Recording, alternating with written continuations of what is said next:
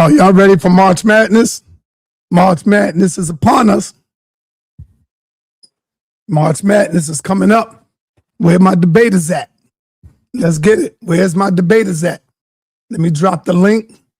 Anybody that want to come in, if you got a debate lined up, if you want to take on somebody, this is the time to do so. This is your opportunity to get in the toughest environment, call out your people, call out the one you want to call out, and let's get it in. Let me get a debate. Pop in, hit the link. Show me you're not afraid. Show me you're not no troll. Let me get a debate. Show me you're not a troll. Hit the link. If you're scared to turn on your camera, use a troll. You're not ready for a debate.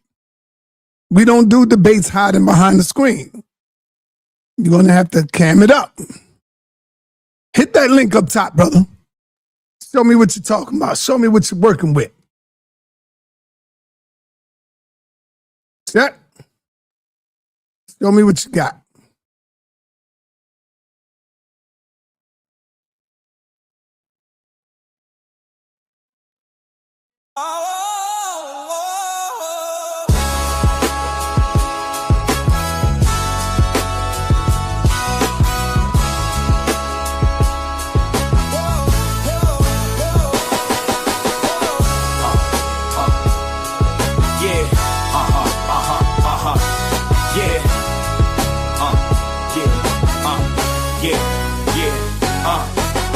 It seemed like everybody watched the House of Consciousness. Got them tuning in here in the States to every conference.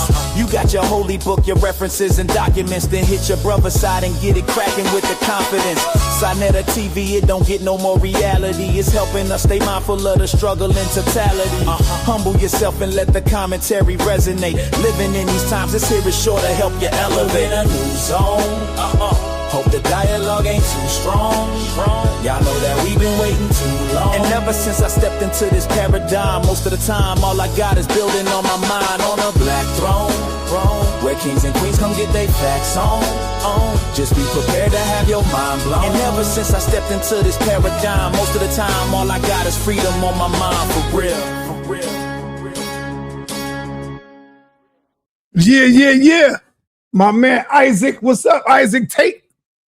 Can you hear me? I can hear you. What up, man? That was you in the chat? Was that you in the chat? Did you want to get a debate? Yes, sir. What you talk about? What's your strong topic? I'm an atheist, so I'm real good at Christianity. Yeah. Oh, okay. Yes, that sir. deserves a round of applause. Yeah, your mind ain't blown. Okay, No, you're an atheist. How long you been studying this, brother? So actually, quick backstory. I was 14 years old watching you, Sa. Oh man. Okay. Yeah. So I was actually a Hebrew Israelite. And I was. See, hold on. I be telling people. See, they don't know. I'm glad for your testimony because I be telling them, man, you don't know how many people I done helped and how much people I done freed their mind. And see, this is a good testimony right here. Go ahead, yeah. brother. So I remember the Kim on trial debate. Right. I watched that as a young man, and so I ended up going to college. I graduated from TCU, and around 2022, that's when I kind of changed, and I just I threw the Hebrew Israelite stuff away. I ended up having a debate with one brother. I don't know what camp he's out of. I think he's Sakari. I ended up having a Gorilla Hebrew. Not Gorilla. It was right. I mean, that was it. I think Aria. I don't know if you know who that is, but we ended up having a discussion, and so I've been an atheist probably for about last 3 years. Okay, that's beautiful. Okay, so what you can do is, do you see the private chat right there? No, all I see is you're on the show. Everyone can see and hear. All right, you're on your phone. Yeah. Oh, I can see the studio chat. Is that what you're talking about? No. All right. What I'm gonna do is I'm gonna put my email in the chat, and I need you to get my email. All right. And hit me with your number so I can set up a discussion with you and somebody. Not a debate, just you and the Hebrew Israelite, see how that go. All right, cool. That'll work. Okay? Yes, sir. Yeah. So I want to see how that go first. I want to see if you're ready. And if you've been watching me, you ready. Oh, yeah. You ready, brother. All right. So I just dropped my email. Let me put it on the screen for you. Got it. I got it. Yeah. It's on the screen.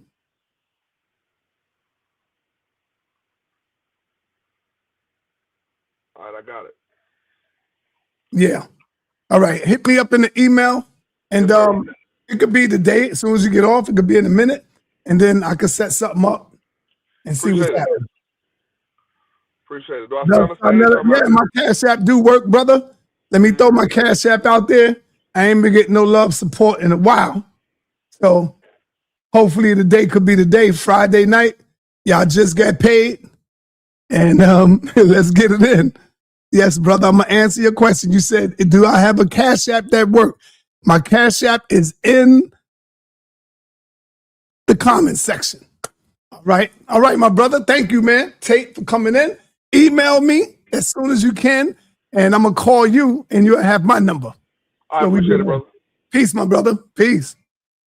Yeah, so this is March Madness coming up, man. Where's my debaters at? March Madness, we got a new brother on the scene. He's an atheist. He's ready to take on Israelites, Hebrews, or Muslims. Let's get it, man. Let's get it. Let's get it. Let's get it till we get some more people up in here.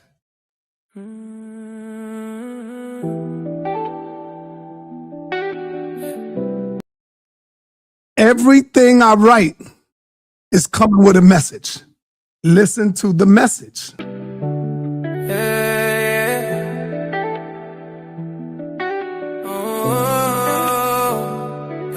Where you at? Where my people at? I'm at where you at? Where you at? Where my people at? I need you to help me on this mission. Yeah. This is for my brothers trapped in religion. Open up your eyes, break out of the prison. This is for my brothers trapped in religion. sa.neter be the truth, you know he's on a mission. It's sad to see my brothers all so lost. It's sad to see you believe in things that's false. It's sad to see you believe in Jesus, or your logic breaks apart in 1,000 pieces. Oh, God killer, not gonna let that slide. You drowning in a myth, you had nowhere to hide. The HOK is the toughest environment. When we trade blind faith for mental empowerment, I believe in scriptures for your mind, this is the key. It's time to unlearn everything you believe. The house of consciousness, start looking within. That's where the real liberation begins. Oh, this is for my brothers trapped in religion. Open up your eyes, break out of that prison. This is for my brother trapped in religion. sa.neter be the truth, you know he's on a mission. The HOK is more than just a place. It's a tough environment where you check your faith. Bomb squad and pseudo killers who check your sources. Don't come in front cause you will leave for losses. The Bible written to break your spirit, built to keep you low, feeding you metaphors, stopping your growth. These is for my brothers trapped in religion. sa.neter be the truth, you know he's on a mission. It's sad to see my brothers all so lost. It's sad to see you believe in things that's false. It's sad to see you believe in Jesus, while your logic breaks apart in 1,000 pieces.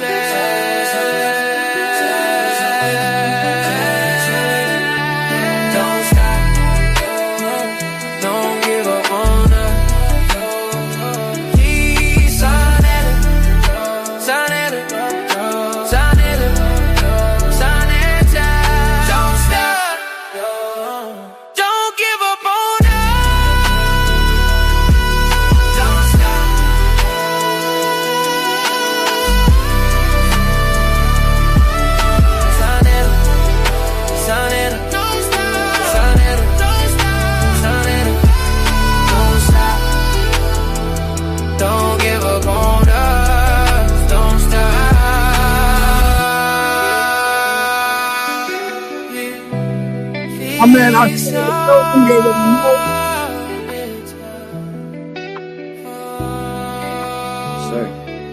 March Madness, I say. We got March Madness coming up. And I know you're supposed to be getting it in with King J. So, King J, where you at? Where you at, brother? Yeah, I'm trying to man, get the flyer ready. Let me tell you who's ready.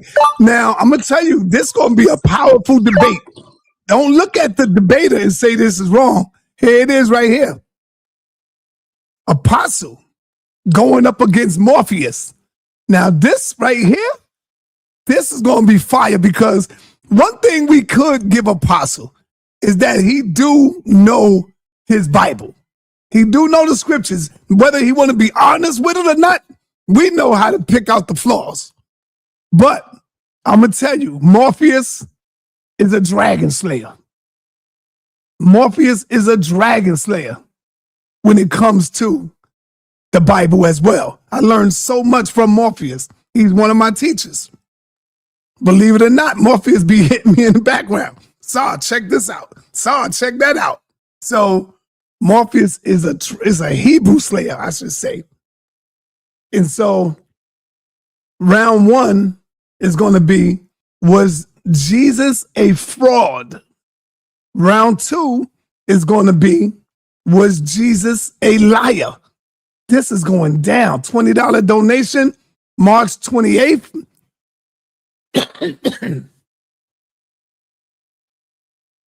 So I don't know, man. I'm going with I don't know. I just fall back and say I don't know. But this debate right here gonna be fire. I'm trying to get somebody to do an Islamic debate, but it's like nobody want to touch Islam. Everybody want to deal with the Israelites. Because, you know, the Israelites ain't scared they come out. The Muslims are afraid to come out. What's going on, Ashe? what's going on outside, man? He said bring the debaters out, so I came outside, man. Yeah, I definitely, hopefully me and brother King J can come to some type of title, get the flyer up there, get the topic understood, man, because he's on the side that there's no such thing as African science, which is insane to me. To act as if the ancestors didn't lay out the very layout itself for what would go on to be Western science. These people were cavemen. These people didn't even have a proper way of taking care of themselves. They was living outside. So for him to come and say that there was no such thing as an African science when we literally civilized these people is insane to me, man. That's insane to me. Dr. John Henry Clark would disagree with him. Dr. Ben Yochanan would disagree with him. All of our scholars would disagree with him. He's trying to line himself with Ankh and that pseudo-killer mess and trying to be super scientific, quote-unquote, literate. Go get your head blasted. I don't think he want to do that. You know? Do you think Ankh and the pseudo-killers got some pseudo in their life? Yes. Absolutely.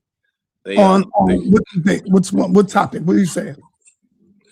They pseudo because they follow whatever the white man lays out. And I'm not just saying that. Good point. Good point. You know, because when we look at even Darwin himself. Now, Yara made a statement saying Madame Blavatsky was a racist. Now, going through her work, we deem her a racist because she was repeating the science of that time. That 19th century science. Darwin belongs to that 19th century science. So social Darwin lays the forefront to social Darwinism, which is racist science. So when they're standing behind that and they're following anything that science says with literally no pushback, that's pseudo. That's pseudo. That's damn near cult-like. They making religion. They making science just a new form of religion, because at the end of the day, in science, there does come a certain level of belief. A Big Bang ain't a fact, it's a theory. Why is it a theory? Because nobody was there to witness it. They telling you that and you believe that. That's not a fact. Nobody was there to actually witness that. So therefore, that has to sit in the realm of belief. That's believing what they're telling you. When they telling you things about outer space and this is going on 1 million miles away, and the sun is burning at this, That's a belief. That's a belief. You can't even. He can't even get a thermometer close to the sun to actually check it. That's real talk right there. You know, I used to say that when I hear the nation of gods and earth say the sun is such and such and such miles away from the earth, and I used to say the same thing. How do you know that? Who can go up to the sun? And so they use this mathematical thing that they go by. The Earth is 196,940,000 square miles of the planet Earth. And I'm like, damn. So they using some mathematical stuff. I'm like, how do you know this, man? How you measure that? How you measure that? But it is what it is. It sounds good. It sounds good. Sounds great. Yeah. It sounds great. Yep. So let me go to my man Kassad. Kassad, what's up, man? Peace. How y'all I see you've been ducking the battles lately, brother. You know, we got March Madness coming up. And I got one of my champs in the building. We got the Holy Ghost Jehovah in the building. So we got March Madness coming up. And this is the time to schedule your debate. And I'm hoping Jabari will come through this weekend. I gotta set all this up, get dates and everything. So what's going on with you, Kassad? You got anybody you want to call out? Yeah, man. I thought you was gonna get back to me on the show, man. I want to call out, just about everybody that you didn't had up here for. I want to say the past month that been coming at the Hebrews. Damn, man. So my last show got cut short. How come you never call out an Israelite? Because y'all don't agree with the same thing. So how come? See, look, one thing about us is we debate each other. You got Ashe will take on Ankh, even though they both are history founded. They both agree on a lot of things pertaining to Africa. But see, the Hebrews are scared to call out other Israelites, knowing that y'all don't agree with the same thing, believe in the same thing. So is it an Israelite that you would like to call out? Man, don't try to flip this. Don't try to flip this. Do not try to flip this. See, that's what I'm talking about. Y'all scared. We on Egypt Head. We on Bomb Squad. We on Morpheus. There's an Israelite I want to call out. So you said you on the Bomb Squad? Most def. Look, side man. Listen, my last show. Hold up, Ghost. I got you. They was next. Bomb Squad was next. Morpheus was next. Reggie was next. All of them was in it. So guess who Morpheus going after? I seen he got a debate with Apostle. Oh, okay. Yeah. I seen it. I've been waiting for you to get back to me, man, on the show, so I can do the call out, man. I'm calling out all of them. All that. Well, you got an opportunity right now. You got an opportunity. I want to do a whole show though. I want to present my information. So okay. Yeah, all right. So what you got to do is get back to me and let me know when your presentation is ready. Got you. I got you. That's all. Let me know when it's ready and we'll get it in. So let me move on. Let me move on. So did you get what I sent you? You got what did that go to the right, the donation? I sent it today before you even went live. I wanted to make sure that you even let me check it. Yeah, I want to make sure I sent it to the right place. Let me see. I got it. I got you. Thank you, brother. Appreciate that, brother. I'm gonna tap in with you soon. All right, you can tap back in. Don't go nowhere because Jehovah might say something and you might want to come in and handle it. You protected dude last time we were supposed to talk. I protected him. No, I didn't. Yes, you did. I called him out. You like, no, I think you trying to set him up with KLT or something. I'm not gonna listen to dude. All right, yo, Jehovah, what it is, man? What's going on? I saw the bat signal. Again, what's going on? It's March Madness. I'm trying to set these debates up. I got it already. I heard. Was it March 28th for Apostle? March 28th. Yep. Okay. So me and Jabari will probably have to do something. Is it what, April? Okay. We can do April 4th or April 11th. It's up to you. Yeah. I want y'all to know we passing around the collection plate. I like that comment. We passing around the collection plate right there. That's what's up right there. Throw something in the collection plate. Y'all do it every Sunday, man, for the preacher. So throw your brother something in the collection plate. That's right. So go ahead. What you were saying, brother? Hey, we can do it April 4th or April 11th. You know, just let them know. Oh, Jabari? Yes, he got two options. What up, Elder? April, he got two options. April Accept the debate topic or forfeit the belt. Yeah, that's what I got to tell him. I got to tell him, man, you can't hold on to the belt. You got to come out, or you got to give it up like Floyd Mayweather. It's time to play. That's right. All right, now you said April the 4th or April the 12th? What is it, 7 days later, April 11th? Okay, got it. Writing that down. Or 11th. Now, in between time, is there anybody else that you want to wrestle with before that? Whoever. We can have a round robin. We know Pastor Bennett is scared. Tazariak is scared. You should put him but on. Next time I see him, they better be prepared. Put him on Bagash, sir. Put him on who? Bagash. He always ready. Bakwash, you mean? Yeah, Bakwash. Yeah. Bakwash don't debate, but you can have a discussion with Bakwash. Yeah, because he's there. Well, I got Yara, Black Sage, tomorrow at 2:00 with Bakwash. You heard that, Sanchez? Yeah. Yeah, I got them tomorrow. Black Sage and Bakwash. What, they going against each other? Yeah. Oh, good. Yeah, Hebrew versus Hebrew. Yeah. Okay. Yeah. All right. I got to come in with another joint. Let me come in with another song right quick. All right. So here's another one. Another joint that I wrote. Y'all got to listen to the lyrics. Of course, it's not me singing. I'm not the singer. I got AI singing it for me. But you the writer. I'm the writer. All right. I'm the writer, and they the singer, and they put the beat together for me as well. But I choose the beat. I choose if I want. Like when I hear the first one, if I don't like it, I say take out the piano, put in the trumpet. You know, hard bass. See, that's why when you listening to it and you got a surround sound, that's when it sounds good in your ears. Like my joint right here, this joint is booming in my ears. It sounds good. The bass bring back memories, side from the early 90s. That it had that type of swerve, that type of beat to it. Yeah. All right. This one is called The Final Call.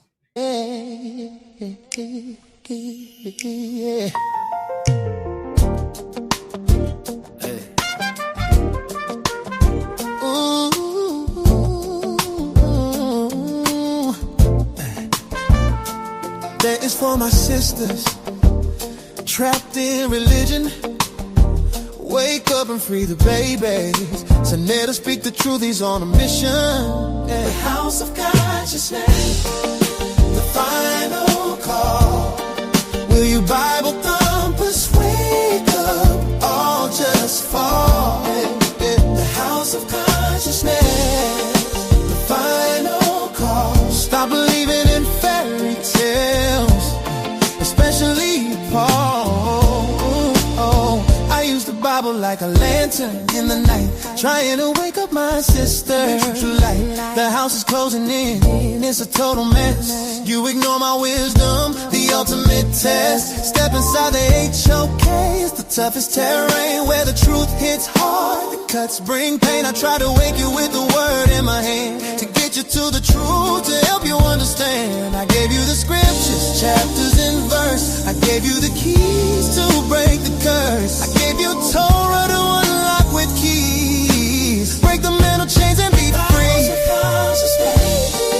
The final call. Yeah, will your Bible thumpers wake up, all just fall? The house of consciousness, the final call. Stop believing in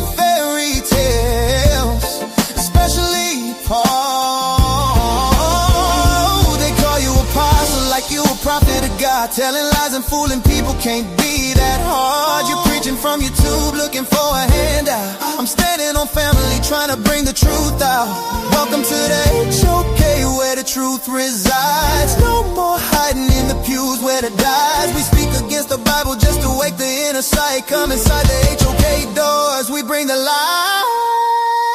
The house of conscience, the final call. Will your Bible thumpers wake up all just fall.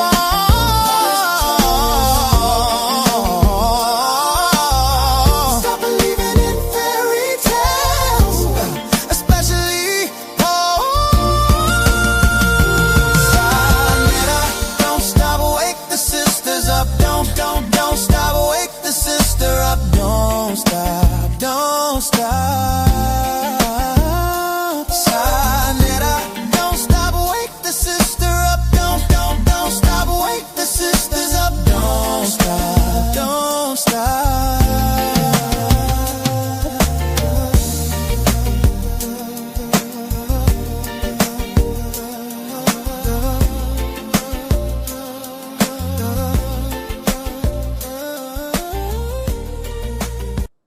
All right, I want to play one more, right? And then we're going to get this thing going. I want to play one more. And let me tell you about this one. This the one that got Yara mad as hell. I told him, he cursed me out. I said, yo, let me play another song. Yara said, man, I don't want to hear your effing song.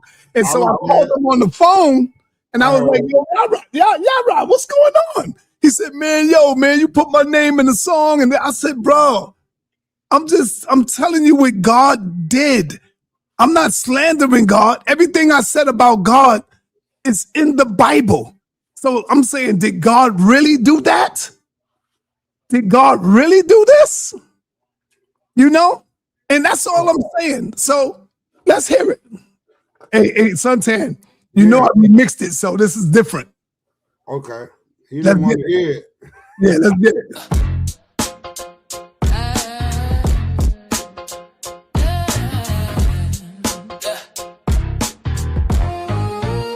You are now in the toughest and roughest environment. Don't make this a disappointment. This is the HOK where stars and legends are born. Hey, yo, Yara and Mr. Apostle, the Bible got you speaking static, thinking you dropping knowledge, sounding erratic. All you Israelites in easy bands to chasing the fame, while I'm out here banging on the Bible, mentioning your names. Did God really do that? What is you talking about? Changing scriptures up for Zodiac, looking for signs while I'm reading the word line by line, and you're just reading between you. A fraud is written all over your face, while the HOK is trying to free the minds with grace. White slave, master whip you, keeping you in your place. Check the pressure, Bakwash, your foundation is brittle. When you step into the HOK, don't act crazy, be civil. Apostle Yara, easy bands and all you Bible thumpers. Did God really tell Abraham to sharpen the knife? To take his only son and gamble with his life? Did God really send bears for kids play in the street just cause Elisha's bald head couldn't handle the heat? Easy bands, you out here quoting the Bible with Yara schemes, but your life is full of loopholes and nothing but dreams. The problem is not our women, it's you weak men in the dark, terrified, hiding behind the white man's shadow, no spark. You wrap the Bible around your mind, mental chains rust. Use the scriptures every time you talk, keep us in the dust. Israelites are crazy, talking about the 12 tribe charts. The HOK break biblical facts down, tear you apart. Did God really turn a woman in a pillar of salt? That is crazy work, God, it's all your fault. Did God really send the plagues and kill the firstborn sons? The Bible is a bloody book, Passover, kill, the work is done. Did God really tell Moses, keep the virgins for yourself after burning down the cities and the idols on the shelves? Is this Bible really holy? Suit up.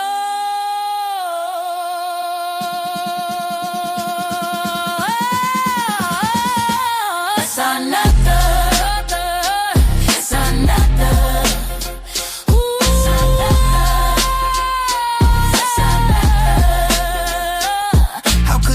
Mercy moves so cold and slowly. Spare only the young girl. Take one for yourself, God said. Hand them down to Israelite to lay them in the bed. Damn. Yeah. Did God really say if she's beautiful and bright, you could snatch her from her family in the middle of the night? Force her to the house, make her shave off her hair, clip her nail down while she's drowned in the fed. 30 days of weeping for the parents that you slew, before the holy law says she belongs to you. Damn, it's sa.neter, why the Israelites don't see this is wrong. Tell Zariak, you have some explaining to do. Zariak, you got some explaining to do.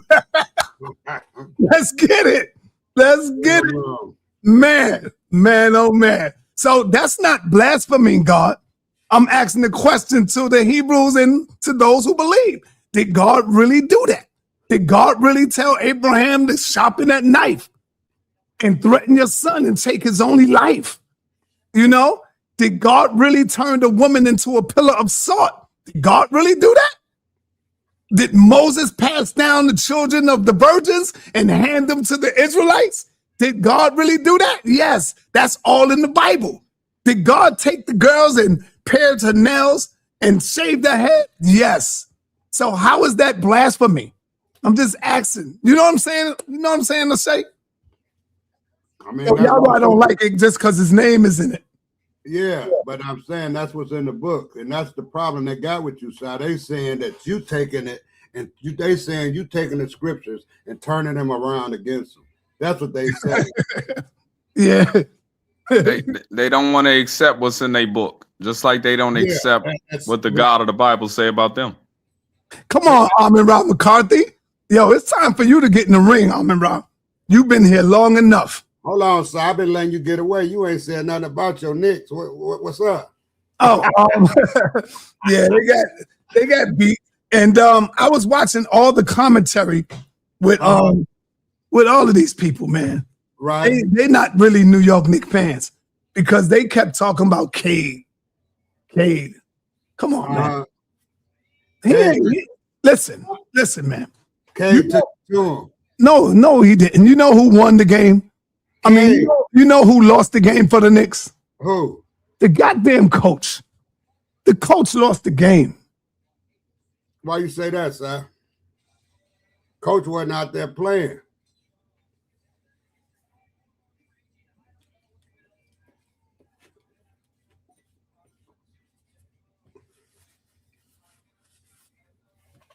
You on mute, Si.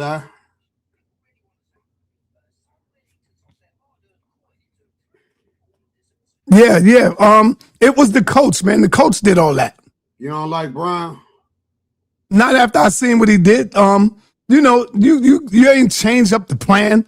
You come out with the same goddamn plan for the second half. You don't put in the brother that had his hair colored where he blocked Cade's shot when he first got in. Cade tried to take him to the rim, and what'd he do? Smacked it. Bow, get out of here. He's 6'8", 9. He's 6'8", 9.5. I mean, 8.5. Cade 6'8". Yeah, but he's 6'8 and a half. And he's a good defender. And then you take him out of the goddamn game. Hey, man. You got Hart playing. You got weak ass Mikal Bridges. And you got soft ass Karl Anthony Towns. Yeah, he's soft. He's like punk. You don't play like the Ewans back in the days, like the Charles Oakley. He was the bully team back then. You want the bully basketball politics, though. Yeah, that's how that work in basketball politics. Yeah, I mean, Josh Hart the one with that contract. He the one, you know, if that boy come out there and he balled a certain type of way, that start that locker room conflict. Oh, should he start? Should he be the one in the rotation? Should coach make a move? You know, coaches be fearing that type of stuff, so they will keep you in a certain type of place, even if you have a certain level of potential. Yeah, Sohan. You don't put Sohan in. Like, what the hell is wrong with you, Brown? You got these little dudes up in there. You got fucking Josh Hart. You got Mikal Bridges. Like, what the hell is wrong with you? Take out Mikal Bridges. You got OG on one end, on one wing, and now you got Cohan on the other wing. But these coaches love small ball. Man, they love small ball. They don't like that old school. You can't play small ball with everybody else that you're playing against. It's giants. I agree, but that's how they like to do it. They seen Golden State be successful with that, with the Draymond Green thing, not having a true big for real. And they ran with that. And they ran. Everybody thinks that they can repeat that, they can replicate that. That's the problem in the league. OG, I'm gonna be in the comments. Let me hit me if you need me. Okay. Shout out to Elder Suntan, brother O'Shea. Let me know if you need me, OG Si. All right. So, man, I seen you call me last night. I'm like, man, I ain't talking to you, nigga. I said, yo, now you want to call me? I'm mad as hell. You calling me, man? I'm like, yo, I say, sign answer the phone. I text you. You see that text, didn't you? Huh? I say, I ain't burning no jersey. You talking about burning my jersey. Hey, side the ghost be waiting around for that smoke, don't he? But I'm gonna tell you something. No, don't think y'all going nowhere. Oh, we going somewhere. When the playoffs come, everything slows down. We coming out the east side. You don't think that? Everything slows down, brother. That's all I'm gonna tell you. Everything slows down. We ain't coming out the east. And by that time, Cohan will be in the goddamn rotation. Watch and see. All right, Watch I'm gonna take the word for it. Yeah, Mikal Bridges is soft as shit. Soft, shoot, though. Yeah, but he's soft, man. He's I'll soft. tell you who's soft. You know hold up. You know who he could shoot against? Who? He could shoot against Philly.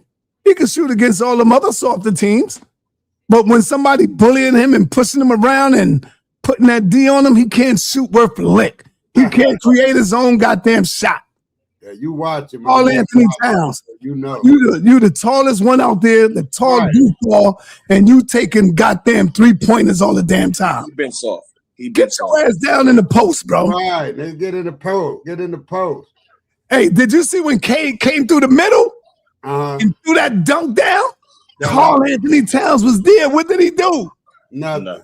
He backed out the way like, whoa, man, let him come in. You know what Patrick Ewing would have did? Sat him on his ass. Yeah, Charles Oakley would have sat him on his ass. Yeah, that's a good he would make you don't want to come back up in here. Right. They don't got that in the league no more. They don't got nobody like that in the league no more. Nah, they do. Yes, they do. Right-handed side. Yes, they Who do. like that? Draymond Green. You are not doing that. Draymond will lay you down. Yeah, Draymond will lay you down. You are not doing that with Draymond Green up in there. And then he'll step over you. He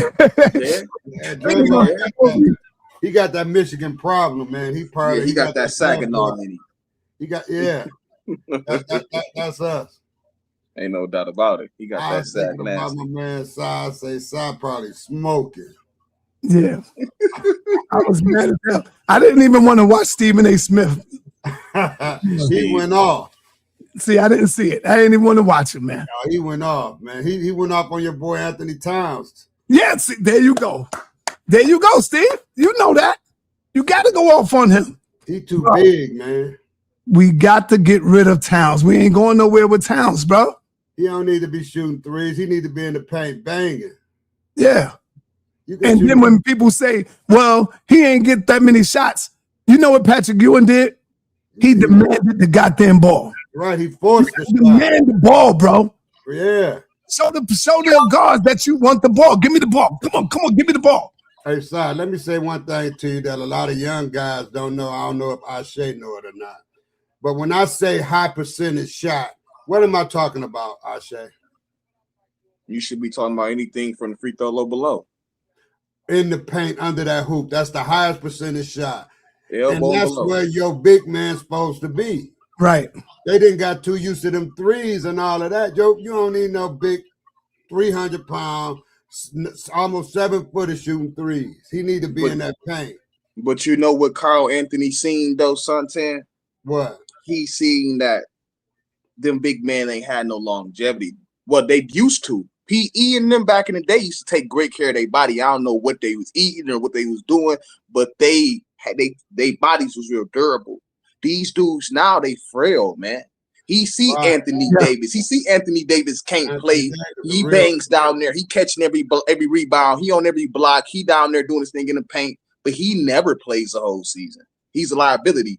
Carl Anthony don't.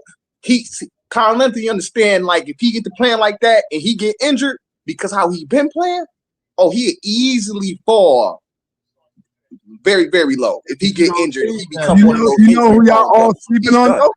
Who? Y'all sleeping on my man. Who? Come on, man. Come on. Not Abinobi, whatever his name is. No. Damn. Right on the tip of my tongue, man. How the hell? The Knicks boy? No. I'm talking about damn, man. He just the beard. My man with the beard. Not Harden. Yeah, Harden. He just went to that team. Yeah, Harden. Yeah, What I'm talking about. Harden went to the Cavaliers. There you go. Y'all sleeping on Cavaliers, right? Everywhere that man go, it's a drama scene and it's a disaster. Everywhere you go. Yeah. He's a disease player. Player. I would not want him. And I'm not sleeping on Boston. Yeah, Boston are winners. They need their band back. Boston went up in Curry's in his house and they beat them last night. Oh yeah. Yep. I don't like Boston. Never did. Boston beat Draymond and all of them last night. Yeah. That boy Brown he ain't no joke, boy. He's nice. He's a monster. He's a monster. I respect his game. I don't like Boston either. I'm an LA fan, but I respect Jalen Brown's game. Hey, Si, did you know this? I don't know if I say know it, but you know why Harden can't cut his beard, don't you? Do you? No, I don't know. He got that contract for that beard. Yeah, he got a contract on his beard. Si. Oh, word? Yeah, with Adidas. He cannot cut. If he cut it, he breaks his money. Damn. He got to wear that till he out the NBA. Because I used to wonder, man, why don't you cut that mug, man? But he get a Allen Iverson endorsement, but not. He get about 55 mil, man. Yeah, I wouldn't cut it either. Right. Right. He got a great deal. Hey, Si, so what we doing, man? I want our Shay to get somebody. I remember when I first met. Oh, we looking for King J. King J. Yeah, King J, man. That's who. Yeah, get him. King J, my man. But I need you to get him because he have a lot of conjectures to stuff. He got to get straightened up, man. He got to get straightened out, man. I mean, you to see it. That's that new age mess, man. Hey, yo, from listening to Gideon yesterday, don't these Israelites sound dumb as crazy as hell? They just believe I don't want to debate no Israelites. That's why because I was up here. Yeah, I ain't say nothing because you ain't need to. Because y'all are religious spooks, man. You don't know half about the damn culture that you even getting off into. It don't got nothing to do with people that look like us. Y'all took the culture and becoming vanguards for it. And not even accepting and ain't reaping no benefits that the true Jewish community is. Y'all doing this stuff to hate your brother. You know what question I asked him? I say, do y'all stand with Israel while they over here bombing up the Palestinians? You know, that's the question. Oh, we ain't the same type of people. So we here, but we different. Oh, okay. Because they stand on Israel, right, as Israelites, but they don't stand completely on it. Because like I was telling Nepal, because she was saying inside they had got on side because Sa said ain't no bloodline back to Israel, which it ain't. It's but not. You got to follow the money. See, it's through the money what makes it his Israelite lineage. Mm-hmm. That's why they got all the money. All of them are conversion. They converted. They convert. You notice they got the money. They converts. That's all. But they won't stick all the way to the Hebrew Israelite tradition because it's not theirs. They want to say it was black men. So I ain't gonna argue with them, man. That's what they. I don't argue with nobody belief. I say.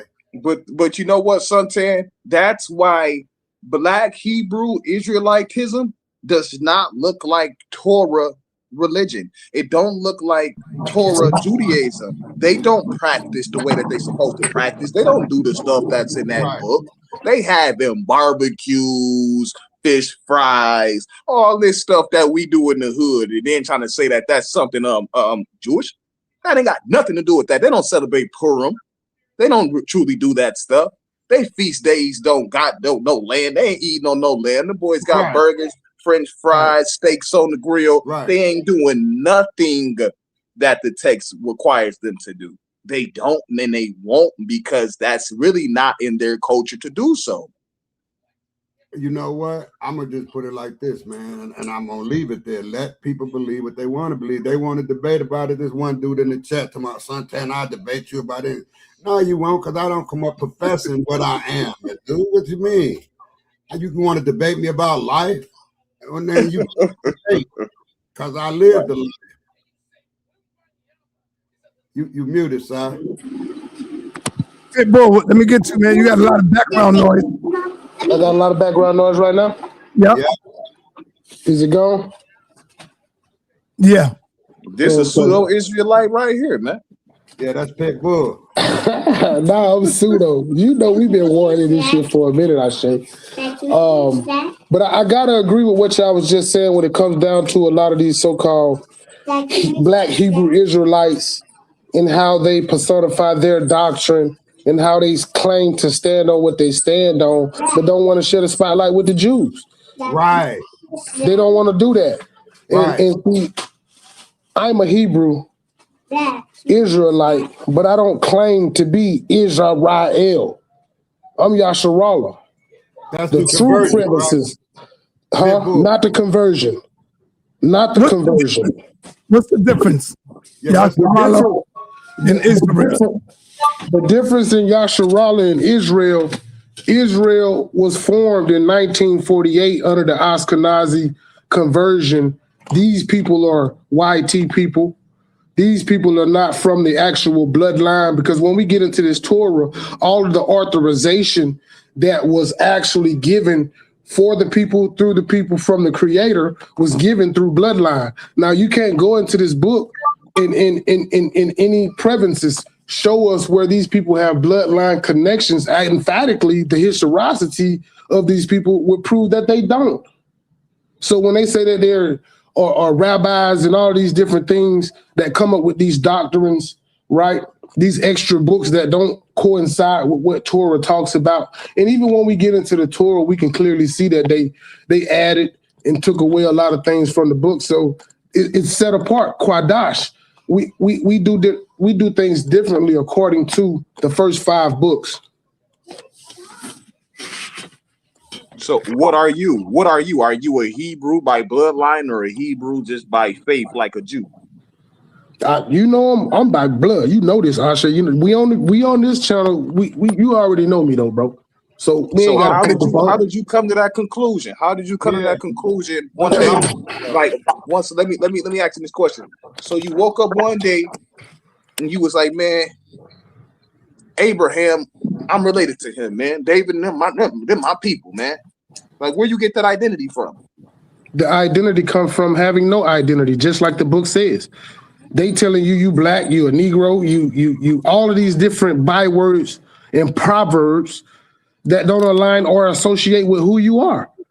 So by virtue, this is one of the planks that we know and understand to be a proven fact through the historicity in the migration of these people, through whether it be them moving as a nomadic group in antiqual history or them being scattered through diasporas all over the world.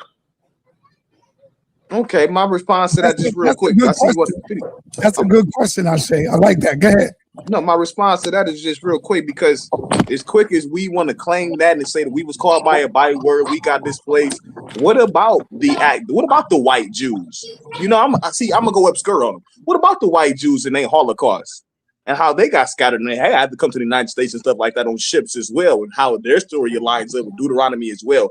We sitting here acting as if people who came here, be it transatlantic slave traders, the only people who have a story similar to such. What do you make of the Jewish Holocaust and their right to the Deuteronomy 28 prophecy? Yeah, because they wasn't scattered in the diaspora, and it does not fit nowhere in the text what they went through. First of all, who did it to them? Let me ask you that. Who did that to those people? The Nazis, Hitler. Okay, so wouldn't that be their own people when we look at linearly, patrilineage, matrix? These are the same people.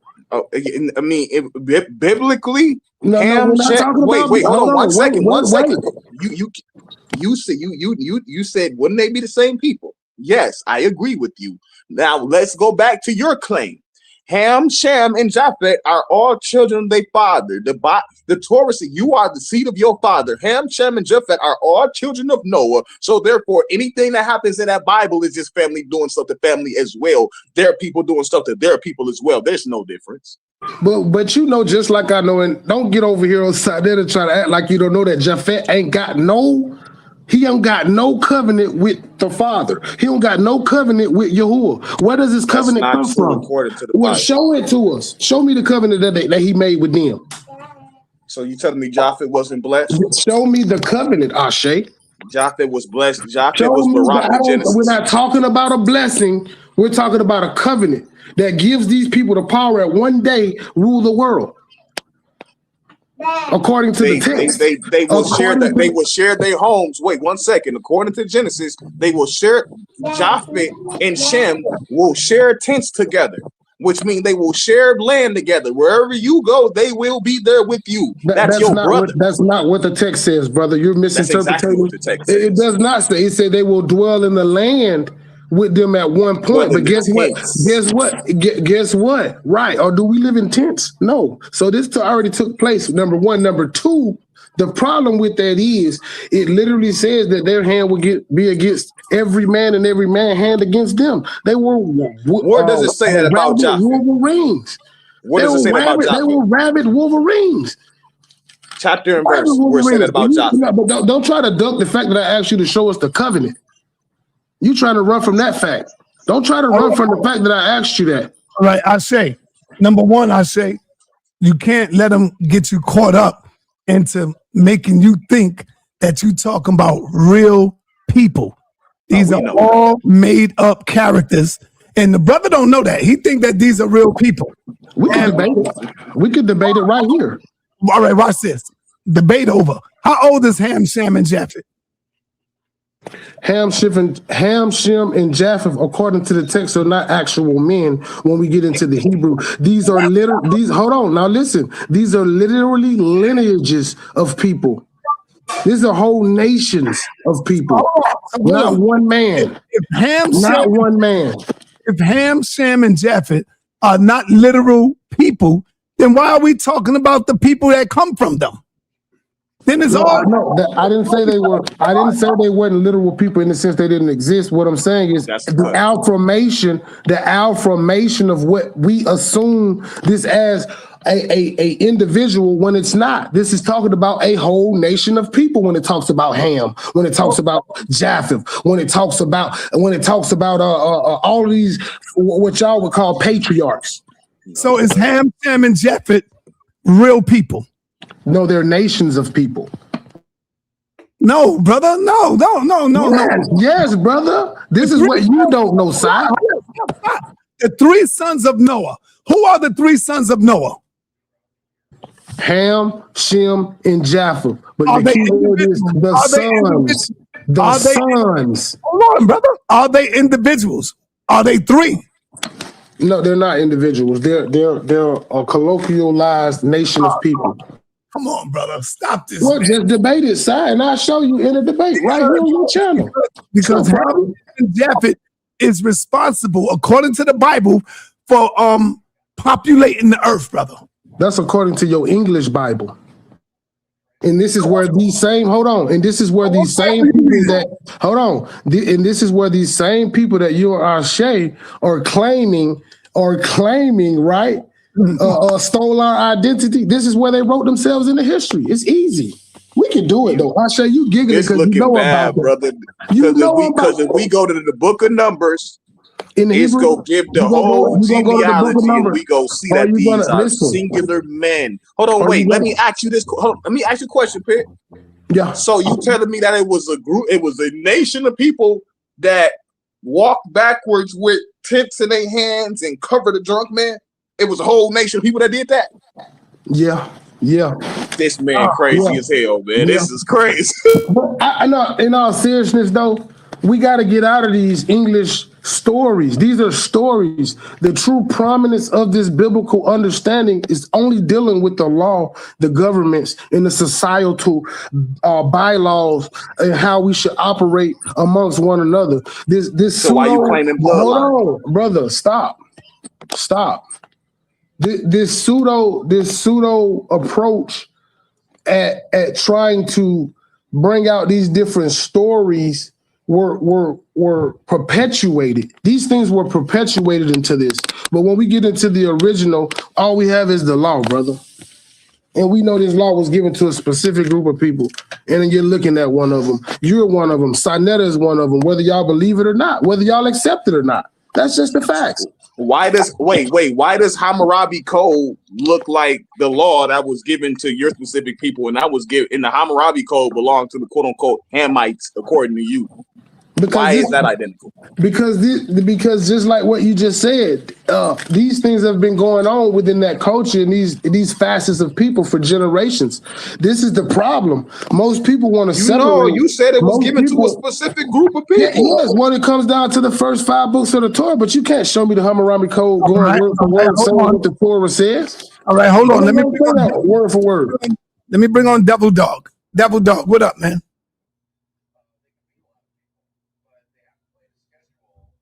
Can you hear me? Yes, I can hear you. What's up, Devil Dog? Oh, how you doing, boss?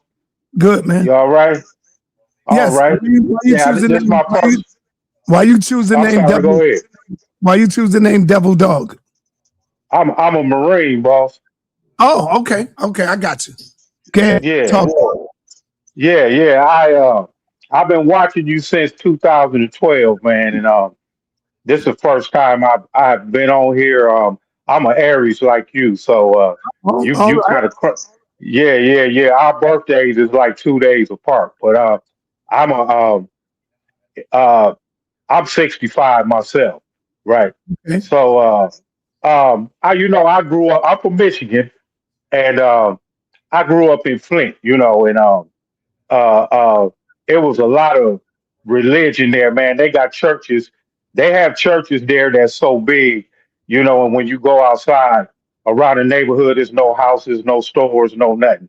And it's amazing because the parking lots is just packed. You know what I'm saying? You can't squeeze a slice of bologna between the cars, because I've always said the most dangerous person on this planet, boss, is a Bible believer, straight up. Yes. And that's the way I look at it.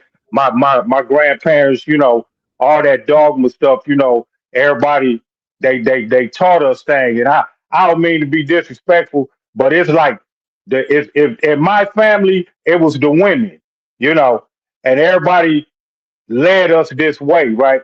And so I never believed the stuff. I'm gonna tell you this. I use God as a genie. I wanted what I wanted, and when he couldn't give it to me, I knew it was some BS. You know what I'm saying? So these believers and black people, man, that's why we behind, boss. Because of this Bible. You know what I'm saying? Let me tell it. I agree with you. They should bark, man. Hey, let me tell you this right quick if I can. I'm in the Marine Corps. I'm in school. It's a guy. He from somewhere off the continent, over there from the homeland. He finna burn the Bible. We about to kill him.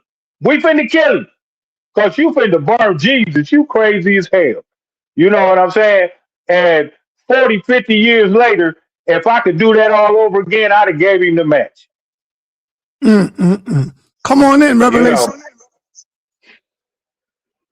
So I'm glad to be here, boss, and I support your channel, man. Like I say, I've been watching from 2012, and I've heard a lot of things. Like Captain Tazariak, he cracks me up. But you had something one time. You said, what was best for us, like the Hebrew Israelite, the Christianity, the Islam, or whatever, or I'm gonna just say Kemet. You know what I'm saying? Or where we come from. And I always grew up listening to thinking that white people was better than me. You know, man, I got on your show, boss, out the blue, and I'm standing tall, 10 feet, 10 feet tall and bulletproof. Man, they can't mess with me. You know what I'm saying?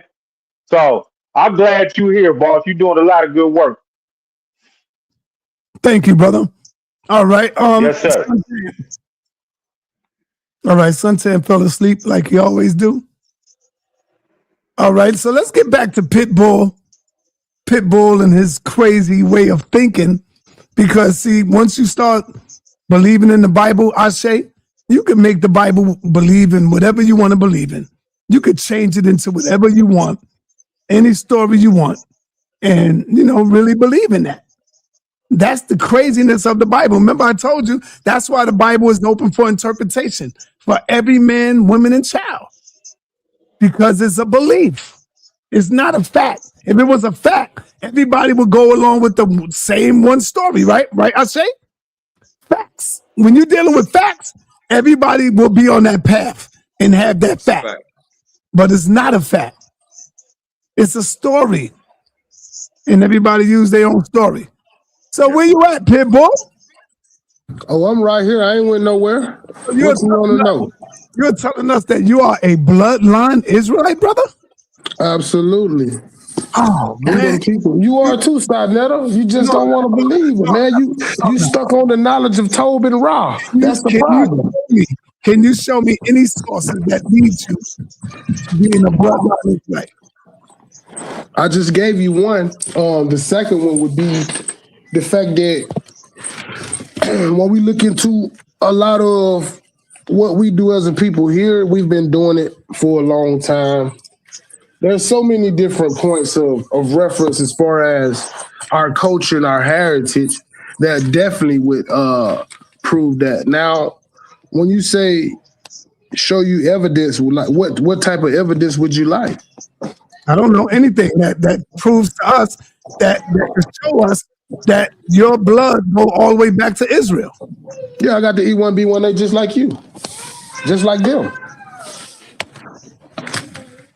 You want to see my ancestry? What? This is crazy. Man, you better hope Reggie don't jump up on here. E1B1A is African in its origin, not Levantine. What are you talking about? That was insane. So you were African. He just admitted he African. He ain't no damn Israelite. He ain't from the Middle East or none of that crazy ass mess. He's African. I'm glad we got an admission. He's not an Israelite. It's not Israelite. You're Israelite-ish. Well, he claimed that the white man took him out of Africa, put him on a slave ship. What were you doing in Africa for the white man to come get you out of Africa? What were you doing there? Pitbull, what were you doing in Africa for the white man to grab you up out of Africa if you're not African? All right, Pitbull scared. He don't want to answer that. Hey, King J text me, said he'll be on in about 10 minutes. He'll be on in about 10 minutes. Since already told you not to trust the 23andMe pitfall.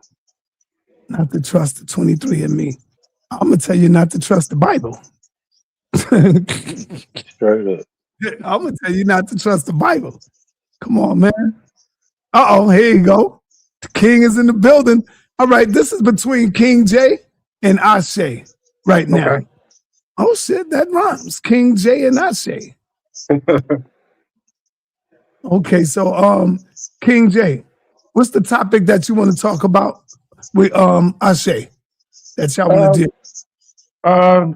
I'll say, if you remember, we were discussing if African is science. So we can still discuss that if you want. I still hold the same position that science is a universal principle.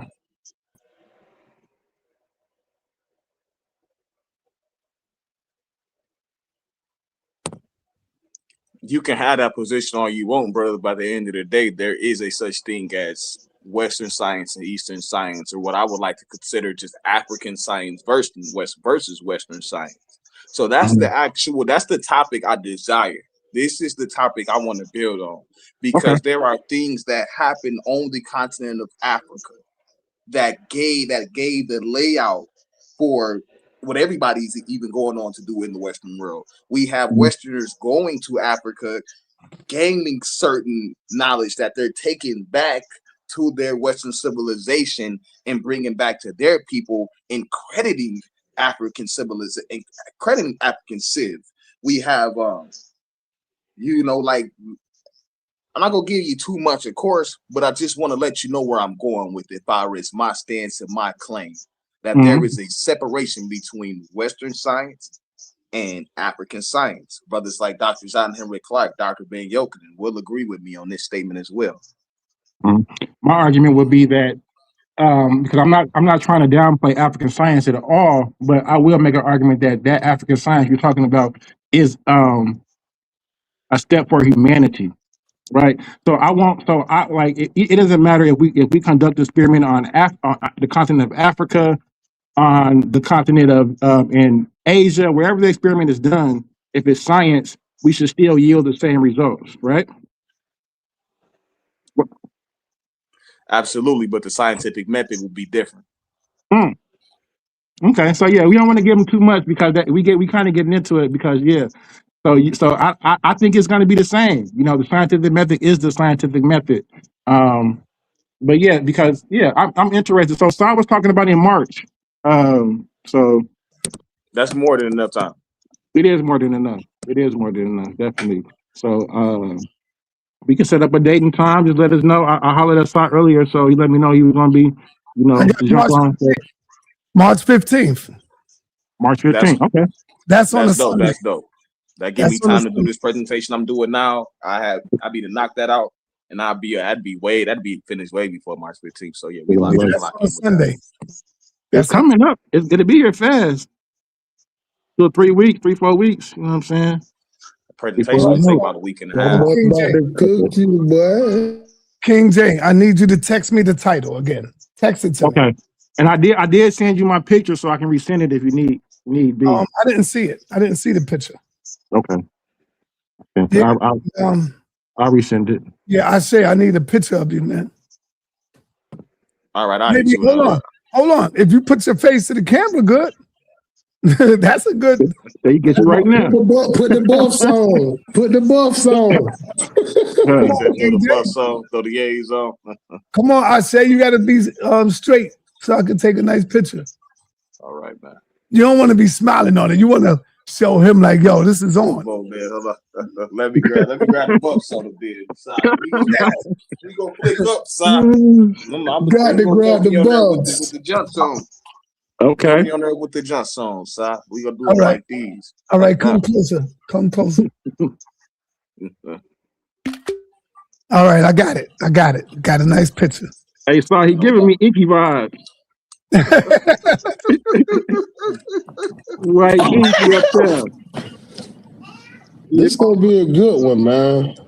This gonna be. I think this gonna be one of the more interesting educational joints. Yeah, I know the brother very. No. King J, I need a real picture, brother. Not no AI stuff, brother. Okay. He said okay. I got you in here sitting down, and come on, man. On the throne. Yeah, give me a real picture. You feel me? All right, I got one for you, son. All right. So March 15th, and then give me the title, and then we're gonna get it in. Let me see. Let me make sure. Because I got Apostle going up against Yara. I think this is going to be a real good debate. Y'all sleeping on Apostle, but Apostle assured me that he's going to take down. He's tired of Morpheus. I'm tired of Morpheus. So that'll be a good one for sure. We're gonna see what he do, man. Yeah. So a lot. So is this gonna be Apostle's first debate on HOK? Nah, he got beat up by me already. Yeah. That don't count, son. All right, that don't count. Little smoke session, yeah. Hey, yo, Zion, my man Zion, man. March Madness debates. What's happening? Who you calling out, man? Yo, first and foremost, I was supposed to get a debate with Humble. I seen some of his work. I'm impressed. Nah, Humble fell off. We'll mess with Humble no more. Damn. Humble fell off, bro. Damn. What's up with my brother Kazak? Kazak? Yeah. Oh, yeah. He was on here earlier. He was on earlier? Yeah, he was on earlier talking about he calling out the Bob Squad. I don't even know. He said he calling out a lot of people. Oh, what? Yeah. Yep. Smush Gang, baby. You already know what it is. So Todd and Zion to be a good one for sure. What would you debate Kassad on? I don't know. Maybe the literacy, like the literal text of the Bible. Like some folks, like sa.neter, you know, for a long time, you know what I'm saying? I ain't never put literal to like Old Testament, you know what I'm saying? Adam and Eve and the apple and stuff like I ain't never did that. You ain't never known me to do that. But there are some Israelites who will literally say Adam and Eve were the first, you know what I'm saying? Yeah. So if you want to get into the literal text, if he wants to argue literal versus the metaphoric and the allegoric, I can get him on that. I don't think he want that. I don't think he want that smoke though. Okay. You know what I'm saying? Yeah, there's depth, and some folks are still scratching the surface and writing in crayon. Selah Shalom. You know what I'm saying? Still writing in crayon when we over here painting murals. Right. Right.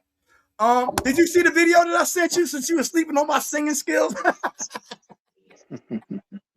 Your boy ain't done the effort, yo. I'm trying to tell you.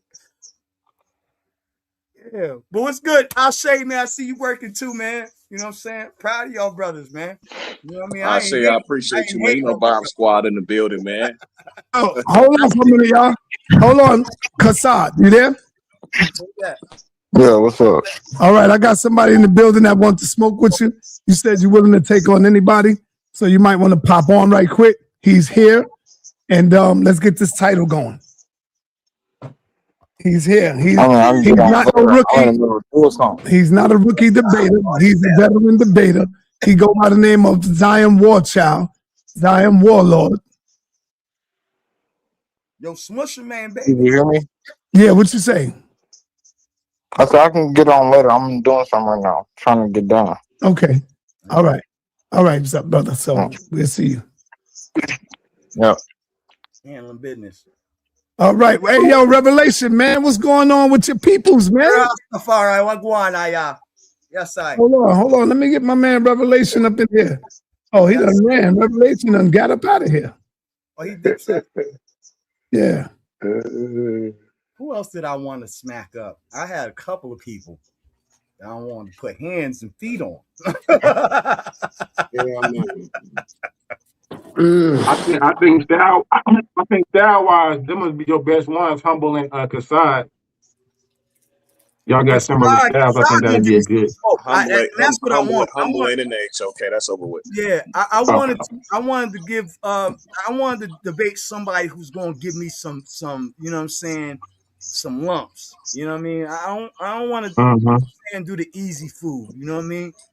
Why don't you get you know what I mean? What about my man next to you, man? My man next to you take that shit literal, man. Right there, Pitbull. Yeah, man. Tell me something about you, man. You know what I'm saying? Let me know what you want. He believe he's a bloodline Israelite. Bloodline. Okay. Yeah, King J. He believe he's bloodline. I just heard Buddy say he don't stand on Adam and Eve being the first people. Nah, that's not even biblical, bro. That's what I'm saying. I stand there too. I stand there too. Cool. All right, cool. So I'm trying to see how could I debate you. I don't know what you really he with the Rastafari, bro. He with that.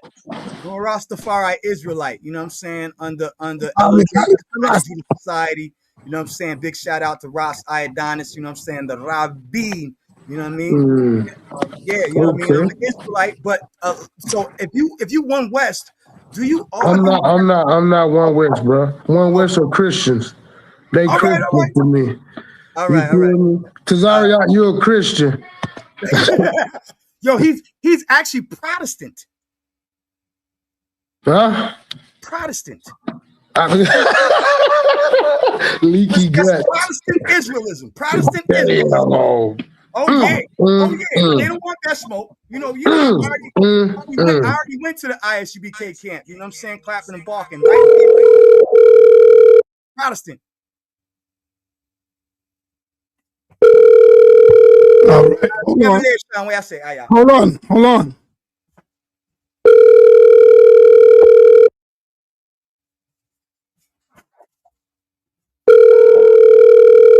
Come on, Captain. Pick up, man. You don't like me. You don't like me. You don't want to chop it up. Come on, Captain. You got to stop being scared, man. He's not scared. He just don't fuck with me. Please leave a detailed message, and I'll return your call as soon as possible. Like that. No, Captain be seeing them live. He be seeing them live and then don't want to pick up, man. Come on. He just doesn't rock with me. You know what I'm saying? Like I rock with certain ISUBK brothers over here, Captain Lasagna, why he don't rock with Chatazar, love them brothers. You know what I'm saying? Why he don't rock with you? He don't like me, bro. Why not? I don't know, bro. Like you know what? It was probably JJ 7000 because JJ, every time I was like, JJ would call me and I'll be on the phone with him and he'd be like, "Oh, you want that smoke with Cap?" And I'm like, "Nah, I'm not even like." And he'd call Cap and then start some smoke and it made it look like I was some kind of fanboy of Cap, and I'm really not. You know what I'm saying? And so Cap probably took that personal, like I was, you know what I'm saying, asking JJ to call him, and I never did that. JJ was just on his grass and throwing me out there, like, you know what I'm saying, like, oh yo, I got a secret weapon though, who's a Christian. Let's get it. And my man go in. He ain't never had a debate here. He go by the name of Brother Keon. So Keon never had a debate. He ain't never had no debate, so he's not seasoned. I'll smack him up if he wants. Well, I think he's seasoned enough because he been on the outside watching for years. Now I keep it 100. I would like to get at like Bennett. That he's official. Nah, you ain't ready for Pastor. I'm trying to get spanked by Bennett, but you know what? That's what I'm looking for. Yeah. Now you challenges now, yo. You know what I'm saying? I done put my work in. Yeah. What about the ghost, man? Oh, yo, listen, you protected him the last time. Y'all keep saying that, man. On his grass, and you said, Zion, no, man. You jumped in to argue his case that I was putting on him. I got what about the ghost? So do you want the smoke with the ghost? Huh? Do you want the smoke with the ghost? Oh, I'll smush his head in. You too. Shit, I want to smoke with the ghost too. I'll smush his head in. And I don't even need all the scriptures that he's going to try to run up and use the daggone gaslight and sidestep and conflate and all of that. All right. You know I got him on speed dial. Let me get the ghost up in here. You do, OG. Hey, ghost, they calling your name out, bro. They want to smoke with you. Who called me out? I got a Who wants to smoke? I got an Israelite by the name of Pitbull. He go by the name of Pitbull of 144. And then we got Zion Warchild, who's a follower of Haile Selassie. They keep saying I protected you last time. So No. They got protected. The thing. I'm on my way. Okay. But again, they don't want no smoke. Pitbull, Vigo. Been teaching him for years. And Zion, Haile Selassie. I mean, hey, it is what it is. You can't say nothing. He ain't got nothing to say about Haile Selassie because he ain't on his level. No. I'll destroy his followers. I'll destroy. No. The comforter is supposed to be alive when the rapture happens. Respectfully. Like when I tell the Muslims it can't be Muhammad because he has a grave site. Hold on, Zion, The same thing is with the same thing is with Haile Selassie. If there's a grave site, then he can't be the comforter. Even when the comforter dies, he raises from the grave after 3.5 days, but it's not a grave. He's going to get killed.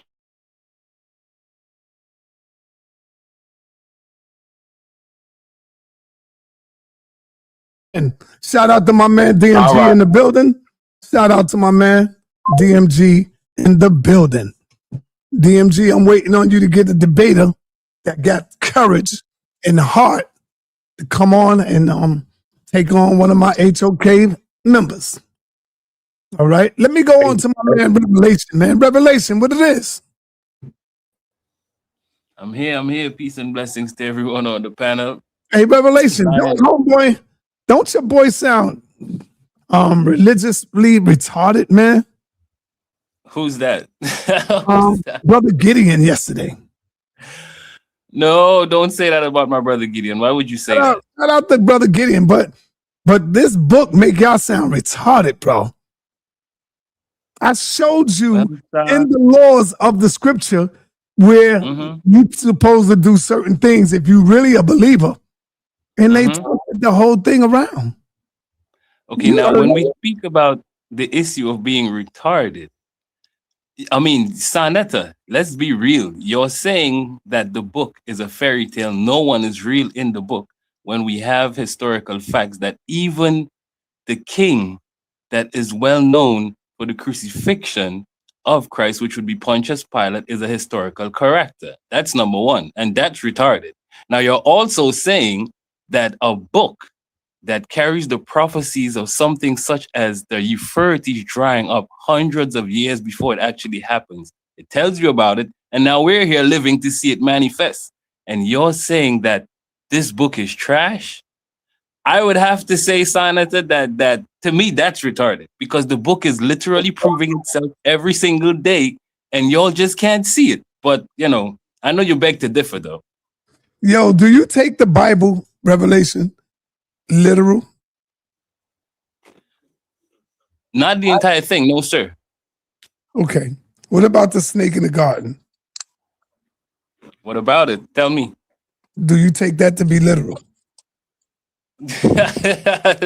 No, sir. I do not. It's just my humble opinion. I do not. No, sir. What about the donkey having a conversation? Because the Most High gave the donkey, he put a spirit on the donkey and made him have a conversation with one of the prophets.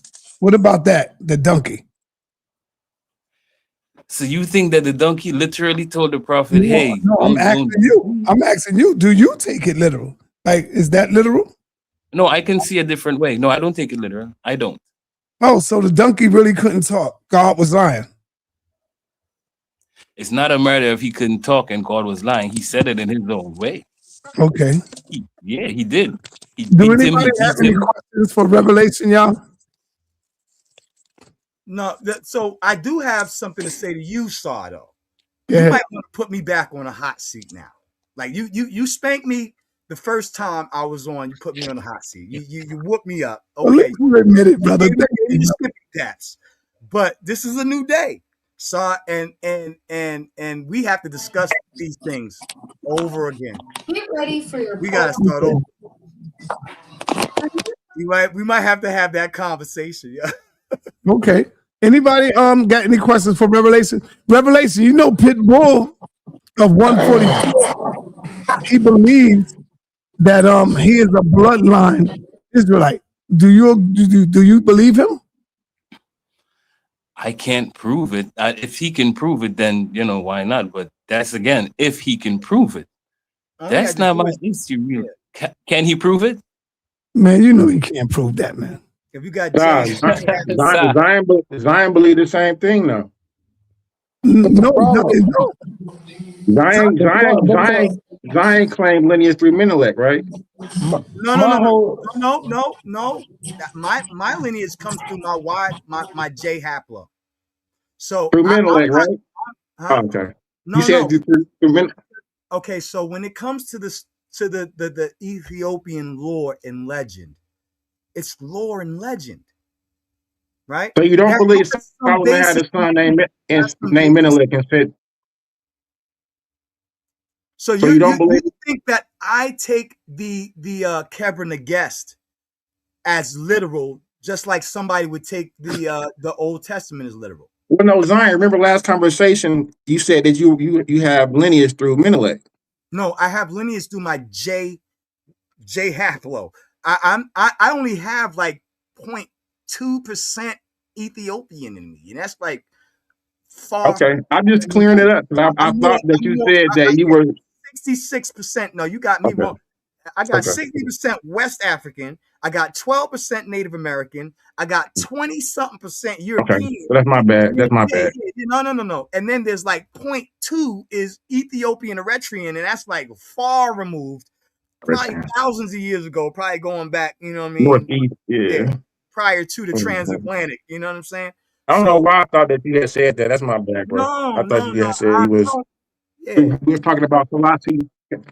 No, so so when it comes to the Okay. Menelik So what do you story, think about that story, though? No, I do think there may be some historicity to that. there's historicity behind it, but doesn't necessarily. So within the legends, like I think Ashe could probably even chime in loud on this. When it comes to some of the lore and legend, you have some historicity that's behind it. Doesn't necessarily mean that the lore and legend is literal, but it does have a historic value to it. So, like for instance, is it cultural memory? Ethiopians that do have that J haplo coming from Yemen, you know what I'm saying, and that's going from the Eurasian bloodlines into the Amhara and some Oromo, Crossing over. Tigray, and yeah. So they do have that claim, and the lore and legend of the Solomon and Sheba story has a lot to do with that actual transmigration and transmission of. I was just going to say, I think you froze up. I couldn't hear what you said. And Saba. Yes, Shabbat, Sabah or Sheba. That if you actually look at the old map, that goes right into the Horn of Africa. The Horn of Africa is literally only, I think, like 38 or 40 something kilometers away from Yemen. These people were transmigrating back and forth, and then you had the Incense Road that went into southern Israel. It wasn't hard. It's not hard to tell. These people, it's just like me in Long Island taking weekly trips to Harlem to go and buy Asher Crazy videos from sa.neter when I was 15 and 16. That happened. People be like, "Oh, well, so in history, I was in Harlem all the time." I knew sa.neter before they were you. Right. You feel what I'm saying? So it's like that. So there's transmigration, there's intermigration, there's diffusion, cultural diffusion. There's all those things happening with Egypt and with Mesopotamia and with Northeast Africa. All of that stuff is going on. These people are trading from the Nile Valley to the Red Sea and to the Incense Road on a regular basis. They're getting tax, they're getting artifacts, they're getting textiles, they're getting herbs and all of that stuff on a regular. You know what I'm saying? So and on top of that, they're intermarrying. We see that in the scriptures. We see Midian, Sheba, Ishbak, Shua. I was just going to say Midian, Doctan, right? We see that. So we're talking about the Nabateans and the Sabian traders and. Say it again. Am I freezing or are you freezing? Zion? I think like you're going into you're freezing a little bit, and I can't hear what the rest of what you said. It's me. Okay.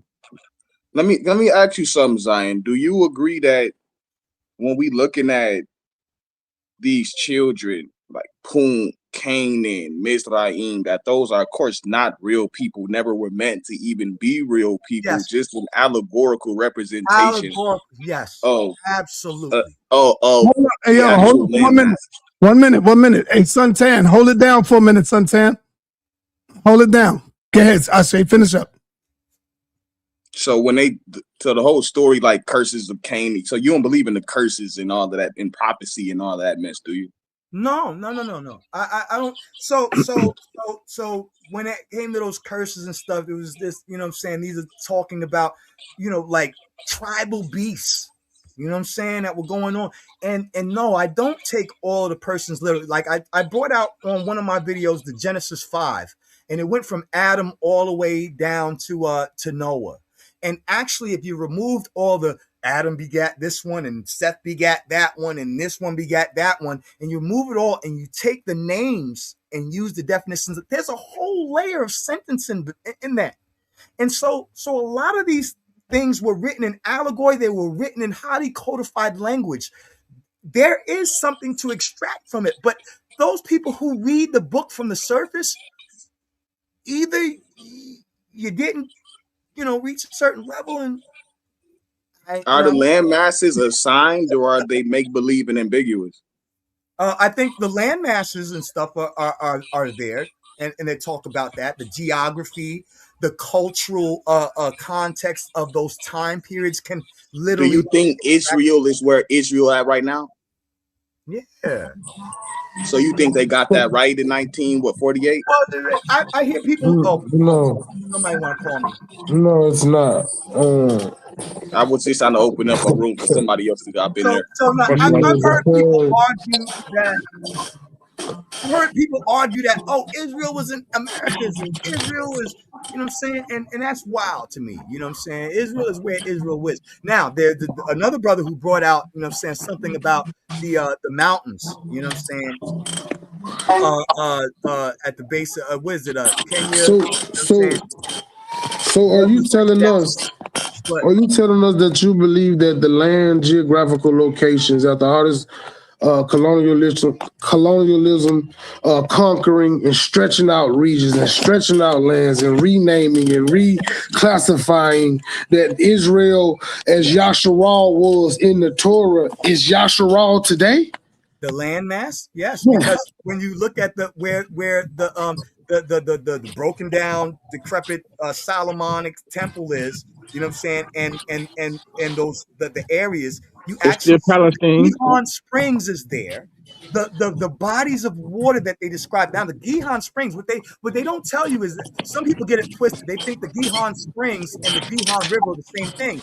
However, what they found in science is that the Gihon Spring is fed by the Gihon, which is the Egyptian, is basically the Nile Valley. Rivers have underground caverns that sprout. There's water freaking daggone. What do you call them? Those when the hot the spouts, water spouts. Yeah, I'm aware of all of that.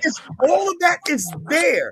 But we're talking about how it was divided, brother. But we're talking about how it was divided according to its tribe. That's what we're talking about. I think it's still. That's subjective. It's objective. No, hold on, Zion. Bodies of water. No, hold on. Get into who tribe went here and wow. who tribe went here. Well, then you're not dealing with the whole truth. But hold on, I'm gonna file a habeas corpus. Then you're not dealing with the whole truth. Then you're dealing with your story. You're dealing with how you want to take it. Now you're adding and taking away from the text.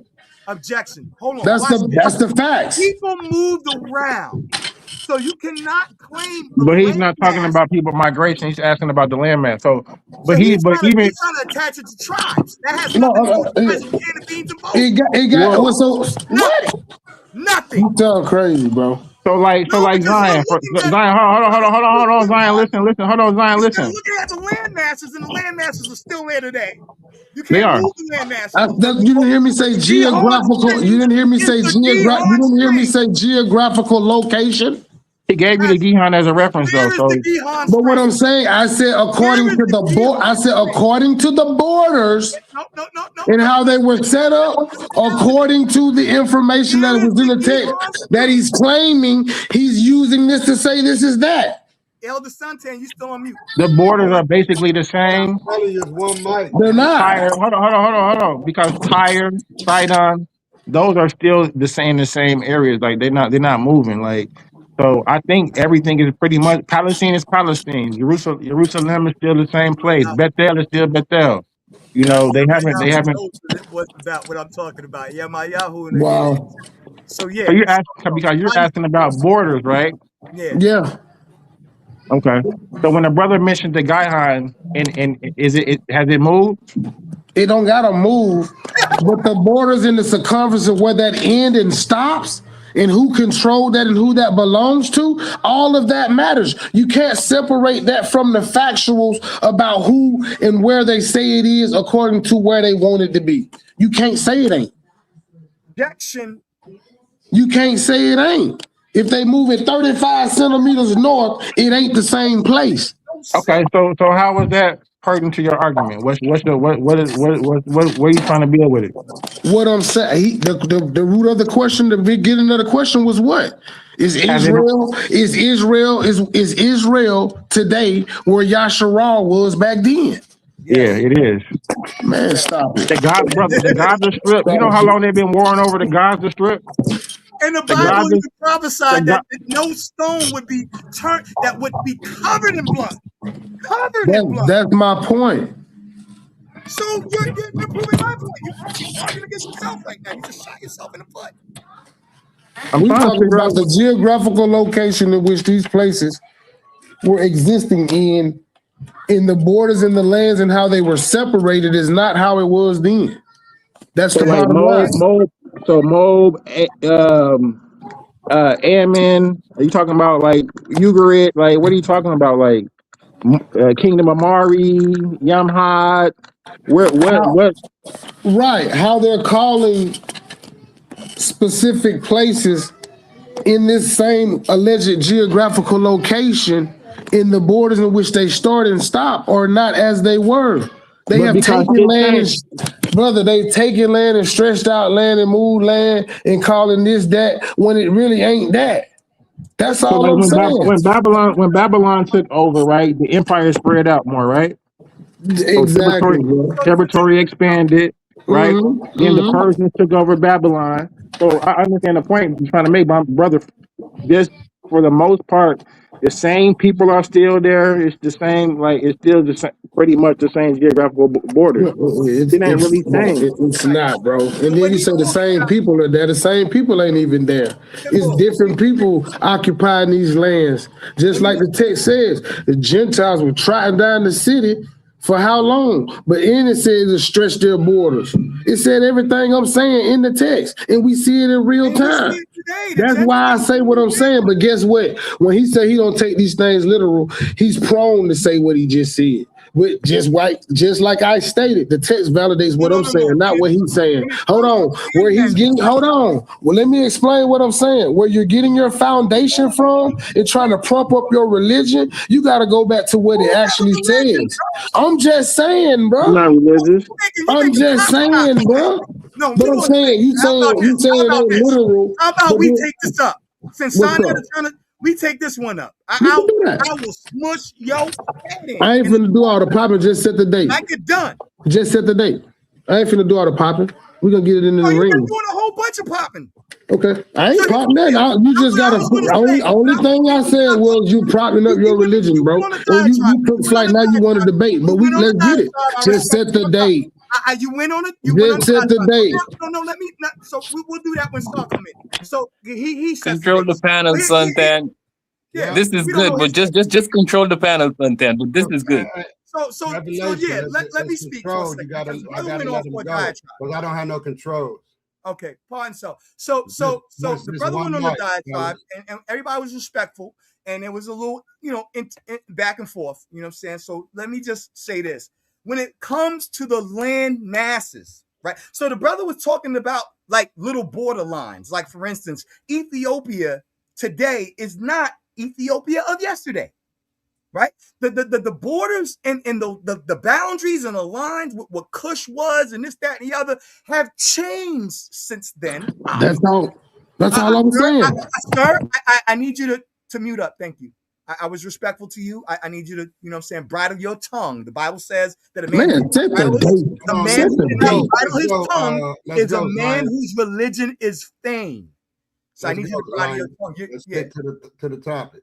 So thank you. So this is the point that I'm making. The brother We're talking about boundaries where people move and transmigrate. That has nothing to do when somebody describes a river, bodies of water, actual geography.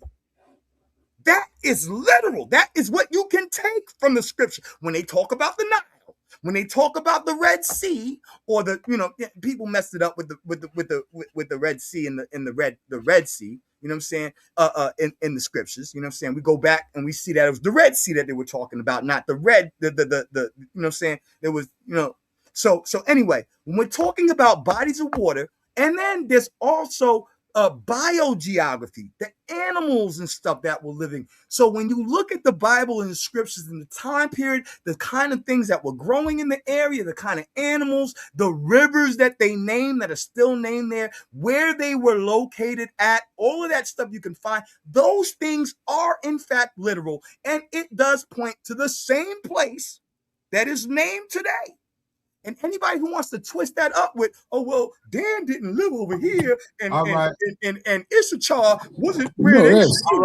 That is foolishness. I'm not talking, bro. Hold on, man. I'm not playing. Hold on, man. Just hold on 1 second. Let me say something. After you get through talking, we got to let Devil Dog put a word in. So, Zion, land your plane, and let's keep it moving. Because, you kind of long-winded, brother. Oh, my God, bro. I mean, what? Let's just. I was silent. I guarantee you, if I go back on this clock without all of the breaks, I spoke less than he did. Let's go, Zion. Get your point across. I do that. Yes, I am long with it because I got a lot of real snit to say. Well, you say that in the debate. Jehovah booby juice.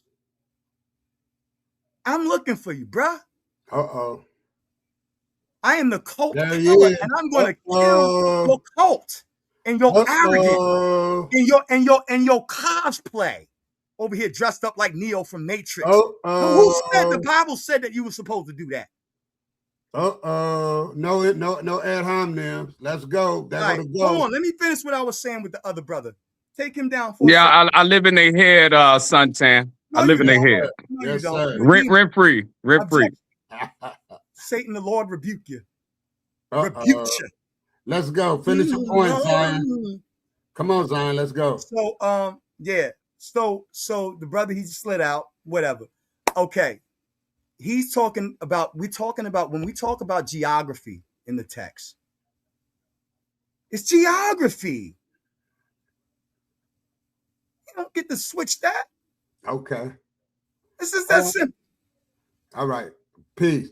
Devil Dog, you got something to say before we let the ghost take care of Zion? Yeah, can you hear me? Please. Yeah, we can hear you clear. Hey, I actually got a question for you, boss. Let me ask you this. I listened to you the other day, right? And you was talking about your trials and your little tribulations that you went through back in the day. You know what I'm saying? And how you changed. Huh? Your what? Well, yeah. Well, whatever you want to call it. You know what I'm saying? But I think you understand what I'm talking about. I want to ask you a question. Go ahead. When you came out of that, right? Who did that? You or God? We both did it. I did it I did it because I'm human and I control my actions, because I was the same one who put me into it, right? So that's the answer. Okay. All right. I just wanted to get that. Yeah, you got it, brother. I understand what you're saying, because I want to say this, and I'm gonna let the ghost and Zion go at it. I want to say this, my brother, and I appreciate that, Devil Dog, because there's a lot of people with journeys in this world with trials and tribulations, right? And for me, I had a spiritual mind since I was 4 years old. It was put in me. I didn't ask for it or nothing. It was just put in me. So what I'm saying is, I had that with me along with my own personal being, myself. So whatever came along with me in my life, like when I had to fight, I ain't had no brothers, right? So I had to fight 2 or 3 dudes. I get robbed I stayed in the project. Everything I did, I got myself into was me. And I had to learn from that.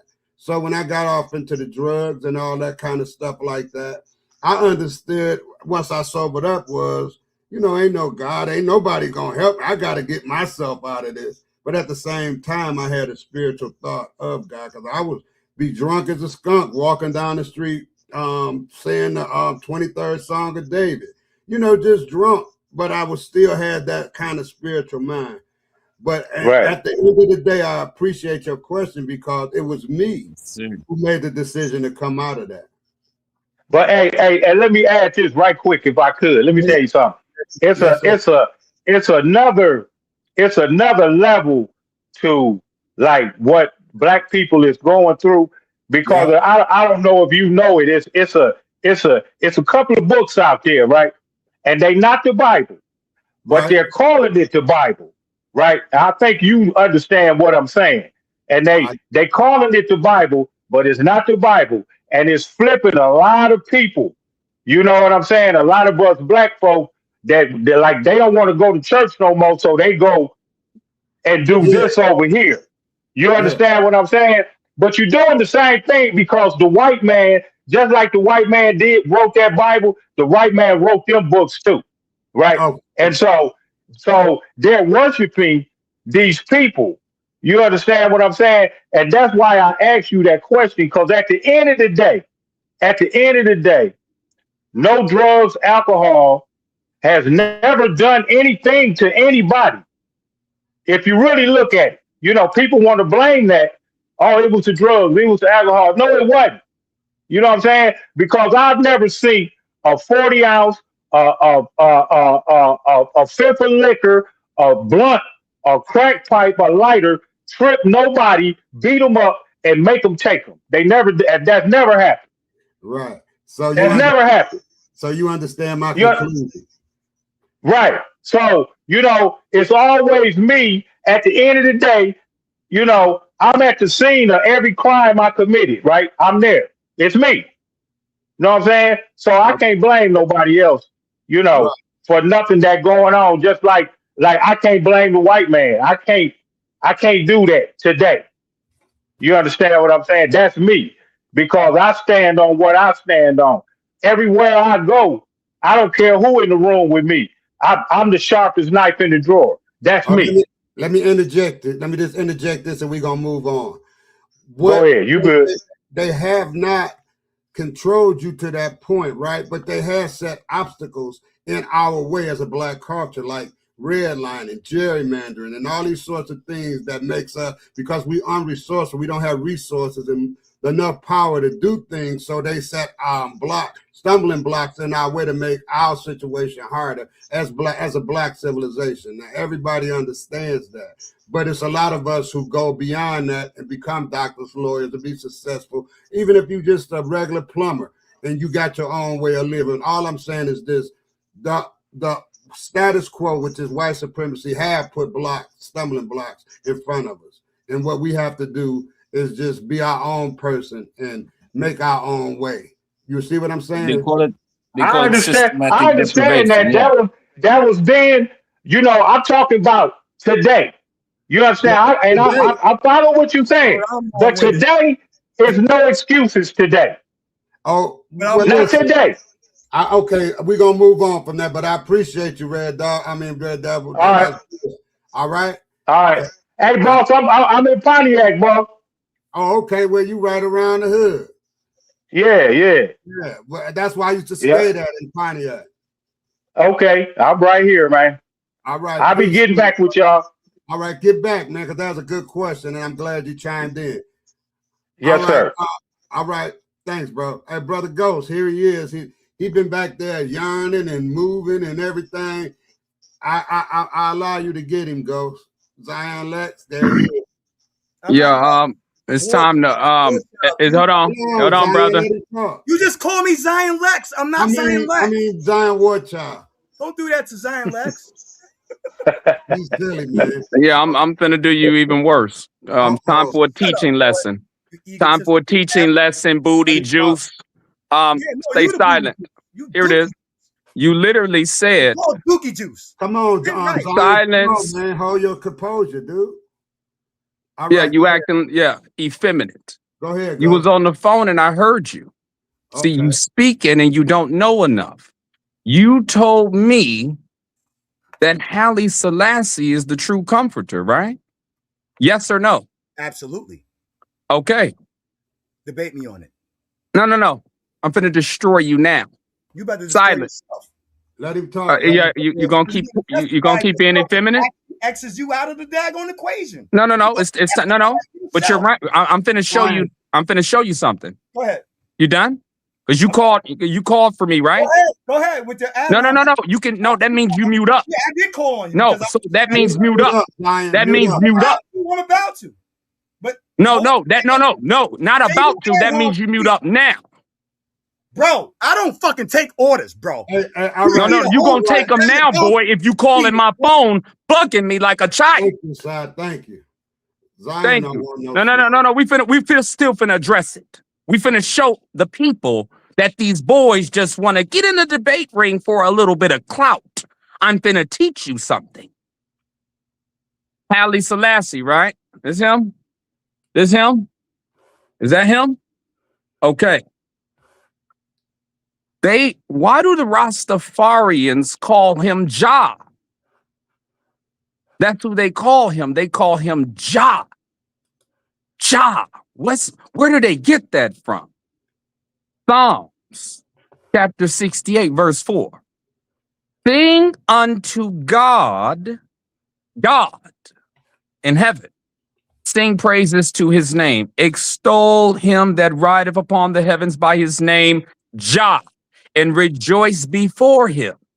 Jah. Jah is the Father, not Jesus, not the Comforter. Again, 1 John chapter 5, verse 7. For there are three that bear record in the heaven: the Father, the Word, and the Holy Ghost. And these three are one. Remember, Jah is the Father. What did Jesus say about the Comforter? Did Jesus call the Comforter Father or Jah, or did he say he would be sent by the Father? John chapter 14, verse 26. But the Comforter, which is the Holy Ghost, whom the Father will send. It didn't say the Comforter was Jah, who is the Father, who you say Haile Selassie is, right? Jah is the Father. Jah is Tim to Timothy. Jah is Jah for Jehovah, Exodus 6:3, is like Tim to Timothy. So again, it's not Jah, is not the Comforter. Jah is not Jesus Christ. Jah is the Most High God, the Heavenly Father, not a man. And again, beautiful people, I think we go through all of this stuff with these people serving these cult leaders in Christ and cosplay characters. I've asked Elder Sa one thing. Can I talk to you after you're done, sir? I would like to address what you're saying, actually. I got you, brother. I got you. I'm sorry. Good night to you, first and foremost. I don't want to be disrespectful. So yeah, but I'm finna finish up. No problem. I told Elder Sa that we can do a debate roundtable of every fake Jesus, every fake God man that y'all say is running around here. I've already dealt with a few of them. The Nature Boy, I destroyed him live in front of his wife, way before he was in prison. Again, put me in a room or a panel full of these fake Jesuses, there will be only one walking out, and that's me. And I'm not Jesus. You understand me? That's the Christ Michael. That's the Yaju Judah. That's the Black Jesus Minister, the Nature Boy, whoever. Okay? Go ahead, brothers. I have a quick question, real quick, brother. Yeah, please. So it's in regard to the word paraclete, right? Mm-hmm. So, to my understanding, that word it means one alongside, not necessarily comforter. Are you using what is your definition? What version are you using? You're using the King James, correct? Because you're saying comforter. So paraclete is not technically King James, correct? Right. The paraclete, that's the Greek. I use, brother, I read all Bibles. I know. You're speaking about John 14:26. It calls him the comforter in the KJV, but you're right, in the Greek it says paraclete. But also in the Hebrew New Testament, the Aramaic Bible, it says redeemer of the accursed. So this, even in the Amplified Bible, it doesn't just have one meaning, but it's specifically talking about a physical person. Can I get in here now, please? Because this, I think, he was addressing. Go ahead. Hold on for a minute, Zion. Okay. Zion. The reason why, Zion, the reason I put you in the back is because you violated the platform, brother. You can't be cursing when you get mad. I came out my face and I apologized. Apologizing. Listen, brother. You my brother. But apologizing, YouTube don't give a damn about that. Yeah, I've seen him. They don't care about apologies. Yeah, he's done. I haven't cursed at all. Yeah, you did. Yeah, you did. No, he didn't curse. He didn't curse. Not today. But I watched your videos. I haven't cursed in over close to a year. Close to a year now. But once he learned, hold on, yo, hold on. Once he learned that there's no profanity, he never cursed again over here. Okay. He didn't. He respects the platform. That's what I'm asking y'all to do. When you get heated, yo, hold on, brother. When you get heated, just fall back for a minute, cool off, then come back. Just don't be cursing, because that right there locks down the platform. Gotcha. It's hard to do that when somebody's barking orders at you at the same time, like, yo, sit your boy at down. And now you're trying to be cool. No, now that kind of gets you a little bit. But let's get to it, right? But Zion, you hear me? I hear you, brother. Listen for a minute. Just listen. You are now down in the toughest. You are now in the toughest. You are now in the toughest. You are now in the toughest. Now in the toughest. Now in the toughest. How could the God of mercy? You are now in the toughest. Out. Come on, man. This ain't them other weak platforms, brother, where you cry and whine, brother. I had to tell y'all right that. No, listen. You lost your wig for a minute, man. You went off, man. But go ahead. You got the floor, brother. Go ahead. So let's get to it. First and foremost, if the brother actually knew about Haile Selassie himself, he would know that Haile Selassie never claimed to be Christ or claimed to be the Father. And most Rastafari, especially the original founding churches or the founding houses, which we call mansions, never claimed that either. Now, when you use the term Yah, right? You see Yah in Yahshua. You see Yah in Elijah. You see Yah all throughout the Bible when it's shortened, right? But when you say Yahweh, that's a whole different thing. Or when you say, you know what I'm saying, the Most High, you know what I'm saying, El Elyon, whatever, you know what I'm saying. We can get into all of that. It's a whole different discussion, right? But however, what you don't understand is that Haile Selassie never came to be the Messiah. Now, here's where we do agree. We agree, and we've already discussed this briefly. We agree that the Comforter, the Holy Ghost, like you like to say it, even though, you know what I'm saying, I don't argue the difference between spirit and ghost in that context. I think Bennett, you know what I'm saying, clarified that.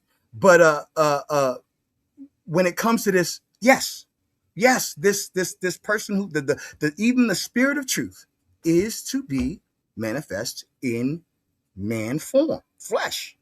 Me and you agreed on that. Yes? We're probably the only people out here talking like that. Me and you.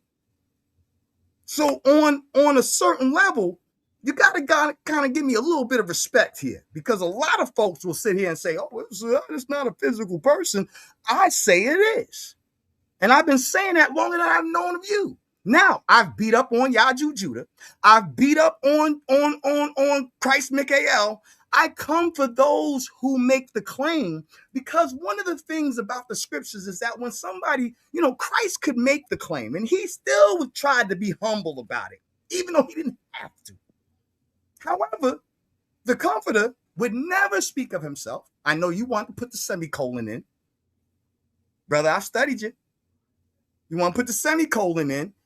You know what I mean? However, the whole thing is when you testify of yourself, and you are so braggadocious. The funniest thing is I had brought up before I had sa.neter, I got the video and the whole nine. If y'all want me to bring it back, I'll bring it back, but it's got the Wu-Tang beat. I put Wu-Tang beats over all of my, when I wash a ninja, I keep it and I put a Wu-Tang track behind it, right? And I put that behind the conversation me and you had. I don't think I have to say anything further. So at the end of the day, you do not exude any of the characteristics that were stated by the Spirit, by the Bible. You actually are arrogant. You are not long suffering. You are nasty, disrespectful. You don't show love and humility. All of the things that the Comforter was to exude. And on top of that, he would not testify of him. He would only. So here's the deal. Haile Selassie never claimed to be Jah. Haile Selassie never claimed to be Jesus. Haile Selassie never even claimed to be the Comforter. Why? Because in his humility, he knew that he was flesh. But the Holy Spirit being upon the seed of David, here's another problem you have. You can't prove that you are of any genealogical. The two witnesses, me and you agree on this. Watch this. You're going to like this. The two witnesses. Aren't the two witnesses relevant to this whole Comforter thing? You can say yes, because I've heard you say it, and I've already been teaching this. I can show you me and you can connect. You know what I'm saying? I'll show you my videos going back 8 years. Okay. But that right there should tell you that I'm the Comforter. No. Because hold on. You asked the question. Who else? There's not that many people who know that the Comforter is the first witness from the book of Revelation. Hold on, brother. Chill. Okay, we can get into that discussion, right? And how this plays out according to Revelation, right? Yeah. But you got to connect that to Isaiah chapter 11. You have to connect that to other scriptures. The two olive trees. It's connected already. Hold on. Holy Bible, hold on, brother. Holy Bible Matrix, Christ versus Satan, the first black author book to be plagiarized in the last decade by Lord Jehovah Holy Ghost. It's already connected. What is your point? I want to get into the comic books. I'm asking. No. We have the precept to it. I'm sticking. Go ahead. Strictly with prophetic texts.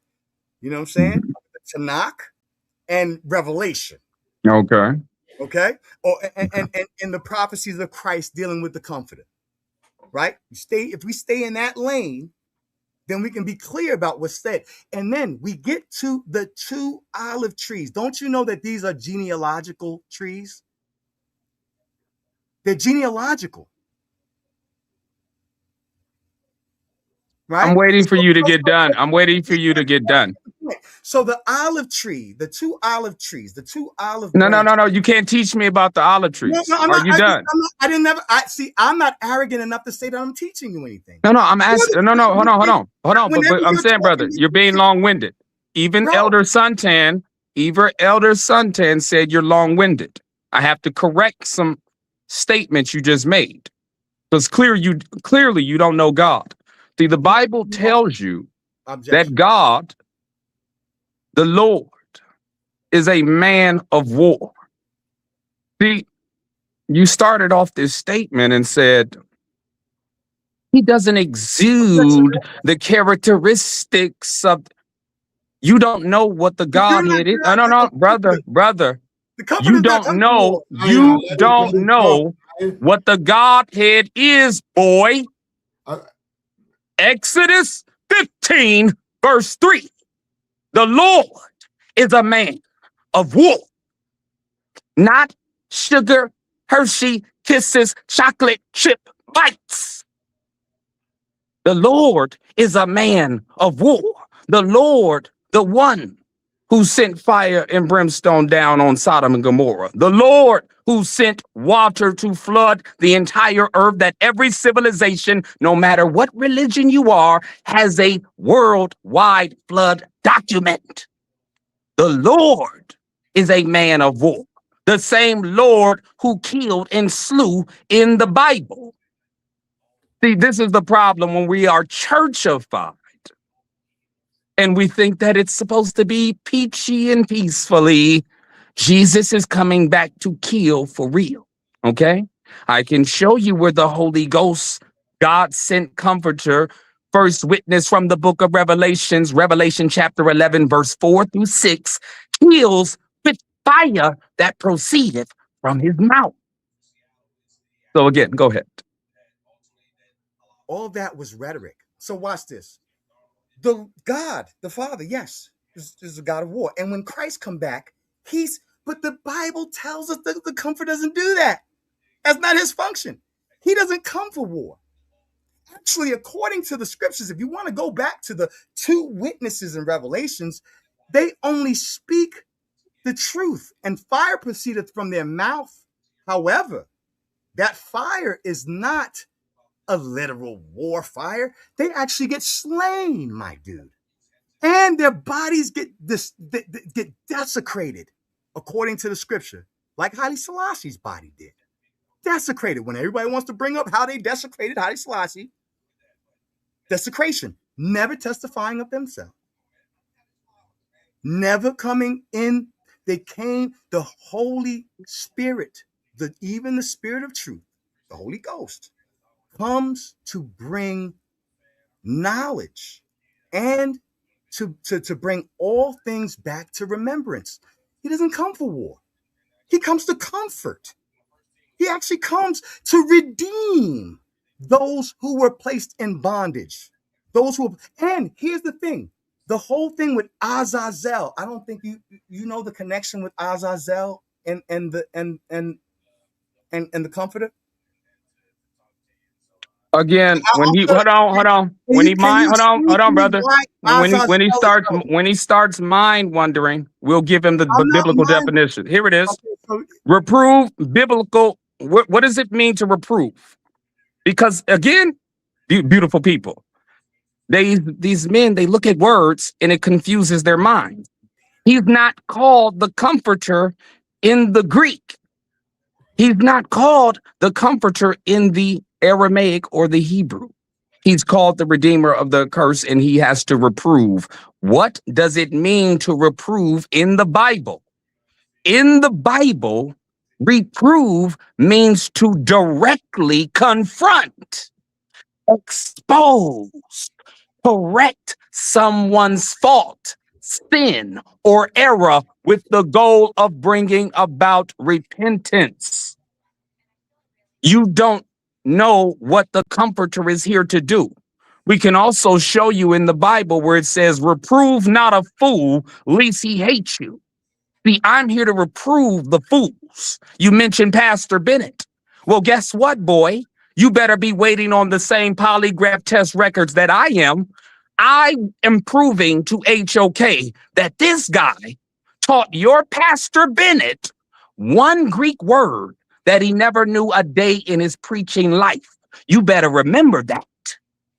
I don't care what the comments say. This is the real deal. And just wait till you boys see what I do to your Professor Jabari. I'm sorry. Go ahead. That was a whole bunch of daggone WWE mumbo jumbo. But yo, watch this. At the end of the day, right? I would love to debate you on that. I'm not going to get into all it because you said a whole lot of stuff that I can literally prove scripturally is false. And I'm not going to get into all of that right now. Right. But when you come with this premise, like, you know what I'm saying, like, you know, you're making these conflations and you're saying that you're teaching and you're coming to reprove something. You cannot show, number one, don't do that. I was respectful to you, brother. And see, you're not even being Christ-like. I'm waiting for the question because I'm hearing, I want to debate. then I don't want to. No, I'm saying there's a track record of you men saying that you want to debate, and then you waste my time for months. You run away. It's yes or no. Y'all saying that I sound crazy. I'm not the one making the claim to be divine. I'm not the one who made a claim that I was supposed to have. Jesus said you're divine. John 10:34, ye are gods. Jesus already said it. But he told you his Father and the Comforter are a different type of God. John chapter 8, verse 23. Blah, blah, blah. Who's long-winded? Me or you? Because I wasn't even done with what I was saying. All right. That's enough, brothers. I'll let y'all go for a minute. So we got other people in the building. So what day is good for y'all two to have a scurry match? What day is good? What's good with Saturday night? I mean, I don't know what you got going on Saturday night. You got Saturday night? You mean tomorrow? Right, tomorrow, Saturday night. Yeah. Damn, you ready already, huh, Zion? Zion ain't playing, boy.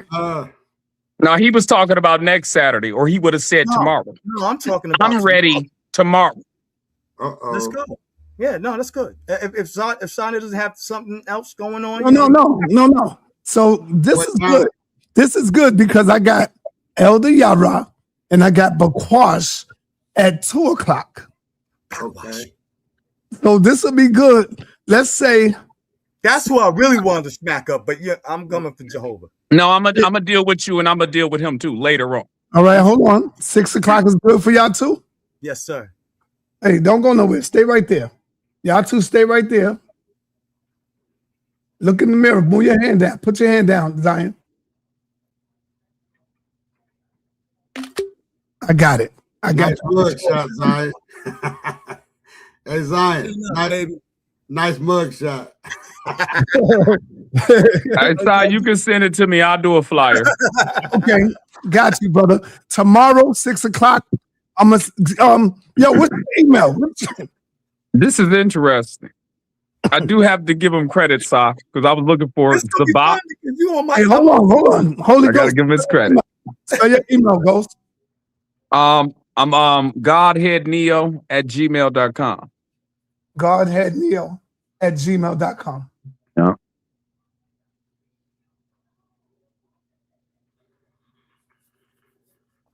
And here's the thing. I've been studying the same stuff that you've been talking. Doesn't mean that you just means that you catch on the same. Thank you. That's fine. All right. Y'all too. Hold on, y'all. I want to move on. I got other people in the building. Let me move on to the brother Israel. He changed his name. I thought that looked like Pitbull, eh? Yeah, that's me. I'm just on my PC. I was trying. Israel, what's up, man? Who you want some smoke with, man? I thought the brother said he had smoke. We was waiting till you come back to set something up. No, well, I already got the ghost going in with him. I wanted the ghost, but you don't want Ashay. Ashay don't want to take on no believer. Man, stop, man. I showed him debate at least 3 times already. Yeah, I take it that Ashay beat you up 3 times. Hell no. Yeah, best believe it. Best believe it. Go with Ashay. He know better. He knows just like I know what the record is. We've been doing it. That's the bro though, man. Real talk. But he know he can catch the hands anytime. He know that. You already know what scriptures you running from, brother. What? We can deal with it. And what scripture is that, Ashay? Bring it out. That brother, he running from that Deuteronomy verse, dealing with the God and the God virus, God being the lower God. Let's lock that in. Let's lock that in right here, sa.neter on the big stage, me and you. On that topic, I'm gonna show you that Yahuwah is not what you saying. And he don't want to accept that Allah. He don't want to accept that Allah in his God as the same God as well. Don't do all that. Just lock the date in.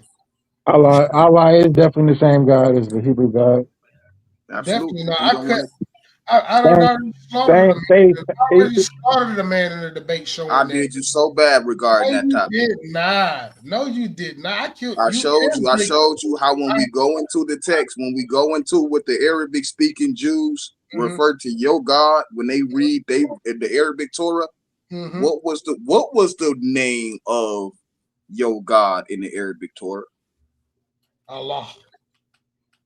So how is it not the same God, brother? Elder Santan, hold it down. I got to go for a minute. Allah is a title. I got you. Allah is a title, like I've been showing you over and over, just like I showed and taught Draco. So you're now saying God has a personal name as if someone named him?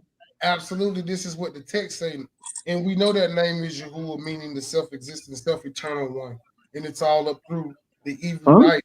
Self-existing, self-eternal one? Yeah. Yeah. No. Yeah. No. Well, just lock in the date, I say. We done had these conversations. I mean, Pitbull, hold on. You know that's a topic we can do tomorrow, right?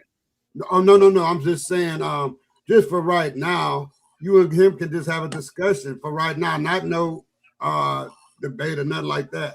Just a little discussion, I say, till Sai get back, because he stepped off for a minute. I mean, to be honest, Pitbull, if you want to rematch on that same topic, brother, I beat you bad on the more public stage. I still got all the work. I beat you bad. Let's just because I showed you, but more do you want to do that topic again? So we can do it tomorrow. More prominently, I wanted to discuss. We know that's totally different, but I wanted to discuss. We know that's a W for me. That's cap. I already will. But look, the Deuteronomy verse that you keep bringing up. That's what you running from. But you brought it up, and then you ran it out. What's the Deuteronomy verse? You know the Deuteronomy verse, King J, the one that you say you and Kazai did. He want to play crazy. He want to play crazy. What are you talking about? What I'm telling you, set the day. He said that's not. He said it ain't two deities. He said that it's just. He said it's Yahuwah talking about Yahuwah.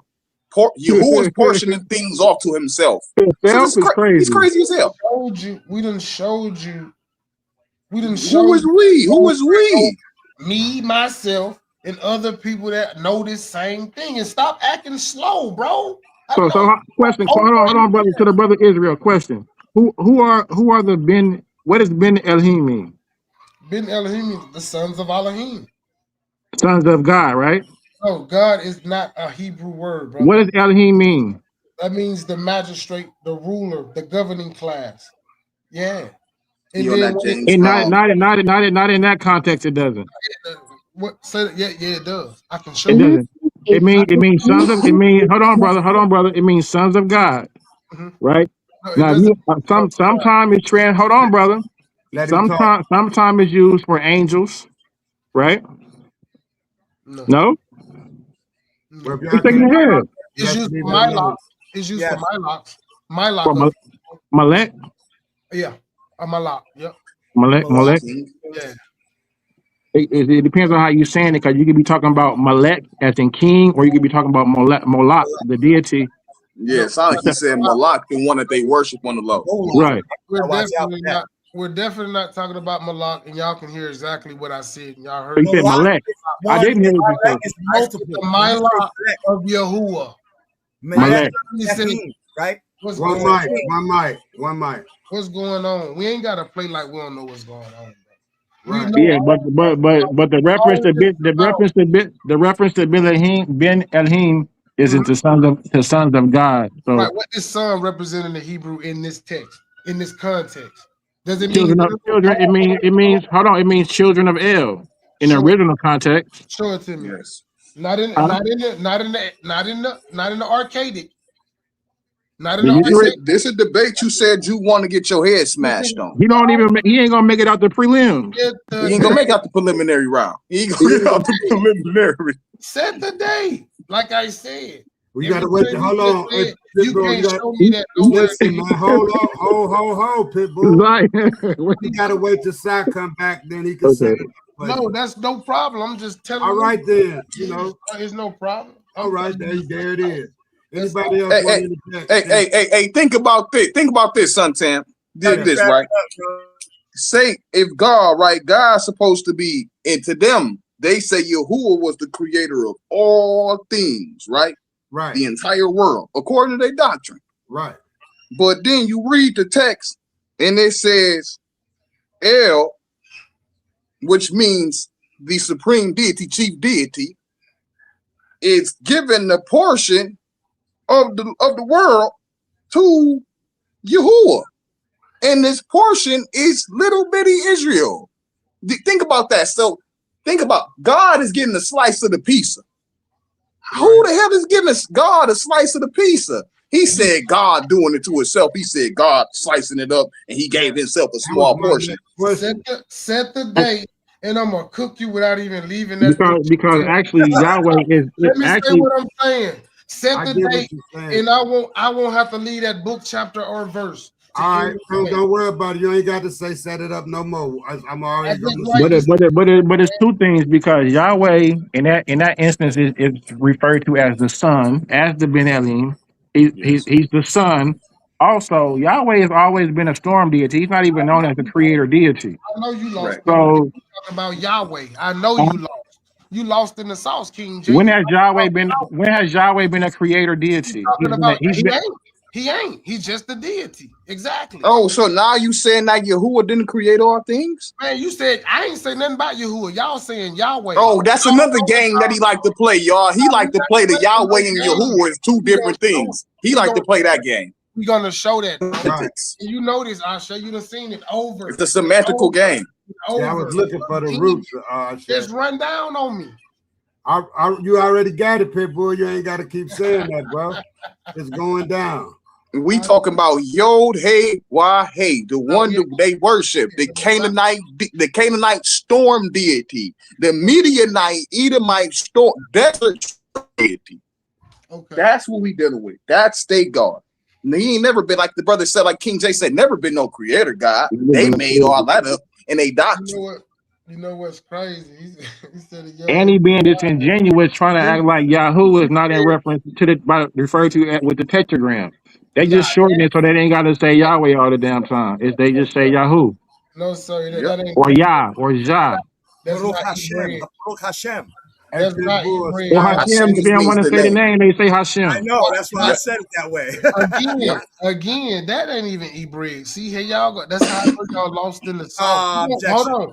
Y'all been talking to Zaryak and them. These Hebrew Christians that takes the YT's information and put it on a pedestal. But now you dealing with the pit bull out the Ring of Fire. Shout out to the Ring of Fire too, man. I want to let y'all know that that's what it is. Oh, you from the Ring too? Okay.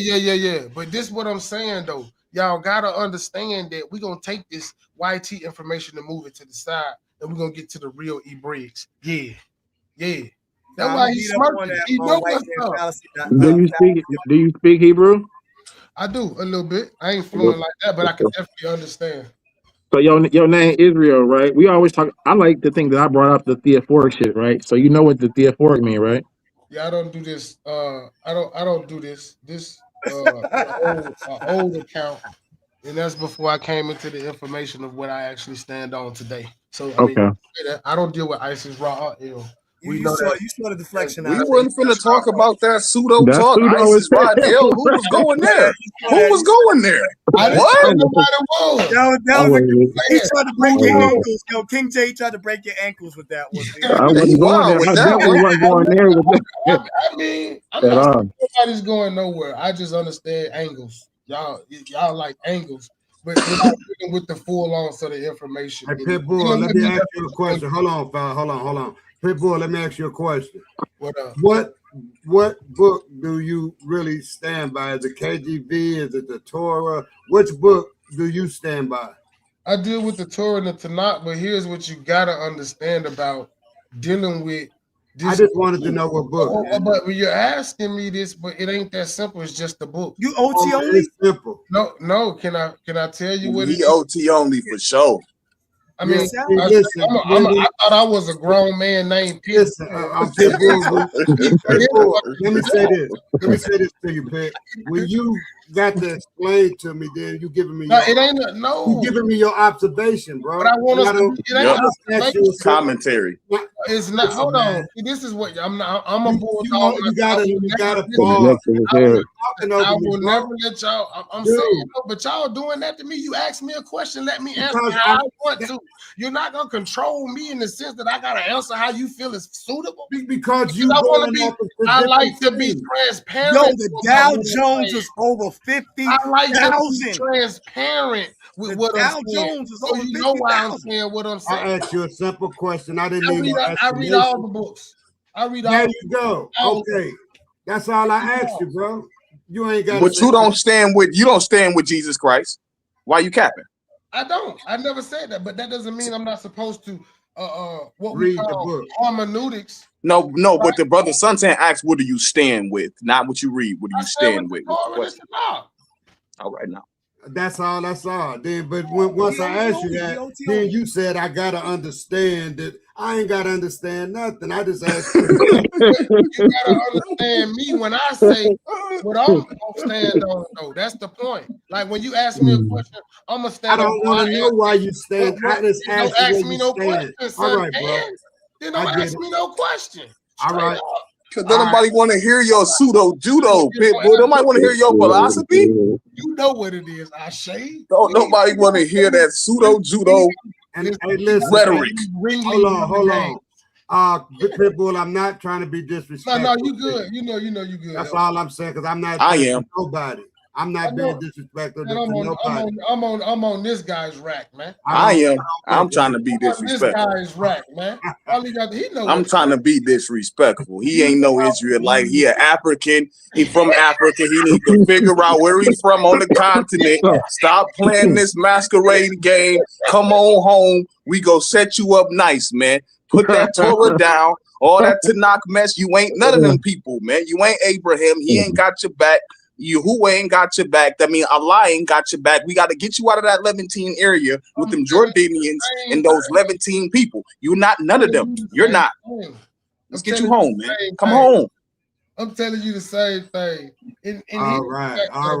The coaches all over there, bro. We gonna be able to get it in. Yeah, y'all gonna be all right because I like it. But like I said, when I had listen to this, Pitbull, when I have a lot of talks with Hebrew Israelites mostly, and even when I read text, they tell me you don't understand, you're not reading it right. But what makes me not intelligent enough to understand what I read? That's all I'm saying. In the context that I might put it in my own observation, in my own research. I'm a man just like the Hebrew Israelites are men. So we come out with these different understandings. No. I'm wrong and they're right. Now, So let me be clear. That was not me saying you didn't know or understand what you read. That was me being concise on what I stand on when you asked me a question. I don't want it to be a statement can go 1,000 ways. All right. Suntan, it's only because you're not under their spell. Right. So if you don't regurgitate what they regurgitate, then you don't know the Bible. I don't understand. They say that to everybody. If you don't say what they want you to say, the way they want it, then you don't understand the Bible. They're the only ones that understand it. That's not true, Si. That's why the reason I can say that, I speak for me though. I'm not like these other guys. You're gonna find that out, man. Not to me, you do sound like a good debater. You sound like you good. You know, I ain't gonna front. I'd have been out here. I should know what's up, man. Why you keep saying that like you ain't a punching bag? Like, why you keep throwing that out there like you ain't my punching bag, man? That's crazy. got beat up though, for real, I bro. had you in the chokehold many a day, bro. You know what's up, man. Feet all off the ground, all dangling in the air. And you know how Melvin had Jody. Hey man, you know our debates on YouTube, man. I could put people onto them and they see me beat you bad. I mean, you could do what you gotta do. You could do a whole series on that. Yo, I'd send it to me. I'll play it. Mm-hmm. Oh yeah. Oh. Okay, bet. Yeah, I got it. But I got it beaten. Man, could we love to see You gonna it. let us get a closing? Yeah. You gonna let us? You get don't mind, do you, Pitbull? No, I don't mind. This is all about the I got a couple of. I got one shot for my closing. You know what I'm saying, toward my brother for tomorrow. You know what I'm saying? He got to think about. So when we get ready for that, you know what I'm saying, let me know. Yeah, I got the nice one against him, man. I got a nice one, man. We was the matriarch versus the patriarch, man. This dude came up in there talking about the world started with Adam and You know, basically he gave the layout of a 600. What'd you say? 6,000-year-old earthly layout. I say he ain't see that, man. Hey, it's on tape. I'm gonna send you. I'm gonna send you. Damn, you said that, brother. Hey, Bull, you said that. Don't deny. You muted up, Pit. Pitbull, you said that. Yeah. He busy. He probably busy with the church. He got to, with the family. Man, this brother came to the debate about the matriarch versus the patriarch. We human beings. King J. He came in there talking about mealworms. He had a whole round dedicated to mealworms and insects. Science. When we talk about insects, a mealworm is an insect. I thought there was one slide of a study that was done by a lady that proved that the male. Hold on, I'm sorry. Bro, Pit got his little it was pseudo-wisdom. It was a pseudo-wisdom. Mealworms. That's all it was. Damn. He came out. He came out. He said that the male mealworm determines the sex in the insect. He said that was proof that the patriarchal system was here before the matriarchal system. I said, how the hell that work? How that work? But tell them the part why I showed you that parthenogenesis and these things of that nature could never have existed because we don't see traces of them at all. We wasn't talking about parthenogenesis, brother. We was talking about, matter of fact, if I'm not mistaken, didn't I hit you with the verse coming straight out of the Torah? Matter of fact. Hey, hold up for a minute. Yo, Jehovah, check your email, see if you got the screenshot I sent you to Pit. Okay. We can do the flyer right away. For tomorrow at 6 o'clock. Tomorrow, 6 o'clock. Eastern time? Eastern? Yes, my time. All right. Yes, sir. We came straight out of the Torah. I came straight out of your book, showing that since the beginning of time, mankind has been matriarchal. Didn't Adam go against God and listen to his woman, letting his woman run the show? Okay. Yes or no? That's just like today. We don't build Ross. I'm asking you a question. Yes or no? Did that man go against God to listen to his woman? Yes, the story says that. Of course. So the matriarchal system precedes the patriarchal system. That's cap. Here's what it is, just like what we see today. We don't build TJ Maxx, JC Penney's, Birkin bags, none of these stores. The goalposts have been moved to superstores. We don't build and put these things together for us fellas. We do this for our women. We do it for the women. That's what we've been doing. That's nothing new, Arshay. So if you going against the very God that created you for a woman, are you not in a matriarchal system? No, you're a man. What the hell? Then what are you in? A man loves a woman. A man told you what it was. He can't take his mind off nothing else. So you can, man, come on, bro. We see that's just a record, man. It's a record about how a man really feels. Why did Samson go against God? Why did Samson go against God? Why did Samson go against God and cut his hair? Why did Samson go against God and cut his hair? Because the same reason you would put it down for the one you because he was in the matriarchal system. Listening to that one, you can't change the fact that he came out of her and he loved her. I got it, son. I got it. He's willing to go against God for what came out of him. He muted out. So you really believe? So you really believe that a man was here before the woman? You like, show me where it's different. So a man was here before women. Show me where it's different, bro. I'm asking you a question, brother. Yeah, show me where it's different. You said yes. Show me where it's different, brother. Yeah. I can't wait to send you this debate because the chromosome difference, it's obvious to see that so why does the X chromosome literally dwarf the Y chromosome? Why is that? Hold on, y'all. Hold on. I think this should be the debate, brother, that you debate him over here on. If you did it before, do it over here now. We got a couple debates we did. I got a couple debates. Like I told him, we can do the Allah versus we can do. He does not think that Allah and the God of the Bible are the same. We did that debate. I kicked his ass. Do the one about the woman being here first. Let's do the woman. So let's do the woman. We can do the patriarchal versus matriarchal. Let's do it. Let's get it. He's pseudo. I'm gonna beat his head in.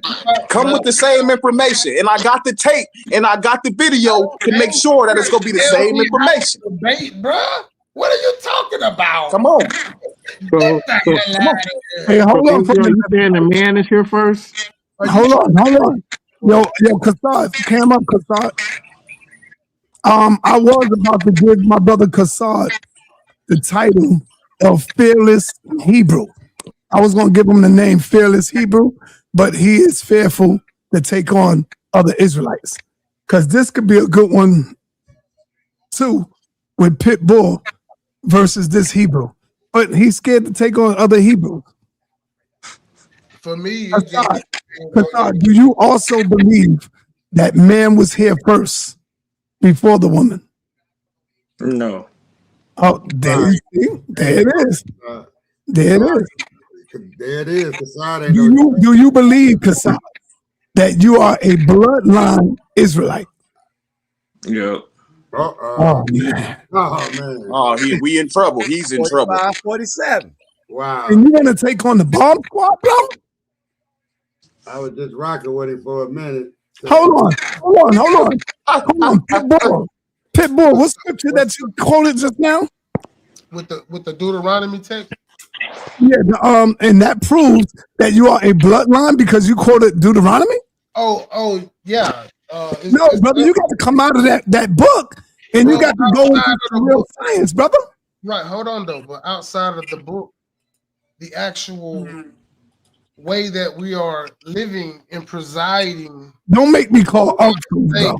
In our state of being would directly prove that we are those people because we living by those means in which the text say we would live. Y'all be on here talking about we the bottom of the barrel. The text say we are. Don't let him slip out of that debate, Si. We can do that debate tomorrow, Si. I already got two. I got two already. But Sunday is open. Yeah, Sunday. Let me beat his head in on a Sunday special.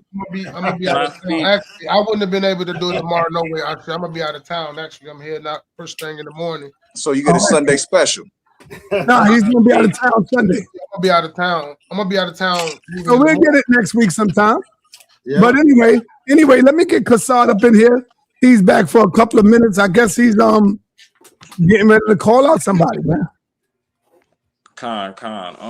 Yeah, so I got summoned here. I guess Zion Lex not Zion Lex, Zion Warchild. I'm sorry, Zion Warchild. You got a debate tomorrow, but you can still get one with him too. He wants you debate me on what? He wants you. Period. Nah, listen. Now you're gonna make me say pause, and I ain't pause generation. Come on, Elder. All right. Because honestly, bro, I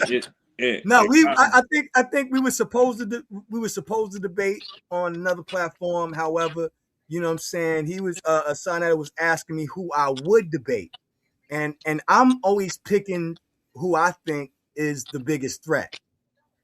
I'm not, you know what I'm saying, I'm not picking the lessers. You know what I'm saying? So off the top of my head, if I was to debate anybody, off the top of my head, I came up with Kassad. So if anything, you know what I'm saying, it was more of a respect thing.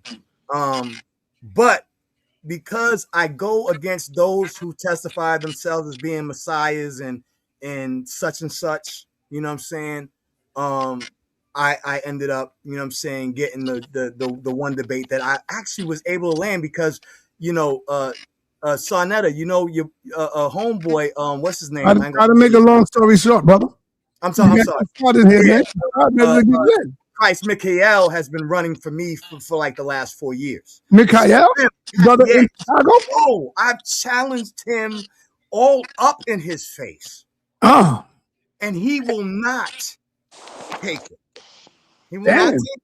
I'm surprised that he even gave a Jehovah Holy Ghost anytime, because Jehovah will go upside his head all day. He's, you know what I'm saying, easy pickings when it, you know what I'm saying? Thank you, brother. Oh, no, I'm going to give you your props where your props is due.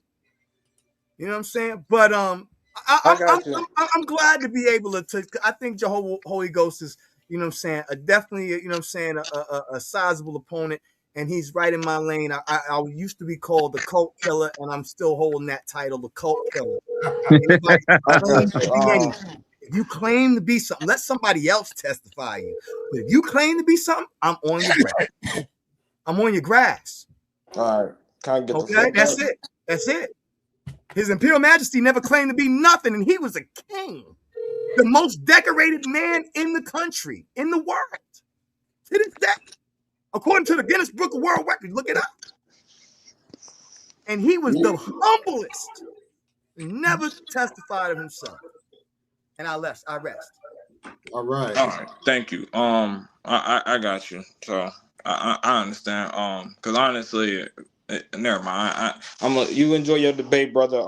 Moving on to the bomb squad and what sa.neter just said, bro. I've been frying these guys since they came on the HOK. Let's keep it a buck.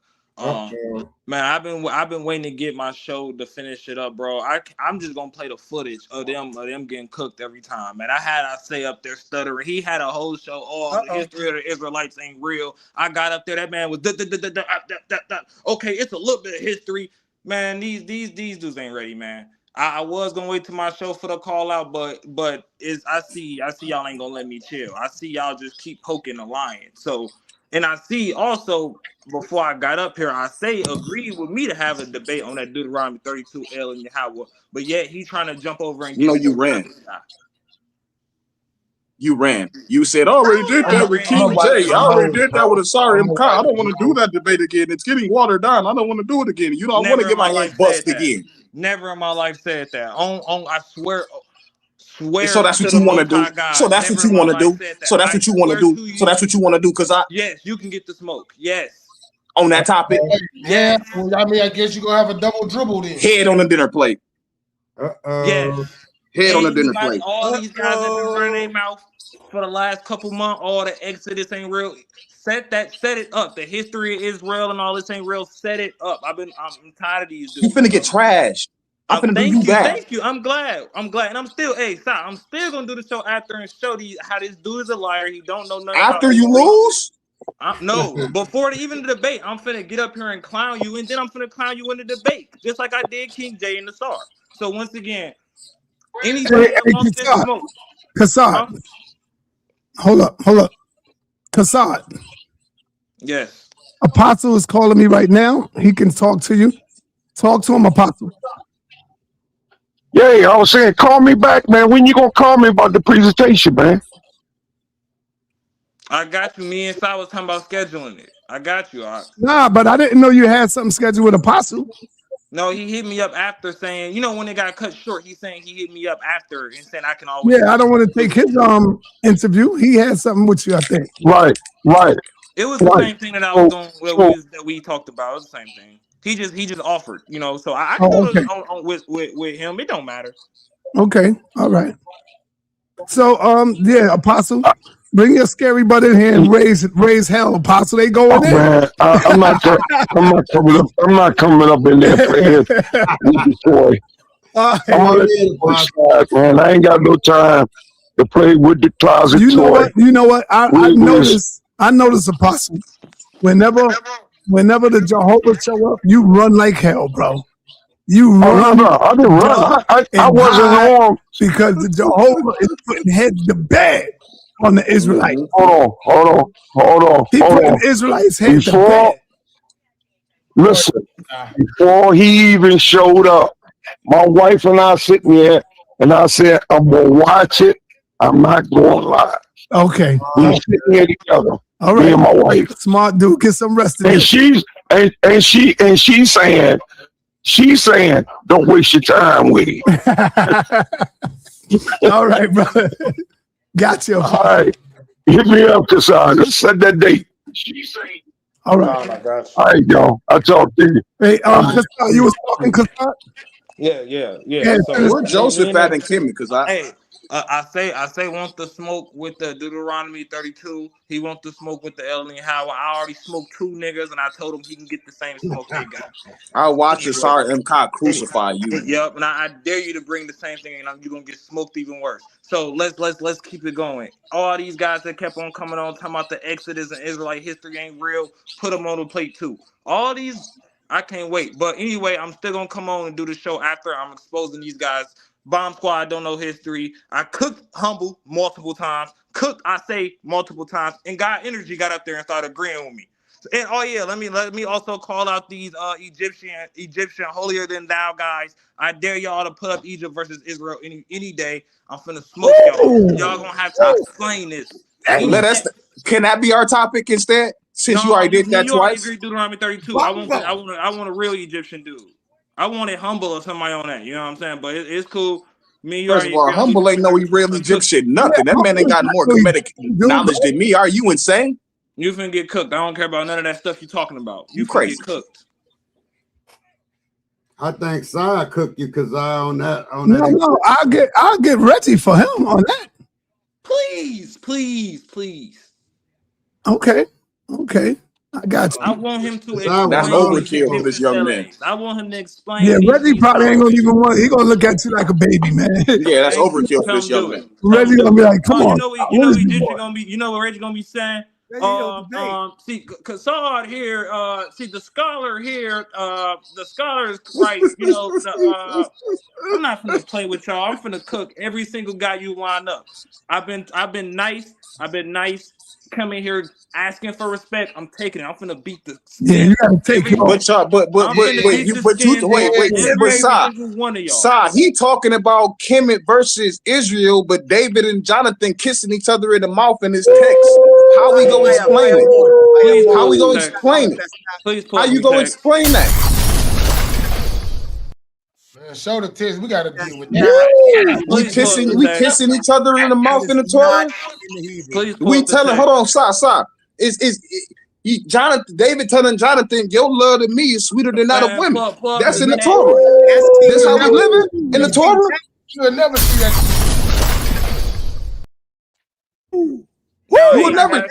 You can't show me no homoeroticness in Kemet like that. Show me something gay in Kemet. Show me something gay in Kemet like that. Hold on. See, hold on. See, Jehovah just came back seeing if Kassad could handle this smoke. That's what Jehovah doing. He said, let me sit back and see if this brother can really handle getting up out of this. And Jehovah saying, damn, he ain't got it. He can't get up out of this. And you want to debate Jehovah? Come on, man. You don't want no Jehovah, brother.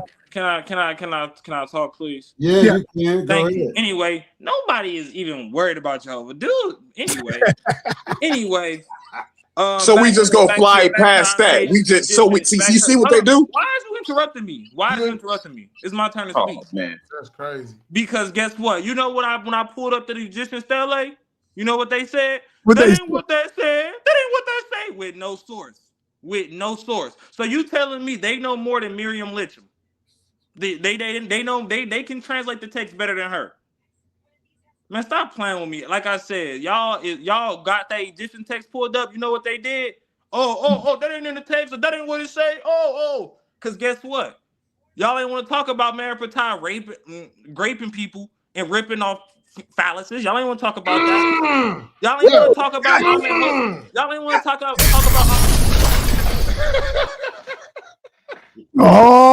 y'all ain't want to talk about Ahmed Hotel talking about how he I don't want to hey yo man, Kassad been doing some research, y'all.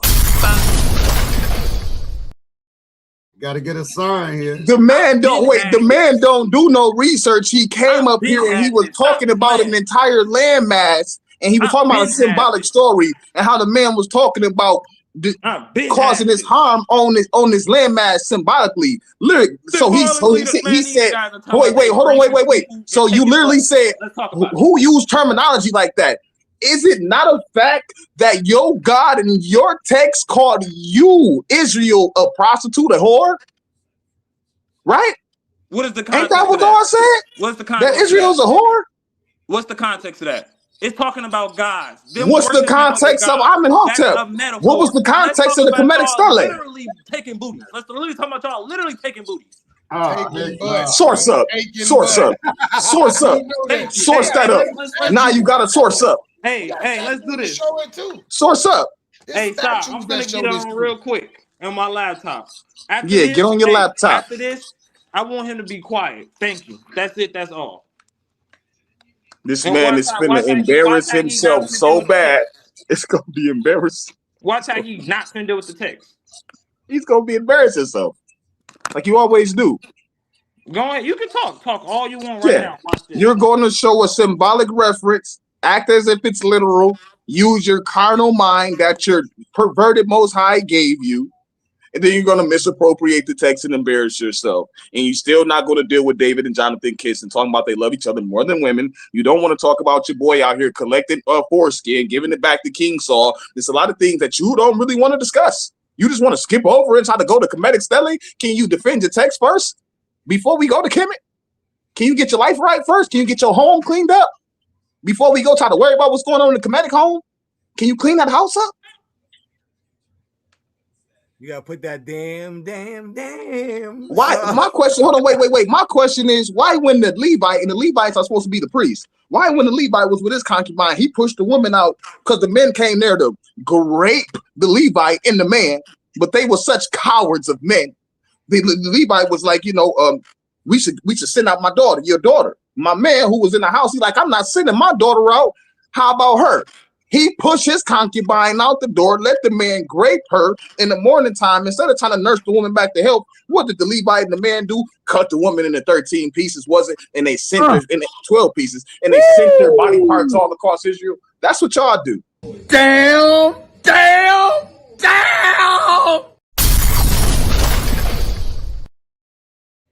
What are we doing? What are we doing? What are we doing here? Huh? When your boy Abraham supposed to have a covenant with the Most High, he go be Melchizedek in Canaan, in pagan land, and come under his tutelage and his tutelage and carrying out his dirty work. A pagan king priest he was. He wasn't. Who was he a king? Was he a priest of Yahuwah, or was he a priest of El Elyon, the Canaanite? What was he? I got a question for Kassad. And let me go to Pitbull. Pitbull, you there? All right, Pitbull still. I'm waiting on Kassad to pull up something. All right, let me go to Kassad. Kassad. I'm here. I'm getting my. I got a question for you, Kassad. I'm pulling up my info. Hold on. I'm pulling up my info. I'm finna. Yeah, pull it up. But I got a question for you. Come on, don't throw nothing else in the way. Let me cook him. All right. Watch how he finna run and stutter like he did the last time.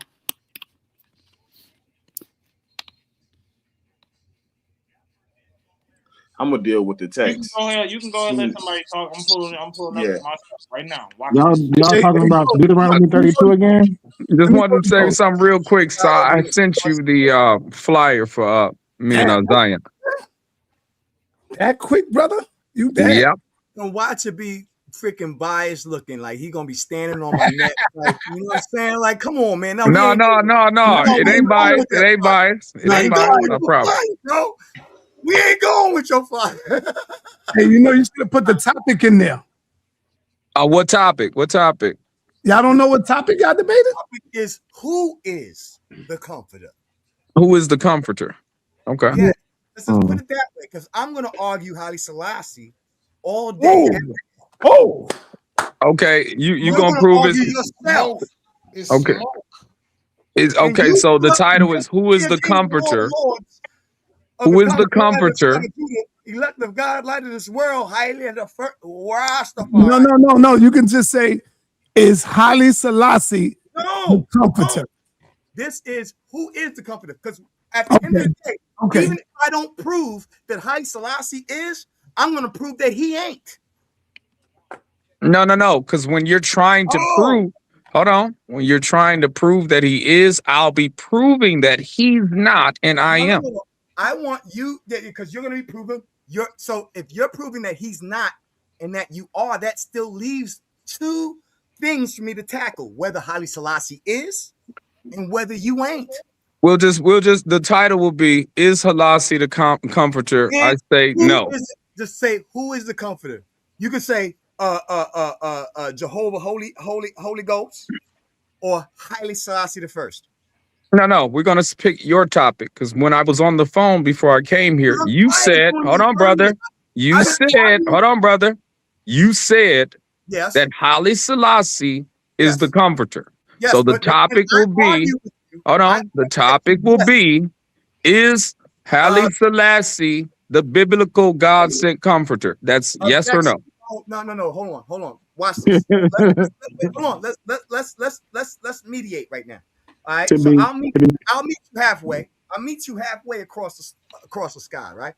So the whole thing is where I was about to get at you the last time when sa.neter, he gave me time and I was long-winded. I came at you based on your claim.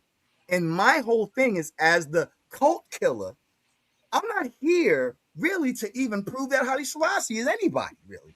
I'm trying to show you that you are not. Nah, Okay, hold on, here, Zion. hold on. Can I get in there? Hold on, Zion. What the hell is you doing? No, that's because he's making Haile Selassie is the comforter. And now you're saying you're not here to prove he's dead. I would say that Haile Selassie is more the comforter than he is. No. That's not a hold on. That's not a debate topic. Hold on. No, because I'm not going to convince anybody that Haile Selassie is anybody. And that's not what my job is as a Rastafari. Rastafari do not proselytize. You either believe or you don't. Okay. So I'm not here to proselytize Haile Selassie. Now, my whole purpose in even talking and challenging the brother was about his claim to be the comforter. My position is Haile Selassie fits it more than he does. I'm not going to even say, oh yeah, absolutism, Haile Selassie is, without a shadow of a doubt, because Rastas believe differently. That's the thing that you say, oh, they call him Jah. No, not all Rastas do. And if you were the Holy Spirit... Ryan, you see the flyer? Yes, it's dope. I like it. I like it. That's nice. That's me all day. Yeah, I like that. You did that, Jehovah? Yes, sir. Fire. Yeah, you're halfway there. You got the dreadlocks and everything. You just gotta let your beard grow. Come on, baby. What are you doing with yourself? You know where you're supposed to be. You know where you're supposed to be. So yeah, I will argue Haile Selassie in context, and he can go against that, but he still has to defend his claim. That's fine. Claim. That's fine. Is that okay? So the topic is, who is the God sent comforter? Yes. And okay. We'll argue in favor of Haile Selassie based on scripture. Based on scripture, yes. Is it okay? I'm talking about genealogy. I'm talking about prophecy.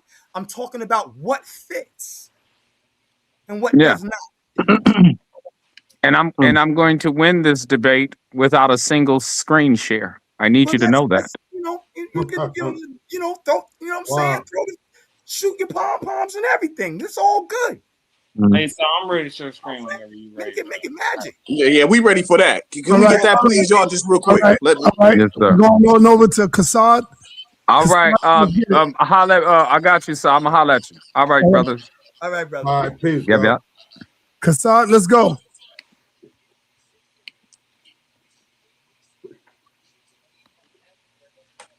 We waiting, dude. I'm just waiting for the screen to share. That's all. That's it. The screen is sharing. Yeah, appreciate you. Now watch how he ain't finna fight these sources though. Watch this though. This not primary once again, like he never has. But go ahead. Pulling up these narratives. Hey, this shit's terrible. Why everybody running Let him go, y'all. Just get him when he finish. Let him go. Get him, King J, when he finish. Hey, tell him to fight these sources though. That's all I want to deal with. They saying it's not sources. Right. And if you pull up, you ask any scholar, is these sources? They will tell you yes. They will tell you yes. Anybody that deal with scholarship will tell you that these are sources. I don't know. All right, deal with that afterwards. Get to the text, please. So he's lying, right? So let's get into this category of treatment of the enemy. The vast majority of evidence surviving from ancient Egypt provides a strong impression that foreigners and enemies regarded with contempt.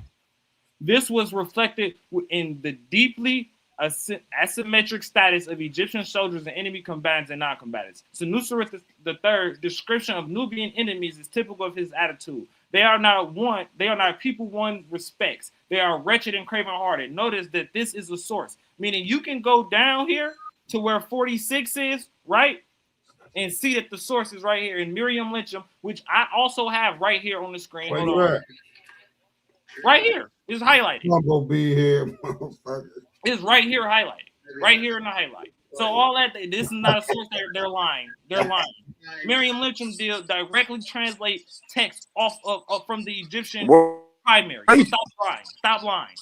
Right? So we already know how the Egyptians spell it. Where was the grape at? Where was the grape that you said? Can I finish? We set the tone. Shut up and deal with the sources. Nubians live as in vile Asiatics, right? We're considered to be the pain of the place where he is. But while such barbarians was dismayed as cowardly, they were nevertheless a constant blight to civilized society, right? Let's look at how they describe all these other people, right? Now let's talk about the treatment and destruction of them, right? It says this right here. The autobiography of Amos, son of Abana, records jubilantly that during the campaign in Nubia, slaughter was made among them. Their dependents were carried off as living captives.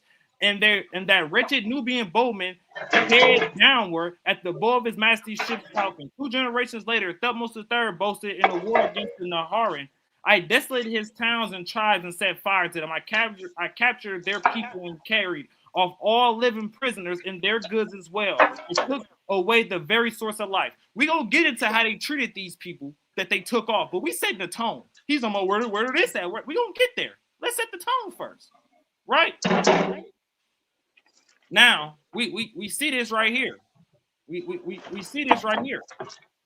Amenhotep II even described his enemies as kingdoms, as women whom we see the word. Can we stop there? No, hold on, wait. We gotta stop there. We have to stop there. We have to stop right there and respond because he did exactly what I told y'all he was about to do.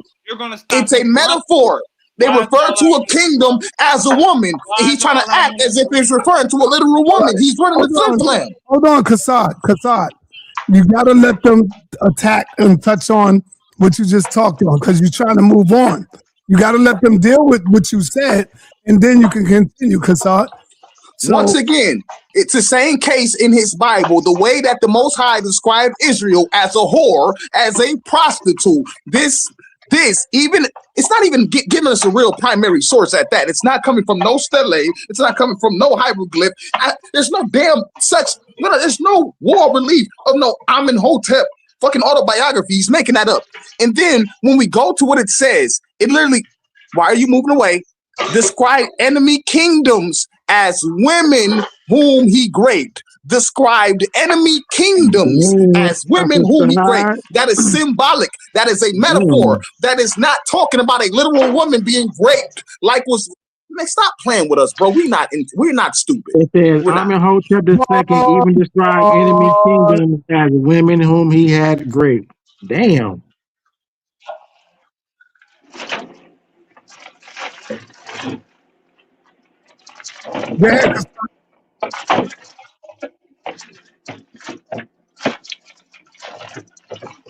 That's his own source. It's King J with that background noise.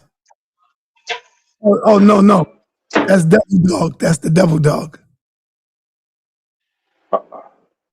All right, go ahead, Kassad.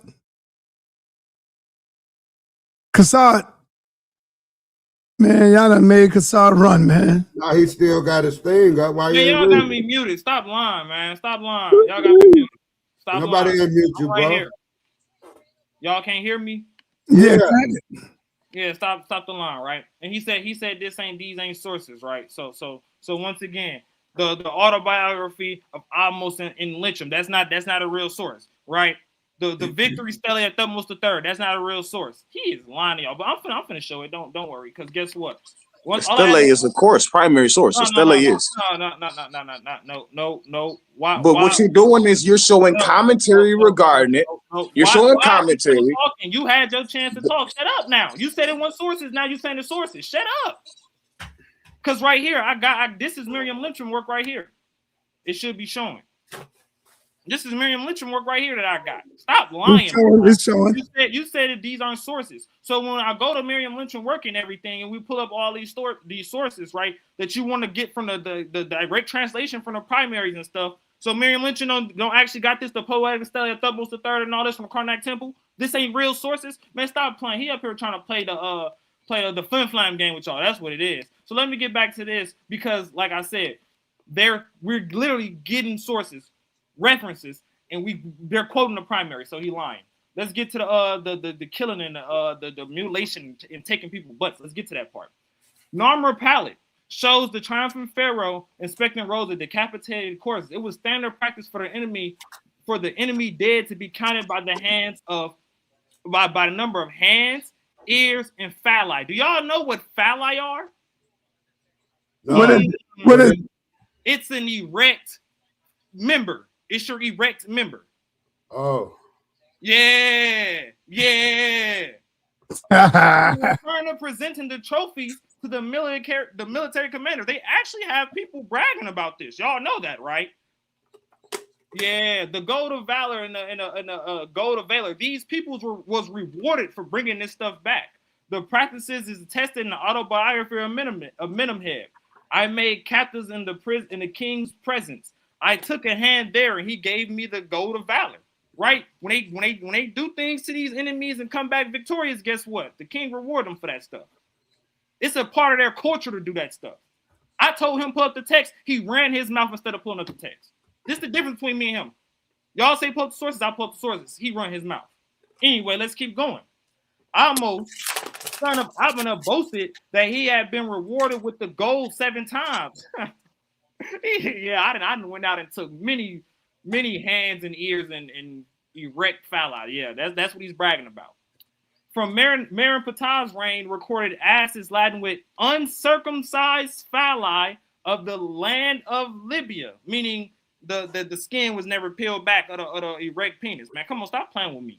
Together with the severed hands of every country which was with them. So this is not this is a metaphor, right? This is symbolic. This is a heavenly penis or something, right? Stop playing with me.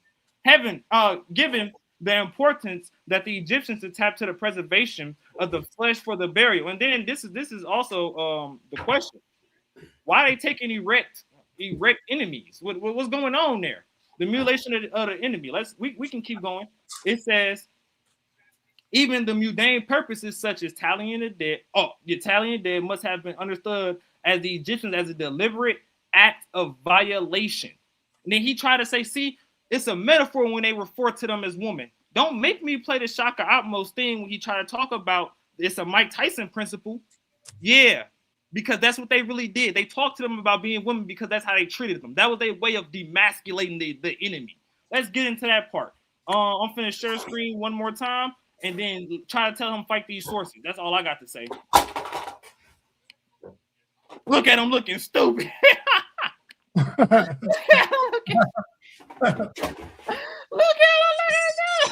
No, I don't mind. Let's deal with it. Can I speak now? So let's speak now. No, you know, I'll share one more source and we finna finish. So this is actually a real war tactic. No, you finna stop. Hold on, wait. I'm just trying to wait for Kasada to pull up my screen. That's all. Okay, go ahead.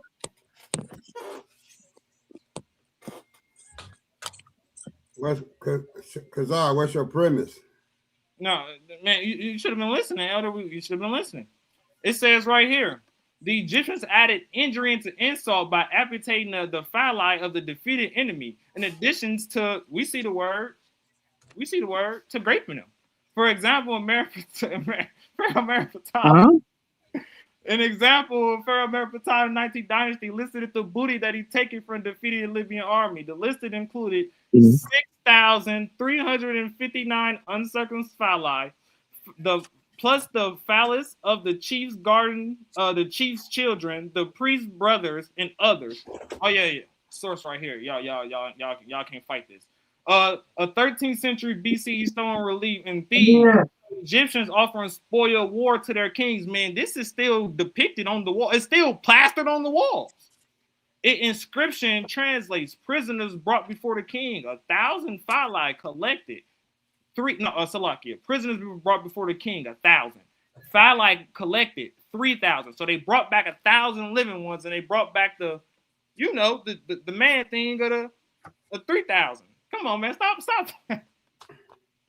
I told y'all I'm gonna clown y'all, man. Stop playing with me, bro.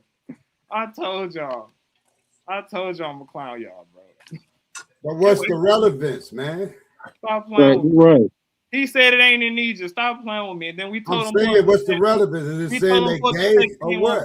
In the Bible. Stop playing with me. No. Is it saying that they homosexual or they gay? What they bringing back? See, this is the okay. Oh, wait. This is the problem, though, Suntan. It'll be ignorant as hell to sit here and act as if every culture on the planet don't got homosexual people in it.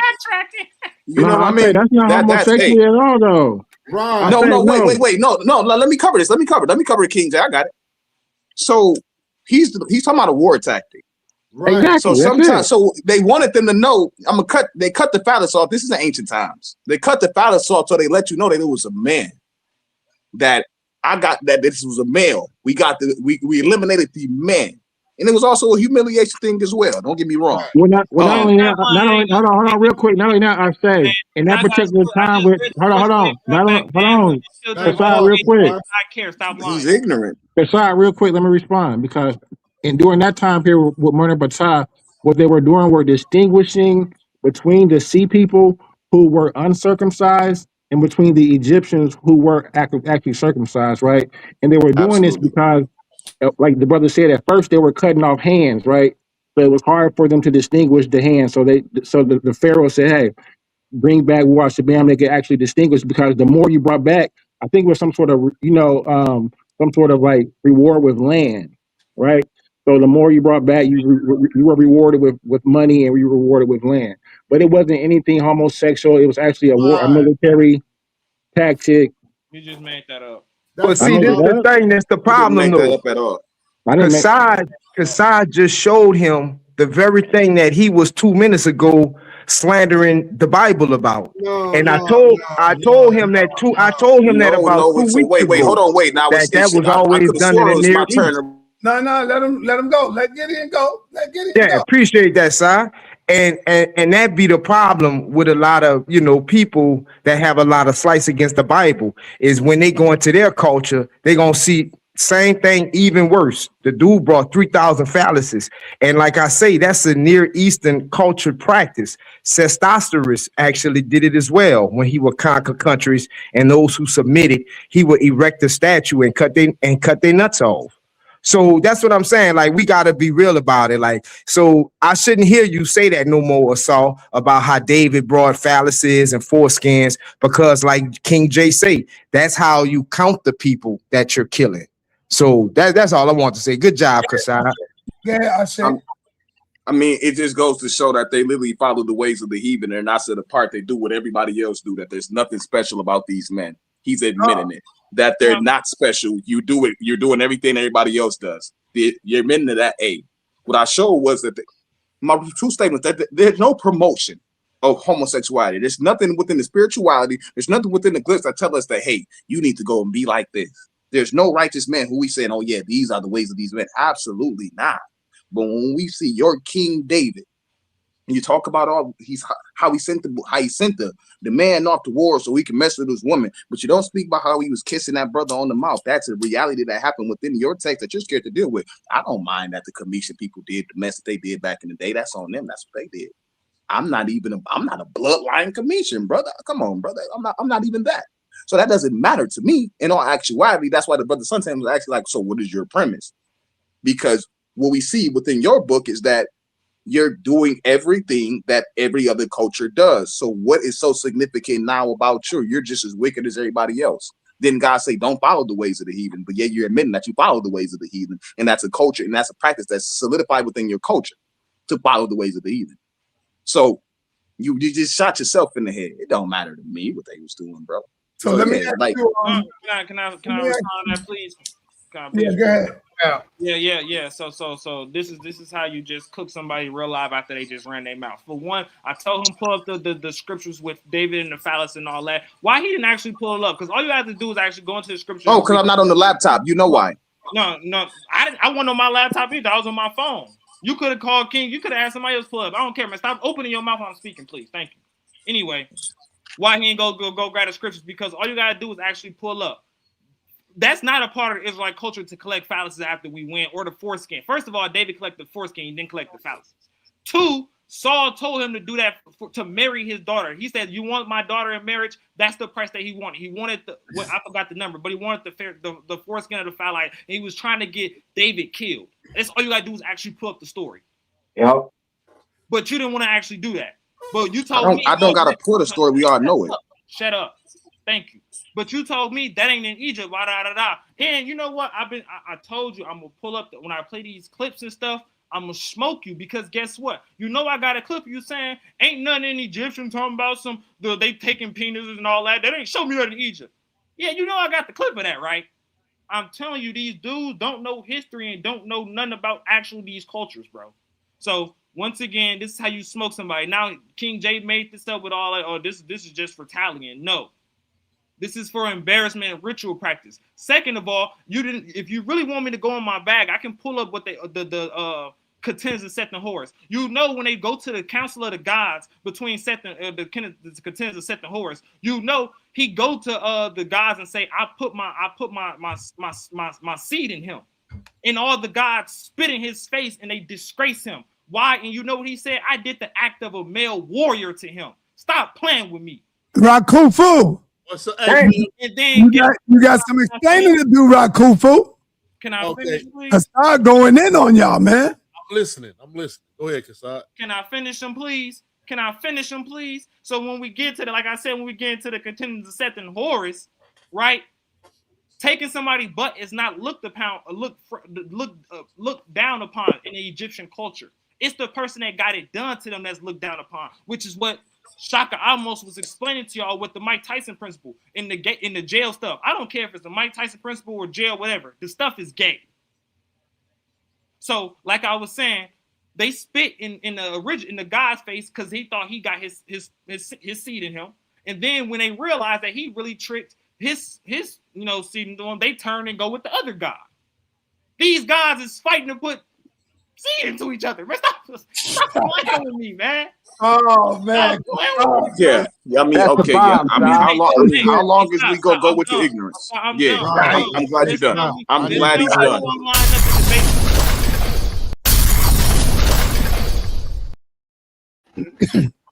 Yeah, I'm glad he's done. You already on my list. You getting hit with the okay. I'm glad you done, brother. Okay, I'm glad you done. Once again, this is I told you, son. He go get on here and he go show the carnal mind that dumbass guy gave him.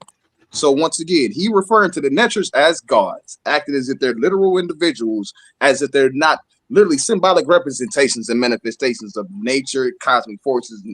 So he's he's acting as if these neters are really engaging in sexual acts. He's acting as if the neters are really getting it on, which is a carnal mind. Don't God condemn that in the text? Don't use that carnal mind, brother. You can't look past that. So once again, here we go.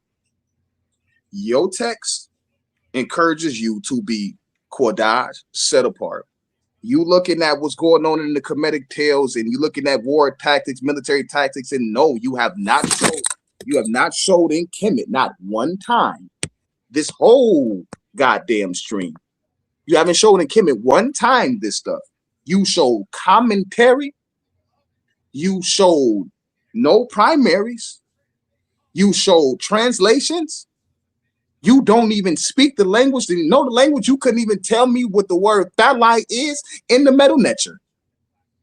You playing in everybody's face. You are a Hebrew Israelite looking out for what did you type in your chat GPT? What you put in your search? Show me gay things in Egypt.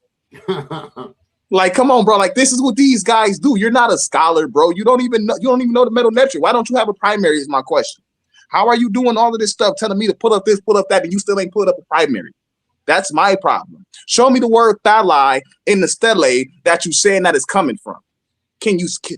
How can you talk this talk when you can't even walk this walk, brother? It's perverted. And let me add this. Listen to my last point. there are literally 3 stories of the contention between Horu and Set.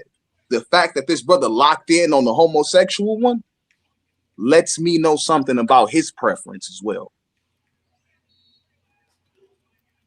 Hey, son, let me say something real quick.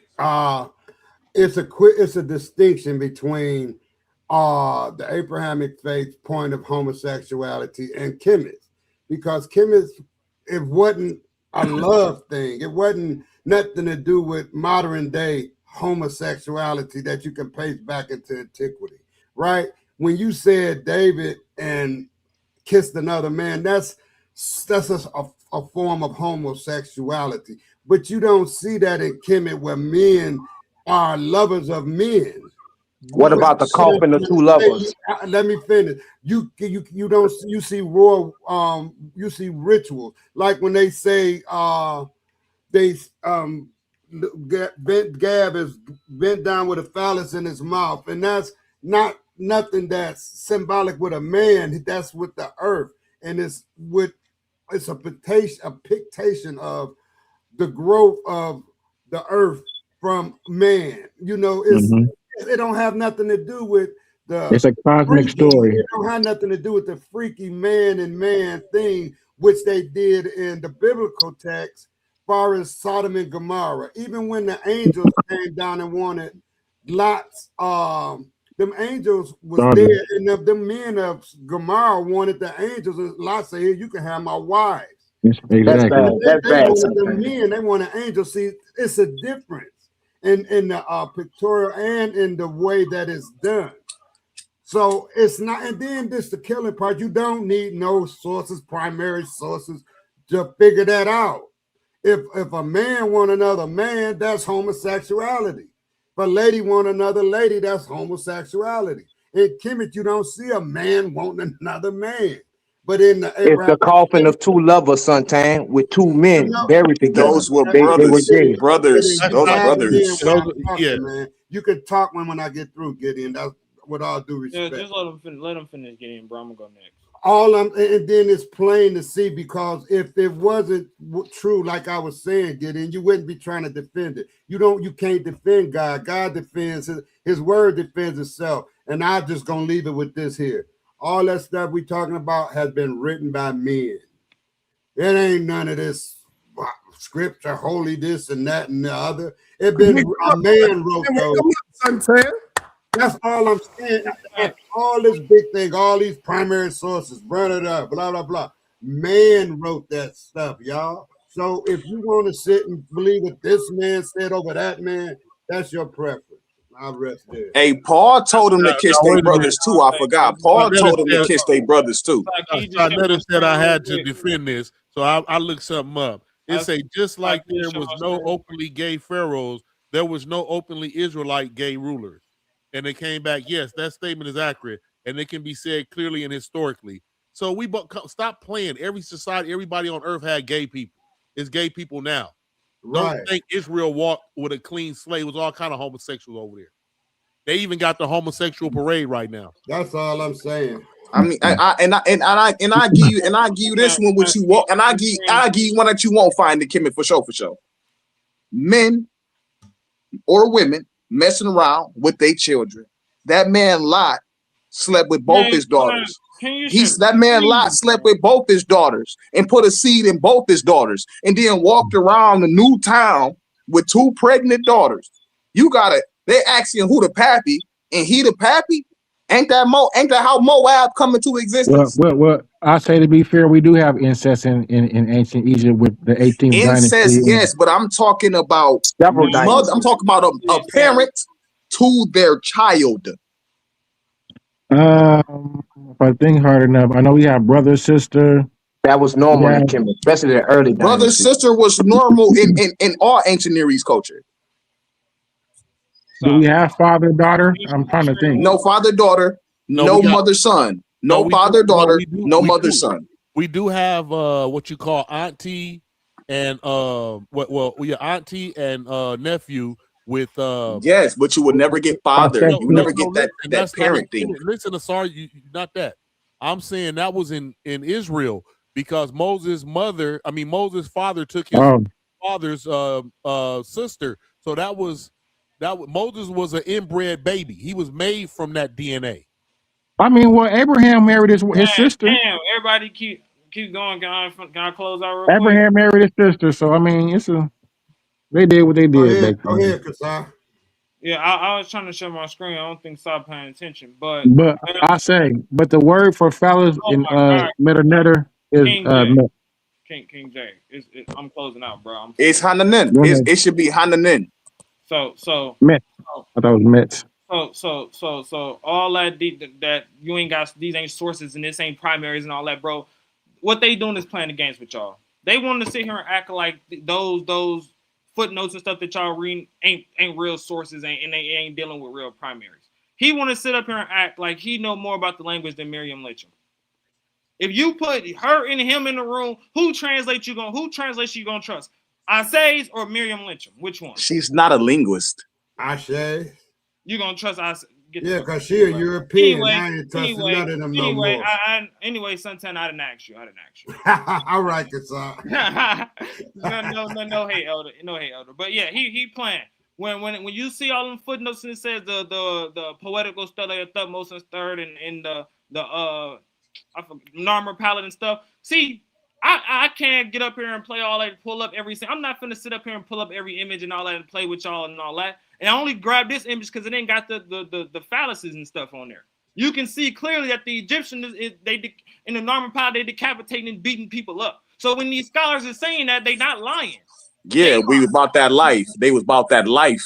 They wouldn't nothing to be played with. They wouldn't nothing to be played with. But the Narmer palette doesn't show. The Narmer palette doesn't show phalli. It just simply shows decapitated foes and subjugation. Y'all still interrupting. So when we let him go, y'all. When these other scholars mention these other steles and stuff, guess what? It's on there. Y'all didn't seen it. Remember Kemet on trial? It's on there. It's not on this. No, I didn't say it was on. King J, shut up, please. Why are you showing it if it's not on here? Why are you showing this if this don't relevate your claim? Oh my God! Because you want to show something that it's not on here, but why are you showing it? It ain't your turn to talk. It's not your turn to talk. So why is you talking? For one, I mentioned the Narmer palette when I first showed it. So this is the Narmer palette up right here right now. But I'm saying I'm not finna pull up every single image, bro. I'm not finna do that. The scholars got that. So I'm going to the scholars' work. Point blank, period. Now you want to say it ain't real? Fight the scholars' work. That's it. Egyptologists are responsible for the miseducation of the Kemetic culture. You know that, right? That's why I said I gotta keep quiet while y'all talk 2-3 times, and then go ahead, Derek. Go ahead. So when we get here to the poetical stele of Thutmose III, you gonna sit here and lie and say that it don't say this on the stele? You gonna say it don't say this? Go to the stele. Go to the stele. You're gonna say it don't say I speak to Amun-Re, Lord of the thrones of the two lands. You come to me and joy and my beauty, my son, my champion, Merenkare. Just in the argument and pull it up. Why is Go to the TLA. Go to the TLA and pull it up. I shine for love of you. My heart exalts at your good coming to my temple. My hands have endured your body. And let's really get down to the point, right? Let's talk about how the God told him to go do things. That's what we should do is to pull up the TLA. I made your person's fame traverse the 9 bowls. The princes of all lands are gathered in your grasp. I stretched my own hand out and bound them for you. The fettered Nubians, bowmen by 10,000, the northern 100,000 captives. I made your enemies succumb beneath your souls. Sa, you notice the God talking to the person, right? You try to come at Israel, God fighting for them. You know, Egypt, God fighting for them, right? They playing, man. So this ain't on the stele. Man, pull up the sources and stop. Why are you not pulling up the sources? Because this is not the source, bro. This is insanity to me. This is crazy. What God is fighting for them? You saying, Kasai? Let me pull it back up for you. I got you. Yeah, you ain't know that. What God? Tell me. What God is fighting for them? I'm gonna show it for you right here. You supposed to be on that, Rakufu. He's shutting Rakufu down, man. No, what did you change his name. No, I put my phone was on mute. What did he say? What did you say, Kasad? He trying to blaze you, Rakufu. Assad got Rakufu getting ready to change his name now. Rakufu used to be on it, man. Because I got it right here. Simply it says, there's no homosexuality in Egypt. I'm reading right here. Because of the laws of Ma'at, you wouldn't even make it to the higher stage of pet, which is called heaven, if you were engaged with a homosexual. So he just coming up with clown material. Okay. Lies. Going to get clowned by your sources. Clowned by your sources. That's it. Carnal-minded Israelite. Embarrassing, man. God ain't gonna like this. Before you try to get them up with the quick AI. They AI and I got real sources. Why you stuttering? Hey, hold on. I'm trying to ask you, Kassad, what God you saying that's telling him to do this? Amin Ray. Amin Ray is telling who to do what? This is Amin Ray, my son, my champion, Marin Carre. What he telling Amin Ray, the hidden son. So he believes that they actually believe, like they believe that the son was telling them, like, hey, go do this. Come on, bro. Them people understood metaphors and symbolism, bro. Just because you don't, stop trying to apply your Abrahamic thought process to comedic spirituality. You're going to fail every time by this understanding. That was the problem with the Egyptologists. They tried to apply that westernized ideology to African culture. And that's why you get the mistake. And that's why Europe here calling the Neters gods. That's why Europe here acting like the Neters are anthropomorphized, moving around like your God, like a man. You really believe that because you believe that your God is a man in the sky walking around controlling everything. You are a spook.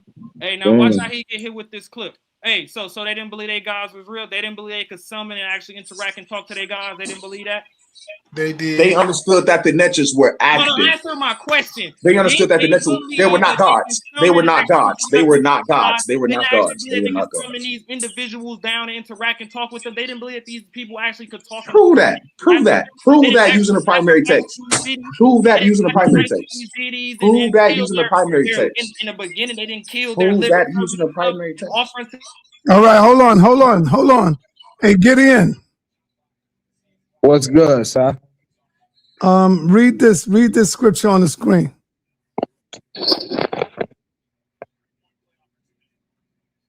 All the brethren greet ye one another with a holy kiss.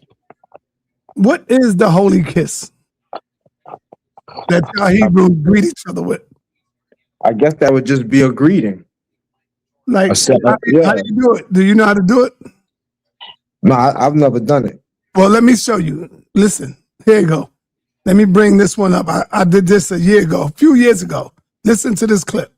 Whenever you get a chance, whenever you get a chance to meet Captain Tazariak, will you walk up on him and grab him by his beard to kiss him? Yes or no, brother? No, only if me and that brother was very good friends. Then you would grab him by the beard. Yeah, I might grab the nigga by his beard and kiss him on the cheek if we was. That's what the Israelite heads at. Listen to me, brother. No. See, now there you go, cut me off. No, go ahead, brother. Go ahead. I'm saying if this was in biblical time. Now, of course, this is not acceptable here in America, and I wouldn't do that to Tazariak in 2019. Right. Okay? So because of that, you will grab Tazariak by his beard and kiss him to greet him. Yes, and if I was real close to him like a brother like that, just to be playful, I'd grab my brother by the beard and kiss him on the cheek, but I wouldn't kiss him on the mouth. So that's how y'all be playful then? That was Black Jesus, in case y'all didn't know. I'm like, so what you mean, to be playful? This is what the Bible produced. Come on, That's how they be playing. You know what's crazy? We got a whole generation of rappers naming themselves and dying behind being called Al Capone, Billy Bathgate, and all this stuff. And their whole culture is based on the same type of thing, basically, when they greet each other. So, like I say, it's a lot of fallacies of comparative cancellations that I'm seeing with the brother Assault. And just like with you, man, it's like y'all just, y'all just taking jabs. But when you look at other cultures and societies on a whole, they do even worse, So that's crazy. But like Kassad is showing y'all, that ain't the case. And that's not worse. I saw about to make it 2 for 2. All right, so Gideon, when you meet when you meet Yara in person, Kasa in person, will you follow these scriptures that tell you to greet each other with the holy kiss? Will you give Kasa a holy kiss, brother? Like No, Paul I told you to do. don't move like that. I don't No, do that.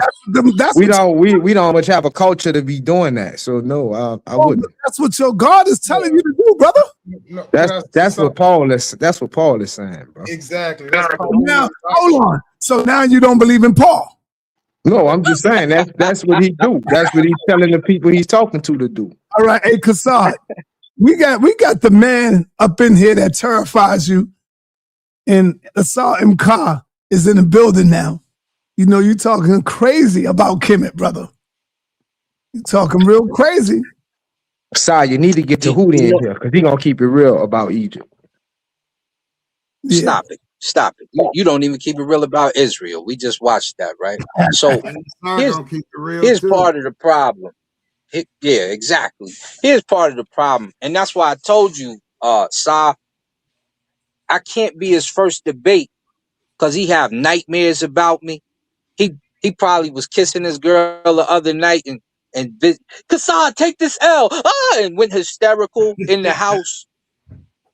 These are the things that happen when a young guy takes on a debate with. I got more debates than most of the people on this show that come on here. About 60 of them. So when they start talking about ancient Kemet and they start to try to line stuff up, let's be clear, because I think he was talking about who was you talking? You was talking about Horus, Heru, and Set. So Heru never is entered by Set. And this is the funny thing is this is told by a Setian himself. It's told by a comedian. This is where they find the primary resource. That's why we always ask you about the primary resource. It was somebody who was a Semitic telling this joke, and they found it in his trunk of jokes. So they cut his hands off. It's told in humor. Set sprinkles the semen on the cabbage after she asks Set what's his favorite food, and Set eats the cabbage with the semen on it. When they go in front of the council and Set claims he did the man act to Heru, Jehudi says, semen come out of whoever this happened to. And guess who it comes out of? It comes out of Set, and it makes a semen crown, which Jehudi then takes and places on Set's head. And then they crown Heru the Lord of the South and the Lord of the North. This is how Semitawi comes together in the mythos when Heru is in control of it. So why you tell this story like it's supposedly obtrusive when it's really an aim at showing young kids, if your uncle or someone in your family tries to take advantage of you, tell an adult so they can do something about it. That's what the story is about. But you make the mistake, just like you make. Where you at, Kassad? Oh yeah, Don't run down. Smoke this guy just like he got smoked. Let's smoke him right now. Let's smoke him right now. Let's smoke him right now. Let's smoke him. Share my screen. Share my screen. And then notice. The screen is sharing, brother. He tried to explain that nonsense away. Watch this. Watch this. Man. Oh, it's too. Kassad be holding it down though. He ain't playing. He beating these guys up, man. Hold on. I made it too big and I lost my spot. Give me 1 second. No, that's good. All you gotta do is stop. I gotta find back my spot. I found my my spot where I was reading. You can see it real clear. It's reading and comprehension. No. Kassad can read, but he can't comprehend. Stop interrupting. Thank you. Please, thank you. Please, thank you. It says, known as the contenders of Horus and Set, the myth explicitly details the attitudes of homosexual intercourse, whether the tale details that of rape, seduction, and reciprocal. It's reciprocal. We get what that's saying. Who wrote that? Can I finish?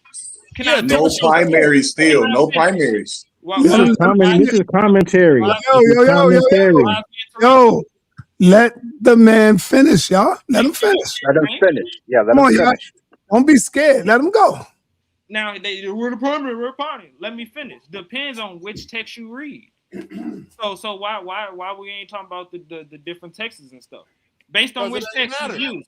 The pyramid text in 1036 records a reciprocal approach to the homosexual desire. Horus has P word sets A word with his S, his seed. Seth has penetrated Horus's, with his seed. 15. So you telling me this ain't in the actual text? I dare you to pull the text. This is what I'm going to tell you, Kassad. Pull it up right now. Pull it up right now. Watch this. Pull it up. Hold on, y'all. Hold on. Because none of y'all is saying it. So I got to tell him and knock his block off. You do know that these are not real people, right? Right, Kassad? You do know that these are mythological beings, Set, Heru, and Aset, right? I said Heru and Horus. You know these are not real beings, right? So I was trying to tell him, like, you embarrassing yourself. Come on, carnal mind. Hold on, talk to me, Kassad. Where you at? But the people in your Bible supposed to be real people. It's real. So David and Jonathan were real people. Jesus even fell in love with the young man, with the young boy. He was in love with him. This is why. Be quiet, man. Be quiet. Now you be quiet.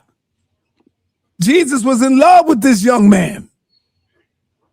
So, Kassad, you got to understand that these people that you're talking about were not real.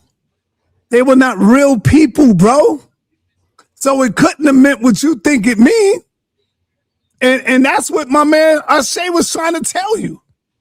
He's trying to tell you that. So, yes. All respect, man. I ain't mean to interrupt you, brother. I know. Go ahead, brother. It's all right. So that was so cold with the Sethian. Don't try to say them, sorry, because now you jump in, and I don't want to smack you with the finish them. But let me finish. Let me Mortal Kombat. Let me Mortal Kombat and let him cook. Let him cook. Then we're gonna talk about David, and we're gonna talk about David and John and Saul. Go ahead. Because ain't none of them pulled up no sources, ain't none of them refuted none. So why am I, and I told you, I've been saying I'm finna smoke them, I'm finna close out, and I'm finna leave. But now I gotta knock his head off because he lied to y'all again. So if he not finna refute this source, we done. Anyway, so it don't say this in Pyramid Text 1036. Oh yeah, and you said they're not real. They're not real to who? Because when we go to the actual Egyptologists and all this, they actually admit that these Egyptians actually believe that they can summon these gods and and that these spirits inhabited these statues. They say this stuff, right? Too much commentary. Bro, they have, bro, stop talking. And then the nigga with no sources always talking about some commentary. Crazy. Anyway, so yeah, when we get back into this text, my bad, let me get back into this text. So it don't say this in the Pyramid Text 1036? Okay. I got it right here. I'm gonna look it up. Papyrus, I know you always looking stuff up. I appreciate you, Rakufu.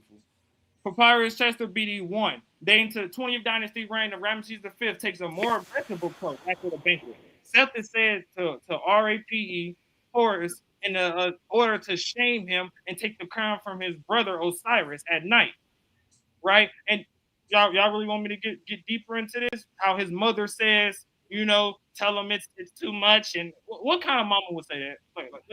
Let's get into this. Papyrus fragment UC 32158, dating to the late Middle Kingdom. The men are shown as lustful and seductive, proclaiming that they have been described as the first recorded chat-up line. Look at how these fellas described them. How lovely! Hey, look, listen to what's in the text. How lovely are your buttocks? What the? Damn. How much kind of jailhouse game going on with that, man? What is constant throughout each of the representation of the tale is the degrading of the passive participant, like I said, because we sticking with the scholars, the real scholars, not the BS. And like you said, Asar, I'm scared of you, bro. Stop that nonsense, bro. Y'all up here and try to geek up Asar. Listen, pull up the primary. Stop talking, Asar, please. I'm finna close out. Hey, Asar been in my shadow ever since that first debate. I was debating King J. He in the chat debating. Y'all know I beat this man so bad. He changed his premise after the debate. Y'all know that, right? He no longer had the same stance he had in the debate. Y'all know that, right? Oh, don't I got the screenshot. Y'all know that, right? Y'all know he changed his whole and I got him. You beat me. You beat me when you're contradicting yourself in a debate. In what realm of scholarship does the person that contradicts himself and his own source defeats him, do they say they won? Like I said in the debate, your scholarship was clownish. I said it in the debate. I say it again, and you ran from a part 2. Let's talk about it. So thank you, Sal, for letting me on. I told you he's not messing with me. Tell him fight these sources. If he ain't finna fight this source, then I'm not talking to him no more. Hey, Pitbull, do you got Ashay number, Pitbull? He right there. No, man, I bump into Pitbull every day. Me and Pitbull talk every day. All right, that's good. So Ashay, give Pitbull my number so he can call me when he get back, so I can set the date up for y'all too. Yeah, I'm gonna beat him up. I'm gonna beat Kazad up. Man, hey, I'm gonna make this boy go put some makeup on like the rest. You heard me, Ashay? Give him my number. Yeah. I'm gonna shoot in your joint. I'm finna make this meal with my lady real quick, and I'm gonna shoot in your joint. All right, I'm getting ready to get up out of here, y'all. Hey, Si, before you go, 3 hours in. Oh, okay. Yeah. All right, Kufu. I just want to say to Suntan, I thought Spider-Man was in New York the way Cab was running up and down that court. That's it. Yeah, we dealt with that earlier, though. Hey, Rakup, I let him have it already. All right. But you were scared to bet, though, Rakufu. You're right. Yeah, that was a kind of dangerous bet. That was. Hey, yo, so I'm out of here, y'all, man. I saw him car always coming late where he could have I'll be driving this truck, man. I tell you what, I'll send you a reprise that I did after the debate on my show. You can play it for the audience tomorrow if you like. Okay, I got 2 debates tomorrow. I got Yara versus Bakwash. Yeah. Hebrew versus Hebrew. Oh, shoot me to Sunday or something. Yeah, and that's what Kassar is scared of. He's scared to challenge other Hebrews. Oh, yeah. And then I got who else I got? I got the Holy Ghost. I say. No, I got the Holy Ghost. Yeah, versus who? War Child. Yeah, War Child. Oh yeah, that's gonna be good. Oh man, this is gonna be the bomb right here though. Are y'all sleeping on this one? That's gonna be the bomb. It's gonna be tough. Oh yeah. Versus Morpheus. That's gonna be a classic right there. Yeah. Who you got, Elder Santan? I got Apostle. All right, there you go. Apostle know his Bible. You know why I got Apostle side? Because I like to say, and even though I know Morpheus is more seasoned, but I got Apostle because you cannot beat the Abrahamic faith, and you cannot beat it because tomorrow, Saturday after Sunday, it's going to be over 1 million billion people in church. That's a fact. The topic is, was Christ a fraud? And the second round would be, was Jesus a liar? Morpheus, you got him, Morpheus. Yeah. Hey, Suntan. Yeah. When you say that, think about this though. In math, just common math, you got addition and subtraction, which would be the mass amount of people. Every billions of them know how to add and subtract, right? Right. But then you go up the pyramid scale, you got multiplication and division. Then as you get at the top, you got calculus, right? Right. So it may be 1 or 2 committees, but we pack a punch, baby. I'm saying. All right. Tomorrow, 6 o'clock, I got the Ghost going up against Zion Warchild. Who is the comforter? Zion Warchild is saying Haile Selassie is more of a comforter than any of you. That's what Zion is saying. And the Ghost is saying that he's the comforter. I got the Ghost too in this. I got the Ghost. I got the Ghost too. I got Zion. I got Zion. All right. I'm gonna hold you to that too. I got the Ghost because the Ghost, he know more scripture than Zion. He do though. But Zion got a cold debate tactic. I seen him on your other debate. Yeah, I got the Ghost in this. Okay. Right. I got and then coming up, we got Sanchez and Ankh. Who you got? I got Ankh for sure. I got Ankh for sure. I'm rolling with Sanchez. You rolling with that? Oh, you like to do the underdog, don't you, Si? Yep. I'm going with Sanchez. Sanchez, man, he a good guy, but any guy that don't believe, any guy that say the world is flat in 2026, I'm not going with them to the store. On this one, I'm going with Apostle. I'm with you, Suntan. I'm going with Apostle. I'm going with Apostle, bro. And that's because Apostle know more history. See, y'all sleep on Apostle. He knows the history of the Bible, of these stories. He knows it. He know a lot of his book. He know his book. You know, Apostle knows the stories of it. Yeah. That's a Apostle fact. Ain't no joke. He just, I would say he takes some crazy steps. Yeah. That's all. Yes, Morpheus put it out there though. Apostle is dogmatic. Yes. You hear me? Yes. And he's very and he's dogmatic, and he's very he's like a tree planted by the water. He won't be moved. I just see when Gideon gonna get in the ring and stop being scared, man. I don't know. Gideon is side setter. You know, Gideon, you know the last 2 times we debated, I don't know why you don't tell Si about them, because it was on that other channel. You didn't like the medicine you got. So you always hop up here when somebody be talking crazy to me. But they gonna learn the same way you learn. You want Kassad to get the same 2 whoopings you got? Si, you know what's crazy when you say my name and somebody jump up before I even must say something. So you know what time it is. I've been beating that guy silly for a long time, so I peeped it. So, but yeah, I'm ready, man. You already know. Hey, you want me to take my belt off and get your little brother too? I'm living in the Sarmine rent free. Hey, y'all. Hey, he went to do a on a channel to refute the sources he didn't refute in a debate and talking about outlaws. He didn't see his channel and seen his rebuttal video. I seen that shit was garbage. You pulled up source from 1973. Let me ask the brother something before we get out of here. Real quick, Kassad, can you hear me? I hear you.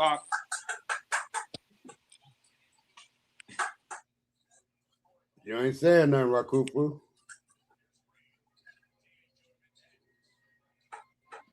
Well, let me ask the brother Asar MK something before we get up out of here, man.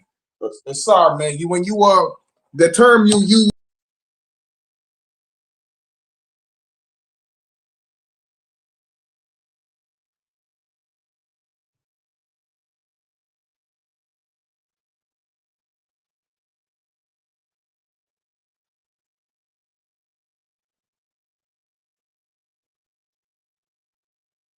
Yeah.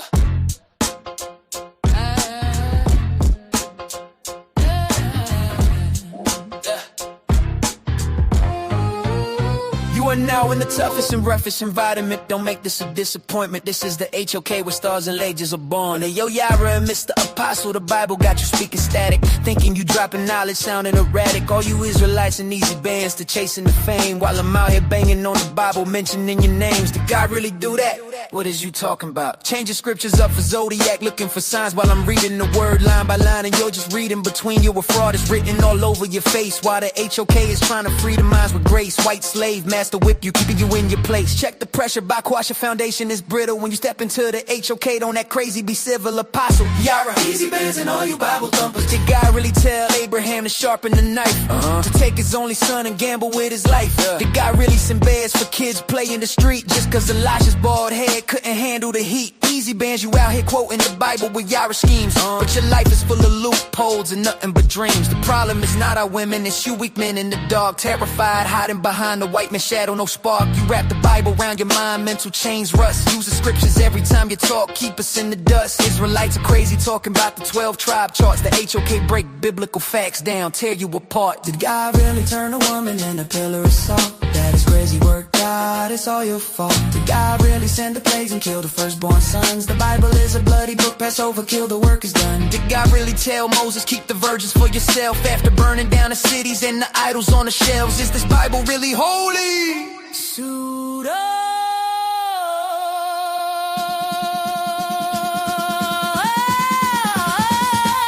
Sa.neter.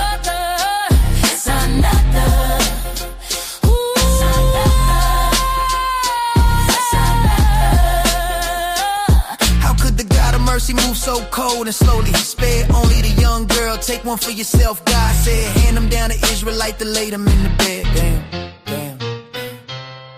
Yeah. Did God really say if she's beautiful and bright, you can snatch her from her family in the middle of the night? Force her to the house, make her shave off her hair, clip her nail down while she's drowned in the fair. 30 days of weeping for the parents that you slew, before the holy law says she belongs to you. Damn, it's sa.neter, why the Israelites don't see this is wrong. As I react, you have some explaining to do. You are now in the toughest. Now in the toughest. You are now in the toughest and roughest environment where there is no crying aloud. This is the HOK where stars and legends are born. Lord Yara. Hey, yo, Yara and Mr. Apostle, the Bible got you speaking static, thinking you dropping knowledge, sounding erratic. So all Israelites and easy bands to chasing the fame when I'm out here banging on the Bible, mentioning your names. Did God really do that? What and you talking about? Changing scriptures up for Zodiac, looking for signs while I'm reading the word line by line, and you're just reading between. You're a fraud, it's written all over your face. When the HOK is trying to free the minds with grace, white slave master whip you, telling you keep them in their place. Check the pressure by cash, your foundation is brittle. When you step into the HOK, don't act crazy, be civil. But boss, God really tell Abraham, the shark and the knife, to take his only son and gamble with a life? That God really sent bears for kids play in the street just cause Alicia's bald head couldn't handle the heat. Easy bands, you out here quoting the Bible with Irish themes, but your life is full of loopholes and nothing but dreams. The problem is not our women, it's you weak men in the dark, hiding behind the white man's shadow, terrified, no spark. You wrap the Bible around your mind, mental chains rust, using scriptures every time you talk, keep us in the dust. You Israelites are crazy, talking about the 12 tribe charts. HOK, break down biblical facts, and sa.neter tear you apart. Did God really turn a woman into a pillar of salt? That is crazy, woke guys, so all your fault. Did God really send the plagues and kill the firstborn sons? The Bible is a bloody book, passed over, kill. The work is done. Did God really tell Moses, keep the virgins for yourself after burning down the cities and the idols on the shelves? Is this Bible really holy?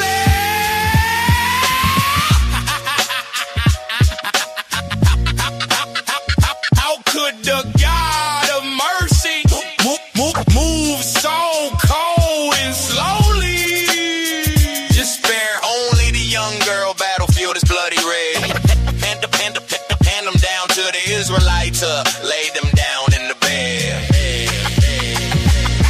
How could you are now in the toughest, down in the toughest, down in the toughest, down in the toughest.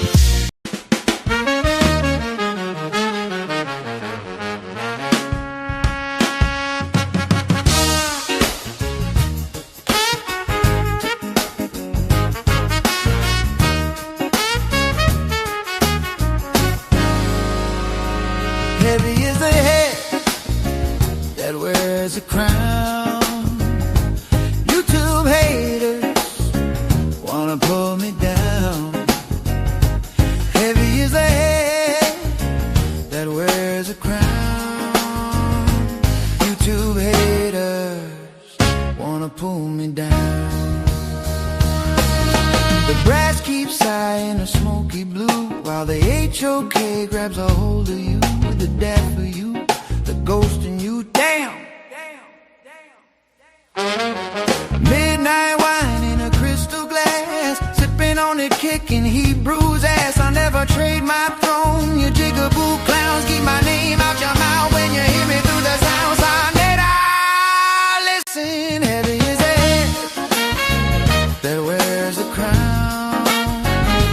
Heavy is the head, yeah, I'm wearing it proud. Heavy is the head that wears a crown.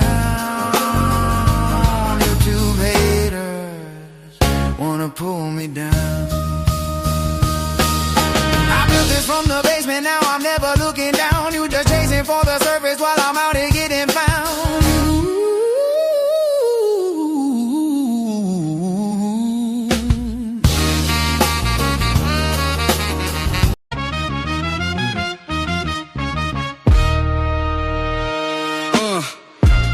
HOK is the toughest environment. Enter at your own risk. The HOK is the toughest environment. Enter at your own risk. Yo, I grew up where the air hung heavy and thick. Every corner a battlefield. Gotta be quick, street light, neon sound. In the toughest environment, feet on the ground. I talk fluent in the silent language that the broken walls speak. This is a fortress of steel, but now Pat speaks. No escape from HOK, this is real. Before you come in here, you better know the deal. Carry the whole block's weight in my soul. Born from the cinder block, ashes, people are cool. The toughest environment is me. Built from the concrete, the toughest environment is sa.neter. When you step into the Colosseum, we gon' see 'em. The ancient of the days, artifact in the museum, yeah. Enter at your own risk. Don't be like a little bitch. Oh mama, enter at your own risk. Don't be like a little bitch. Yeah, this way it goes down, down, down.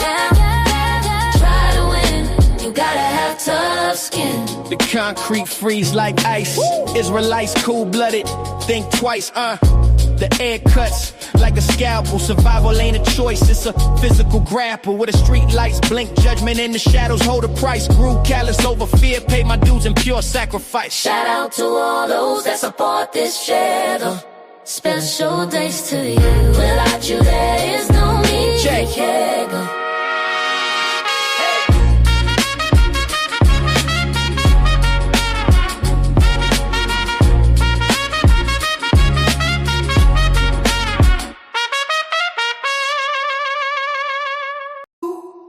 The smoke.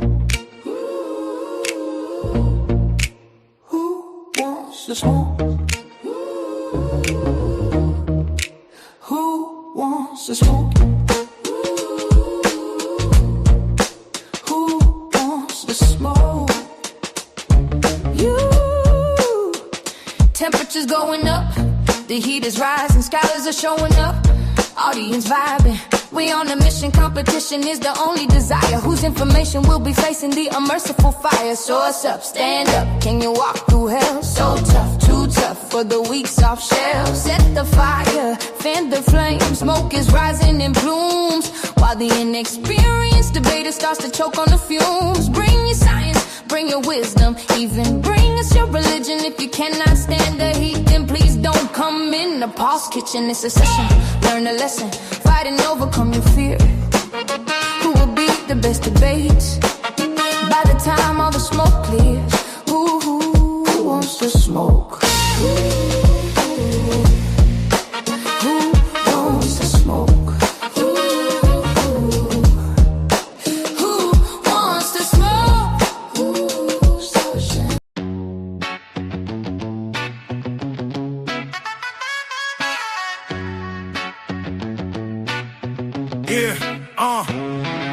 The HOK is the toughest environment.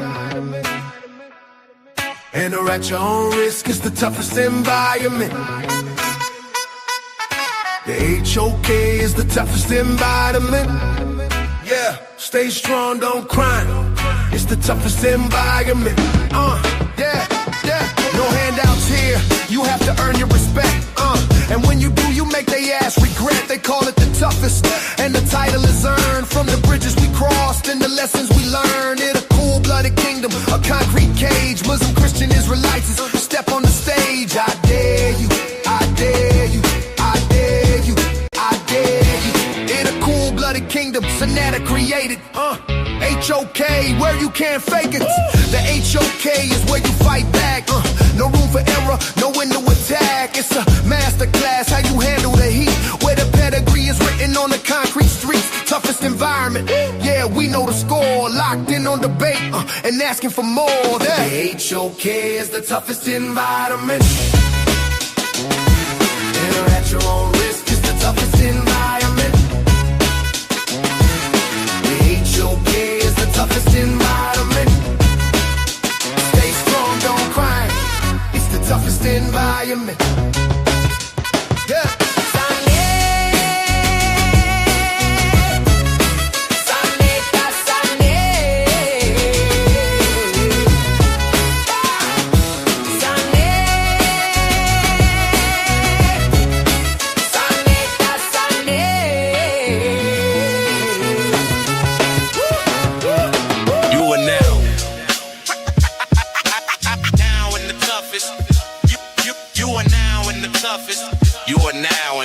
toughest.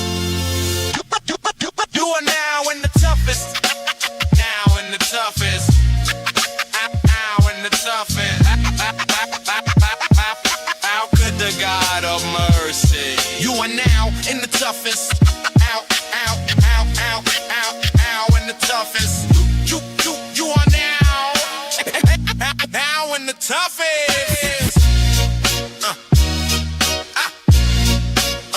You are now. You are now. You are now in the toughest and roughest, and you are now. You are now. You are now. You are now. Yeah. You are now in the toughest. You are now. You are now. You are now in the toughest. You are now. You are now in the toughest. You are now. You are now in the toughest. You are now. You are now in the toughest. You are now in the toughest. You are now in the toughest. You are now in the toughest and roughest and roughest and roughest and roughest and roughest and roughest. You're